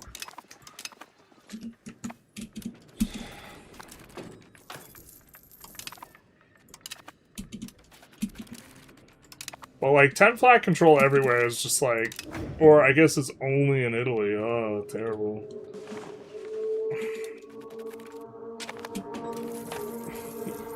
Like, some silly Billy business.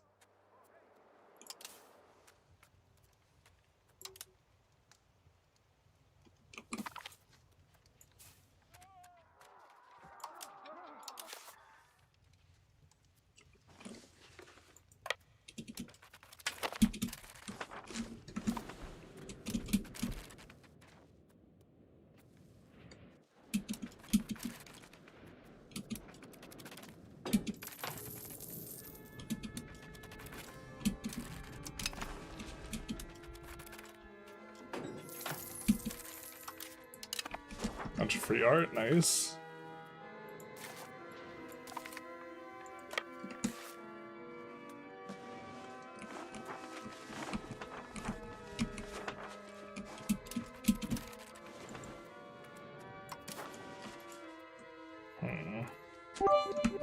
Oh, don't hear that one very often.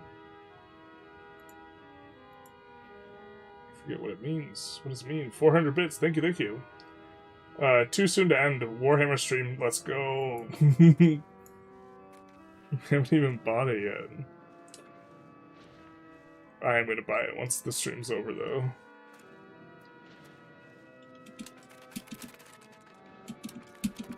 Mainly wanted to get the Italian Wars done in this run, and that's kind of what we managed to do here. Visually, where is this thing? Okay, it's in there.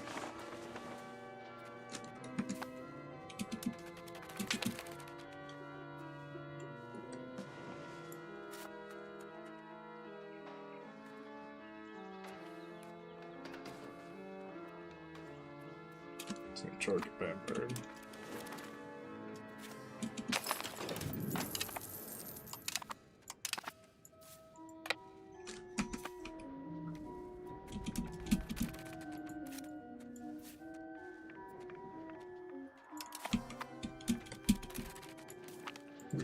That.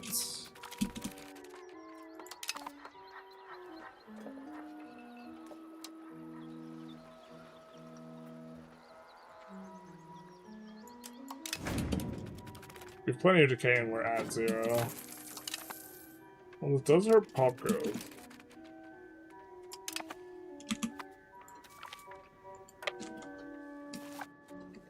Italy remains a pipe dream. Italy does remain a pipe dream. I think we're like 50 or something locations off. Yeah, 70. Can we form Sardinia Piedmont? I'm not sure. Can they find another way to cure cancer by using some tree frog stomach bacteria? Interesting. It's in the title. Not forming Italy. Can't form Italy, won't form Italy. It was the best of Italy's, it was the worst of Italy's. Alright, we're gonna peel off one more month and see what the damage is on our control. Yeah, man. I don't know. 1500, this is like... this is a little bit of silly business. This is also going up still. Yeah, that's going up to 100. That's going up to 87. Naples, I think, was going up to 100. Why is this not 100? Oh, it's just so bloody close. Bloody. Is that, do we not accept Naples? Well, we do. So, I think we'll just catch up on chat and just look at the absurdity of the control.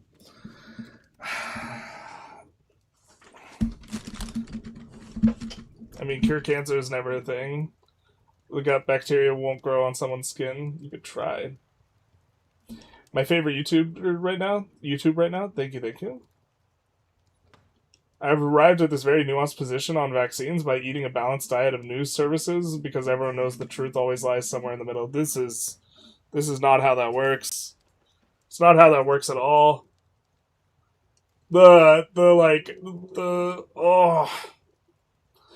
That's like one of the things that's simultaneously like often true, but like not categorically true, such that like people who only invoke that are like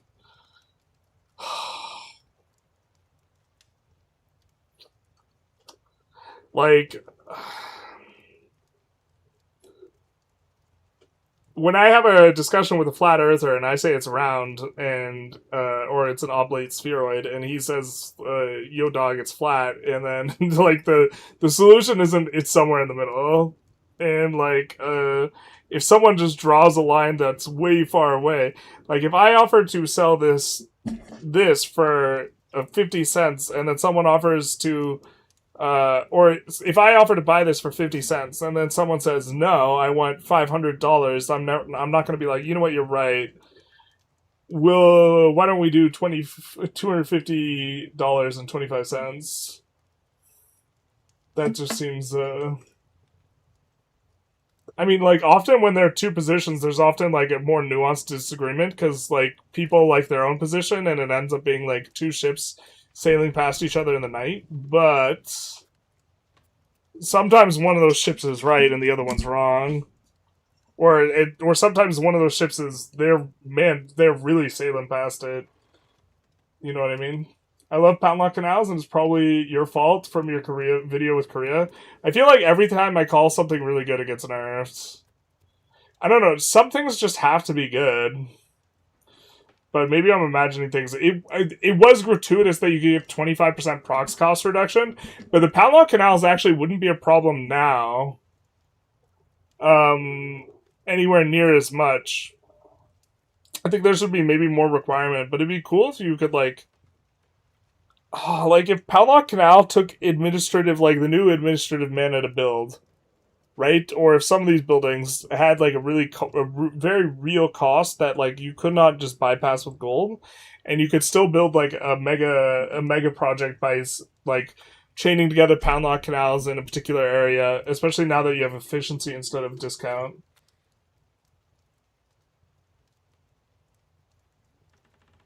I got 3 governors and 3 naval governors in your Britain campaign. Loving it.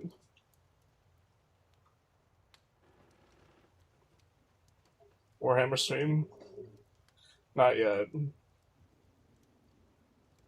Can't wait for generals to get pounded by AI because of how much it cheats. I'm not sure I would just crank up the difficulty randomly. But I haven't learned it yet.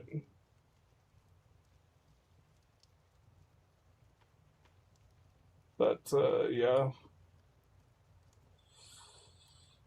So many cities, council halls, and pound lock canals. Well, I think pound lock. I think I am more on board with like proximity efficiency being all over the place than I am flat control. I really hate flat control. Because I think flat control to some extent undermines the entire endeavor, which is like, how close is something to your capital? Right? When you can... So theoretically, you can get over 100 control in locations with 0 proximity. You have to start as Benin and win the Italian wars, so like, it's not exactly like a straightforward thing, but like in theory... I think you just barely get over 100. And it's just, it's too much. It's too much. Like, how much flat do we have here? We have 45 flat. We have 45 flat. That means if we didn't have any proximity here, this would still be reasonably valuable.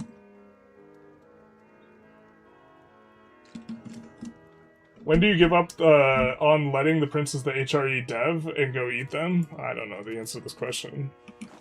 It depends on how long you want your campaign to be, or like what your goals are, probably. I think I played Italy to around 1700. 80 average control, I think maybe 60% crown power. We could check our average control. Average control is 63%. Without everything kind of moved on up. This is why I pay for monthly subscription to Y out for biases. There are biases. Yeah, there's also noise. Noise and bias are 2 different things. Let's talk about it. Let's talk about it. The difference between noise and bias. Okay.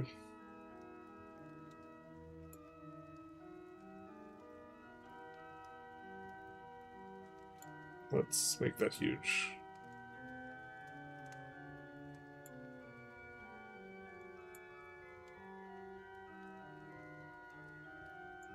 Alright, this is a target, right? And, I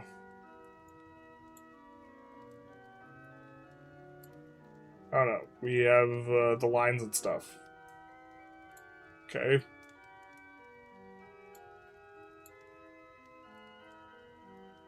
Right.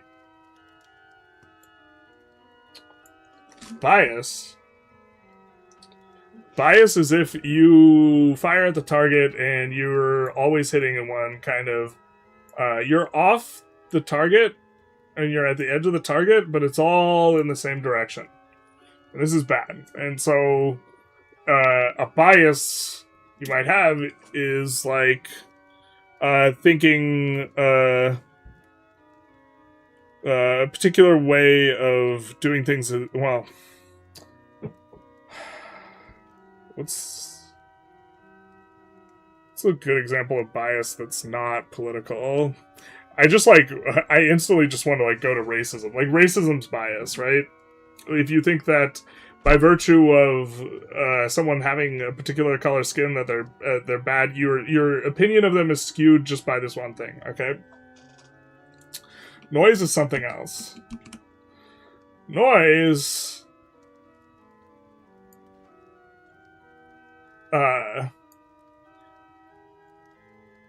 Noise is when the average... On average, this right here is a bullseye. The racism example is, like, bad considering we're trying to talk about noise here. But on average, this is a bullseye. So there is actually no average tendency to do any particular thing. But we're still missing the mark, right? And so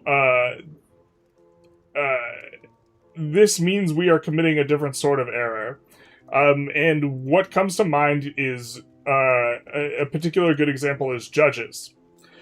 Judges, when they rank, versus other judges, when they rank, like, who did the worst version of this crime, whether it's murder or whatever, this type of thing, they will rank generally pretty consistently with each other. So there's some consistency. However, Judge 1 may tend to give a distribution of sentencing that maybe looks like this. Okay, this is the pound me in the ass judge, where they're giving really long sentences. Let's actually make it so you guys can see it a little bit better. Okay. And then Judge 2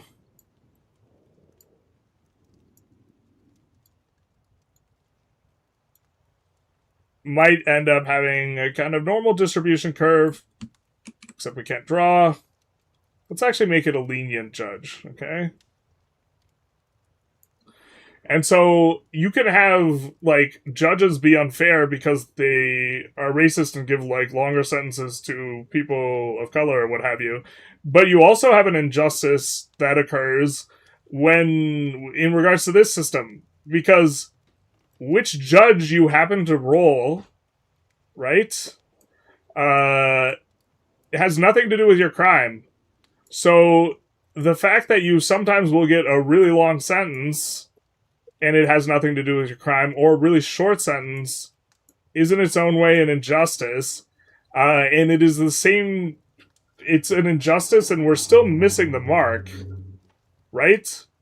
In a way that we're not properly giving the just consequence for the action. So what you should do is you should actually just, like, limit judges in terms of their ability to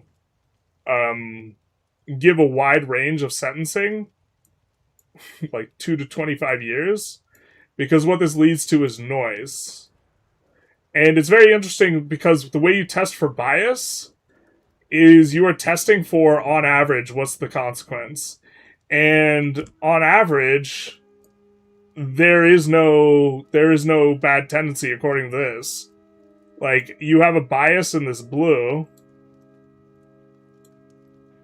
but with the black on the scoreboard, you have noise. You have noise, which is a similar kind of inaccuracy, but it's just, oh, this is something. What is this? Oh, this is the eyedropper tool. Okay. Both are bad. So you could, for example, there's a tendency to give longer sentences. There's actually the correlation, or the strongest correlation, is actually not that people of color tend to get longer sentences in the United States. It's that, and this, I find this fascinating. It doesn't care about the perpetrator of the crime as much as the victim. If the victim is a person of color, the sentence is more likely to be shorter, and if the victim is white, the sentence is more likely to be longer. There's a correlation with the perpetrator too. So the very longest sentences tend to be the case when the perpetrator is a person of color and the victim is white, and the reverse is also true. The shortest sentences tend to be when the victim is a person of color and the perpetrator is white. Did I mix that up? I think you guys are picking up what I'm putting down, though. There's like a double bias, but the stronger one is having to do with the victim rather than the person who commits the crime.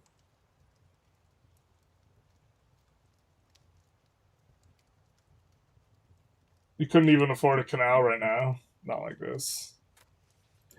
I didn't mean government power, I meant the new mana. But yeah.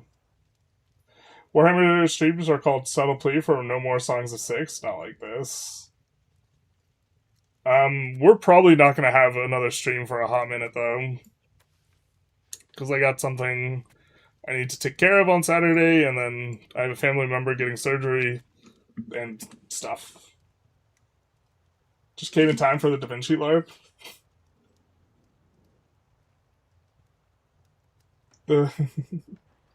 Went to do the dishes and suddenly I'm back in undergrad. The worst feeling ever. Bob, once again, suffering for our understanding. Yeah, Bob is the guy. This paint is not Tuscany. We didn't form Italy. No lie was committed. We're really close to forming Italy, though. Not all. See RNG. This dude's still confused when building roads. Is it good doing it from the market center as well? Hey, dude, I'm still confused doing roads. Okay.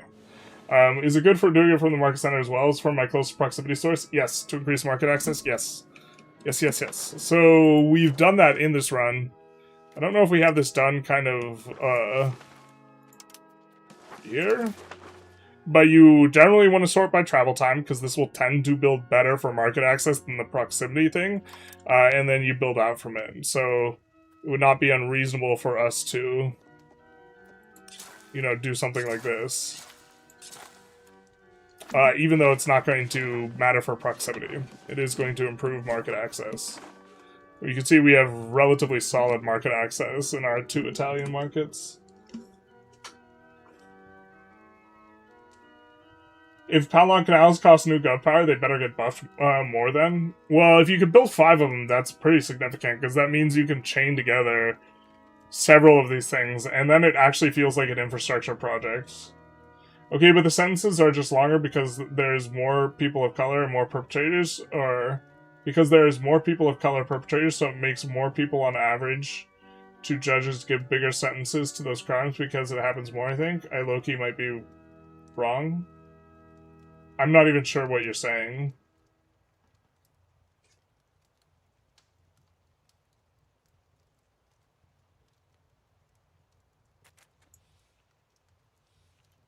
I'm not sure what you're saying.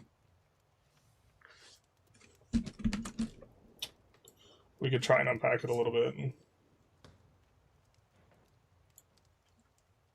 An example of bias. Judges tend not to be super biased as much as there tends to be noise. And what I mean by this is, like, the fact that judges will tend to have the same rankings for whose crime is the worst is an indication that they are, like, less biased. Right? If they were hyper biased, like, let's say against women, then they might give Nancy the longest sentence, just like always, just because she's a woman, instead of Bob or Bill, whose crime was far worse. Right? There's also, like, judges will also give longer sentences before lunch instead of after lunch. And that's just, like, that's just random. That's not, like, that's another example of something that is producing noise. Whether or not the judge has had lunch, it has no bearing on your crime, so it shouldn't affect your sentence, but it does. Should I just rate my homework on market locations in the Balkans? Alright, quickly, what are they?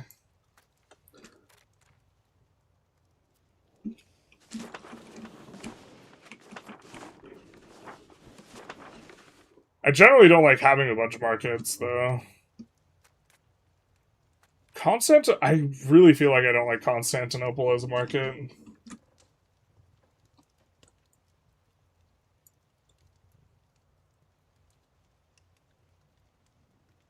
Let's show the rest of the class.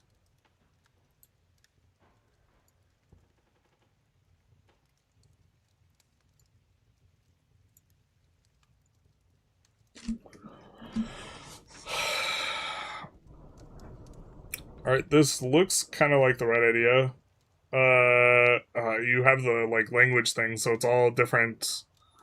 It's all Roman language. I do believe that Sebastia is the, thing that you get a mint as the Ottomans, and it is a pretty good spot because it's, like, a borderline between things. I think it's this province here, right? It's Sivas. And you get to bridge this and kind of get some stuff over here. Just very awkward, but I do think that this is an improvement on the Trebizond kind of location. And it looks like, yeah, you moved Trebizond from there to there. I really like Smyrna instead of having a Greek market. The Greek markets tend to run out of food, have these types of issues, and they're not really that self-sustaining, and so they want food from somewhere else. And if you have a big-ass market or you have the market in Constantinople, you tend to, one, have just like an oversized market, but two, not be able to get anything over there, so... where exactly were you putting yours? Smyrna. Okay, perfect. And then we had the Turnu. Turnu is the... Yes. The wetlands. I like the wetlands. You get to bridge the wetlands, and it is a fork in the road of as far as it goes for the rivers. You get to ignore this, and it's kind of in the middle of the clearing. Turnu is exactly where I would put it. I've definitely I've recommended Turnu before. It's like either Turnu or like is something in here or something like this, but kind of like the lake or big on the river. So, and then where was the last one?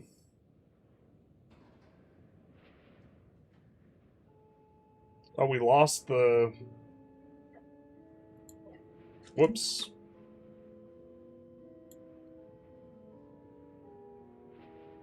You're thinking of moving Sivas down to the other mountain location?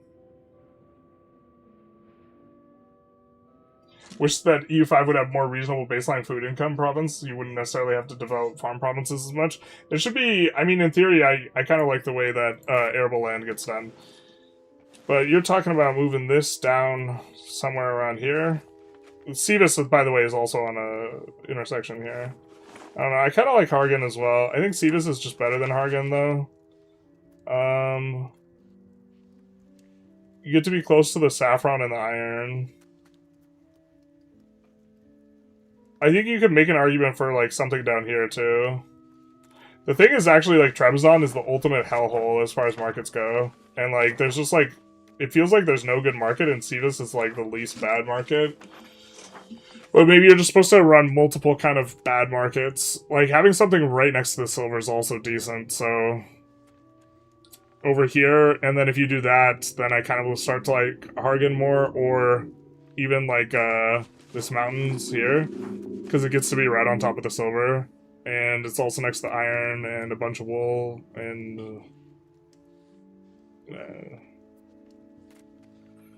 it's not quite stepping on Constantinople, but it is a little bit. I don't know. But let's check the last one.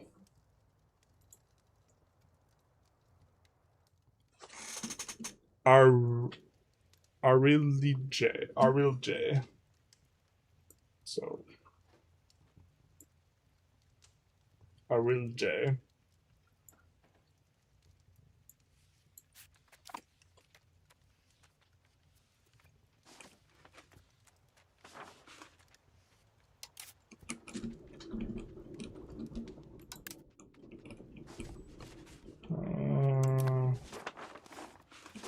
So it's on a hills forest, so it is a bridge. It's also on a river. It's at the top.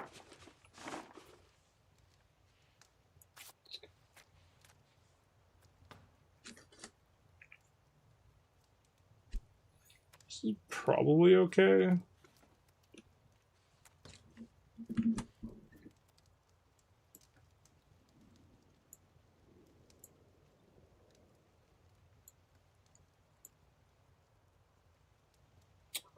In the past, I've favored something a little further south, though.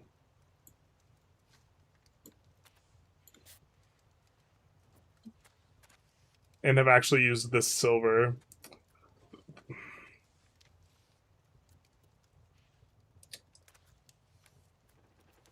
And I think I would prefer... I think I prefer this silver combined with, like another market up here somewhere. Like, I think this is a thing where you want two markets relatively close together, and you don't look at them as, from the perspective of like wanting these complete production markets, but instead you kind of sort your food issues, and then you get you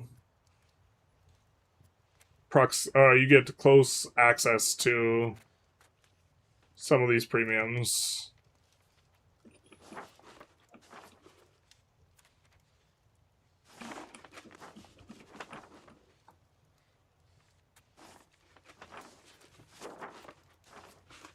Especially because the gold is more valuable, so you get to be, like, on this line with these other golds.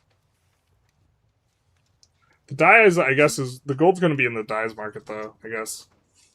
Yeah. Maybe you need to take a closer look at it. This fruit's pretty good, though.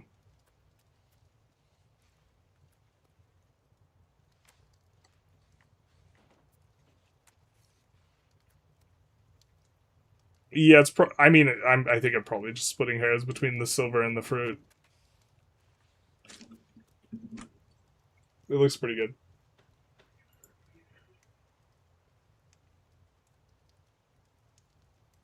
I mostly base it in terms of proximity to silver, gold, iron. Yeah, that's how you should look at this. This isn't going to be like a massive production center. You also care a little bit about... I mean, like, another thing is, like, proximity to the farmlands you have here, which is kind of nice.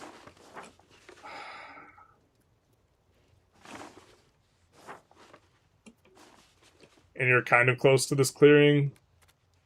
And then you get to, like, have something, like, over here. Because I think the Pest market's too small, and you kind of... I think I like a 2-market solution to this region instead of a 1-market solution, just generally.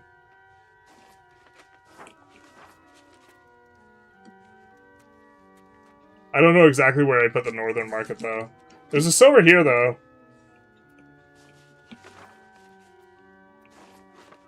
The legumes makes broad contact. Like, it's contacting the coal and the fur here, and because its shape is a little bit weird.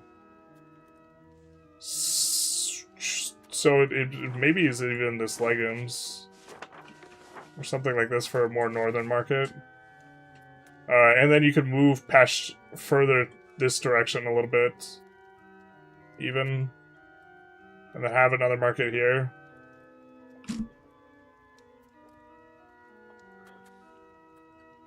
Or you could try an unlandlocked patch and move it way over here and then have a market like here and here. I don't know. It starts to get complicated. I have a suggestion for Pest Market in Transylvania. Yeah, so I think that this area needs market access, and it has a bunch of really premium RGOs, so you kind of want... The one that's intuitive is, like, the lumber and the iron. Although if you have a market right here, that's, like, unnecessary. You move Pest up between the gold to make a new market close to Austria. Yeah, I like a market somewhere in here. And then moving Pest to the right a little bit. Check the pictures. Oh. Man's already had it drawn out.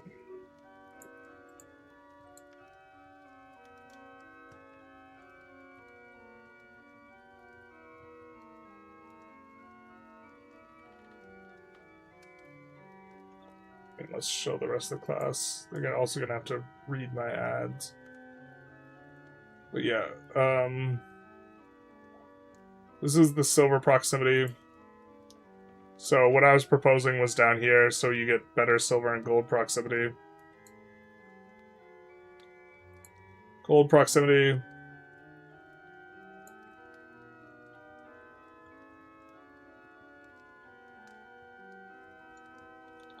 Iron. Again, you're like getting...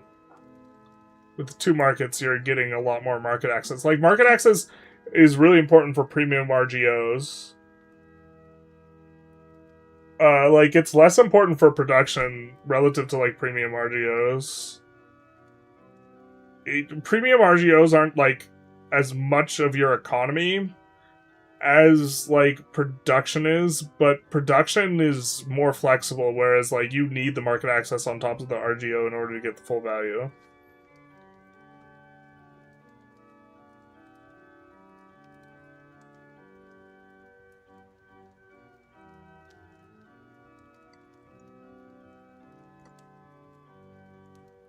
So this is another one.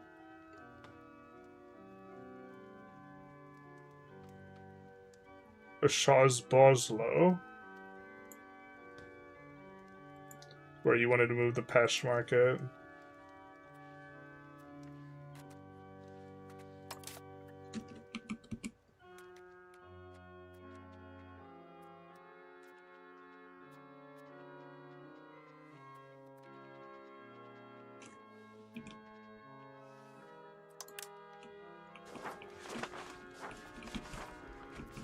Yep. This is kind of similar to my idea. You move it to the right. Makes a little bit of room. Makes room down here and makes room, like, right here. For 2 more markets.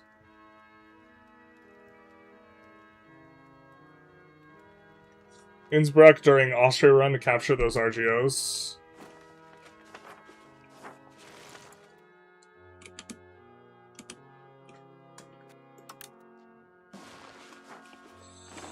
Oh, I don't know about that. Maybe. That's rough.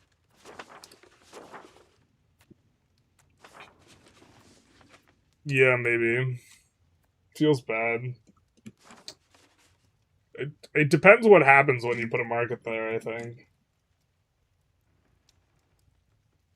Really hope for 2 RGO per location. Not really having food everywhere makes almost no sense. Sweden's so much weaker from it. Finland has so little food and it makes no sense. Yeah. No, it's like, there's so many systems, like, in the game. Like, the game, like, has enormous complexity because there's so many systems, but, like, a lot of the systems, like, don't make, like, 100% sense. There's some argument for a market by the Uber Silv mind, because the output from the special building is wild. The one down here. Plus 25%, and there's a special building there, you say? I mean, that fits nicely with the market here and then market somewhere up here. I just don't know where it is up here. You could even put it on the salt.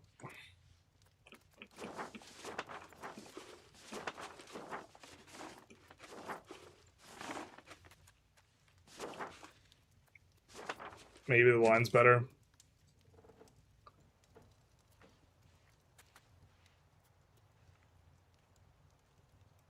And move Pest a bit north to cover the gold, and a new market to Bistria to cover Transylvania. Bistria.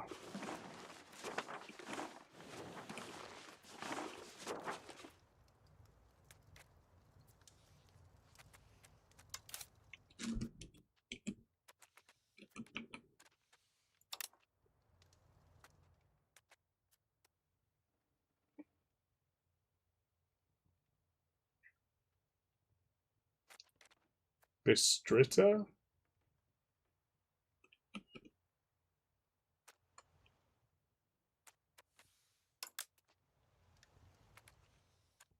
Here?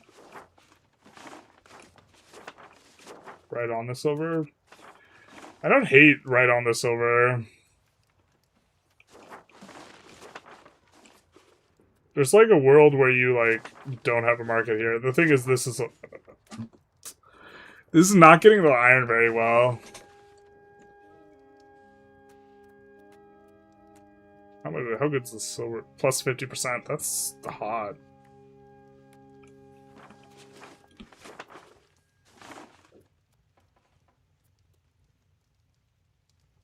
Close the amber on the stone. So one of these two. I assume you mean this one. Only cares about the location you're going into, so... Yeah, I think I'd be okay with that.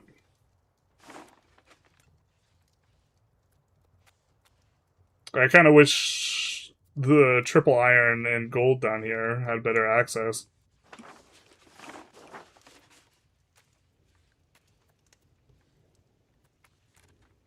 But what can you do? You only want to make so many. If there's a world where you can avoid landlocking, that's also really attractive. So even this fiber crops might make a lot of sense. Like, if the fiber crops is, like, the difference between... relative to, like, this stone, yeah? This stone versus this fiber crops, if that's the difference between landlocking versus not, it might make some sense. Maybe there's just not enough dev and pop in this region to, like, justify it, but...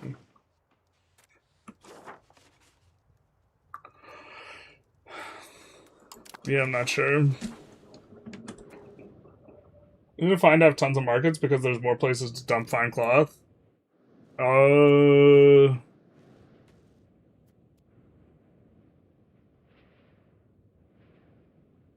So there's like a base value. The quantities of fine cloth you're dumping, I think you're closer to indifferent whether or not it's more or less markets.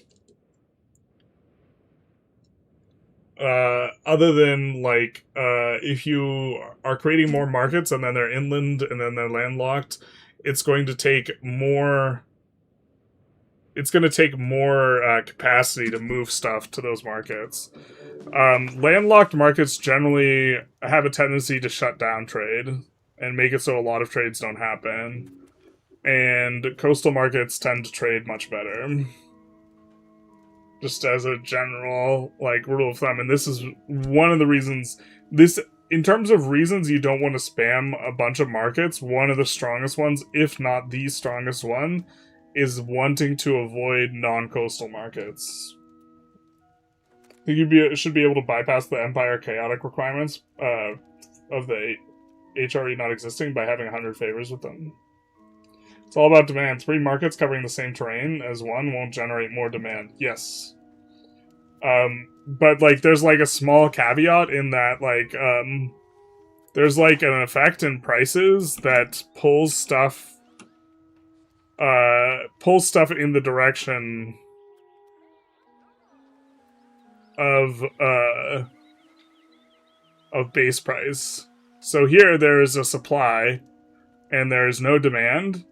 And so in theory, if this effect were not in place, because there is infinitely more supply, right? Or proportionally infinite supply relative to demand, the price of this thing should be minus 100%. And instead there's a stickiness factor if you're under like 2 supply of the thing, where the price of it will be relatively stable. And this stickiness factor means that you can export to markets a little bit more, but that's not what I'm trying to talk about when I'm talking about shuffling goods back and forth. I'm trying to talk about love. Trying to talk about togetherness. No, we're talking about economics, and we're talking about like 400 each way. And at this point, you're indifferent to whether or not it's you have fewer markets. Like, other than more is going to generally be more expensive per trade.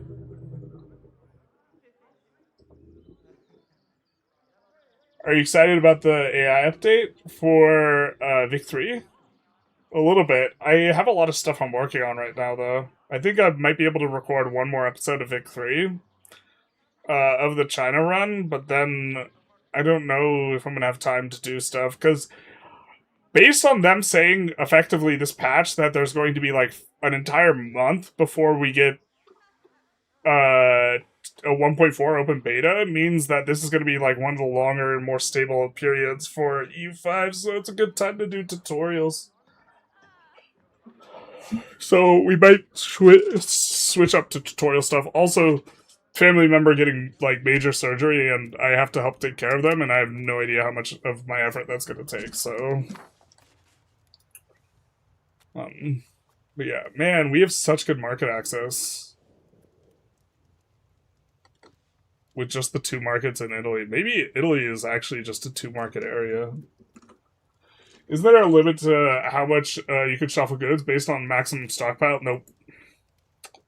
The stockpile only cares about the margin, so as long as you don't just like input like 1k exports all in one go, there's like no limit. There's a stockpile of 195, so we are shuffling more goods than there is stockpile, and we are shuffling. Yeah, we're shuffling more goods than there is stockpile, and we're shuffling more goods than there is. You could shuffle more goods than there is stockpile plus local supply, because it happens simultaneously, not sequentially.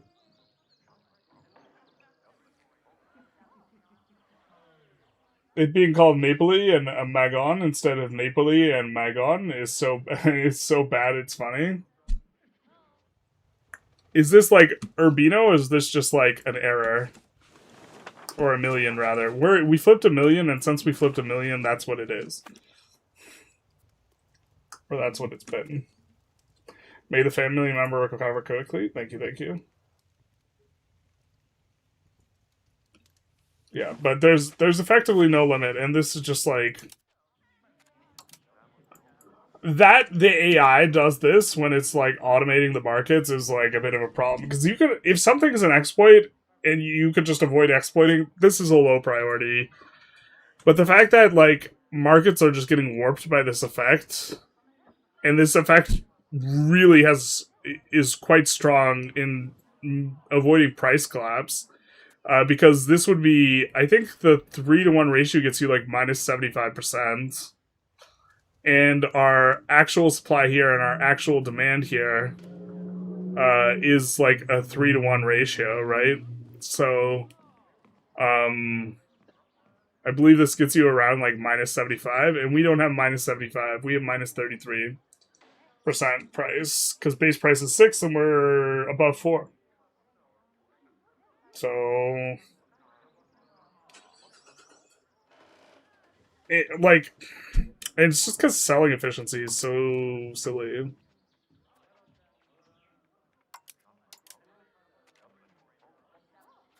A lot of these things are just making way more money than they ought to be.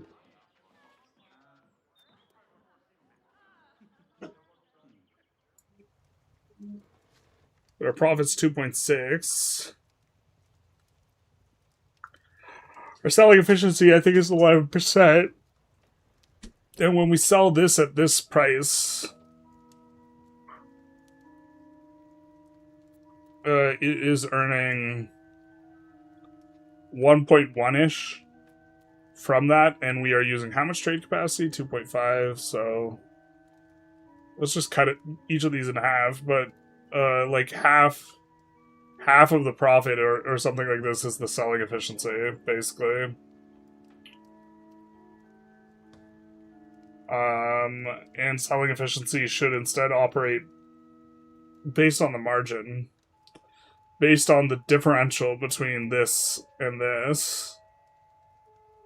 So you should like 2 or 3x it, the modifiers for it everywhere, and then have it apply at the margin. But it doesn't apply at the margin, it applies at the selling price. I don't know if this is a performance thing. That would not shock me, but selling efficiency just gets applied at this, not this minus this. Can't you double down by stacking export efficiency? So, as I understand it, export efficiency has to do with who owns the market, not whether it's incoming or outgoing.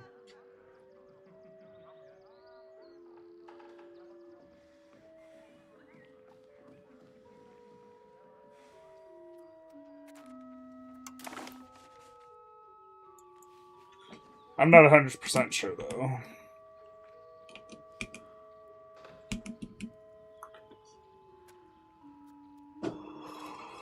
Because I've not fiddled with it, like, super closely, but I believe that this is, so we get benefit from our export efficiency when we ship from, Mignon to Paris, but not when we ship to Napoli. The reason being is we own the Napoli market, and we don't own the Paris market, if that makes sense. So, like, selling efficiency just cares that, or basically just cares that a trade is occurring, but I believe import and export actually care if you own the market or not. But I think we're going to wrap things up and see, how do you ban export of or import of certain goods? You cannot ban specific goods. You can just ban people entirely. It is not really all that satisfying. Is there anyone playing EU5 other than us that we could raid? Just someone without a mic. Okay, well, in that case, I think we're going to wrap it up. Thanks for coming out, everyone. I hope you enjoy. Not sure when the next stream is going to be. Can't believe he didn't inform Italy. Womp womp. Terrible. Not sure when the next stream is going to be, but I hope you guys enjoyed. YouTube algorithm, etc. And have a good one, everyone. We will say goodbye to the YouTubers, and then we will say goodbye to the Twitch people.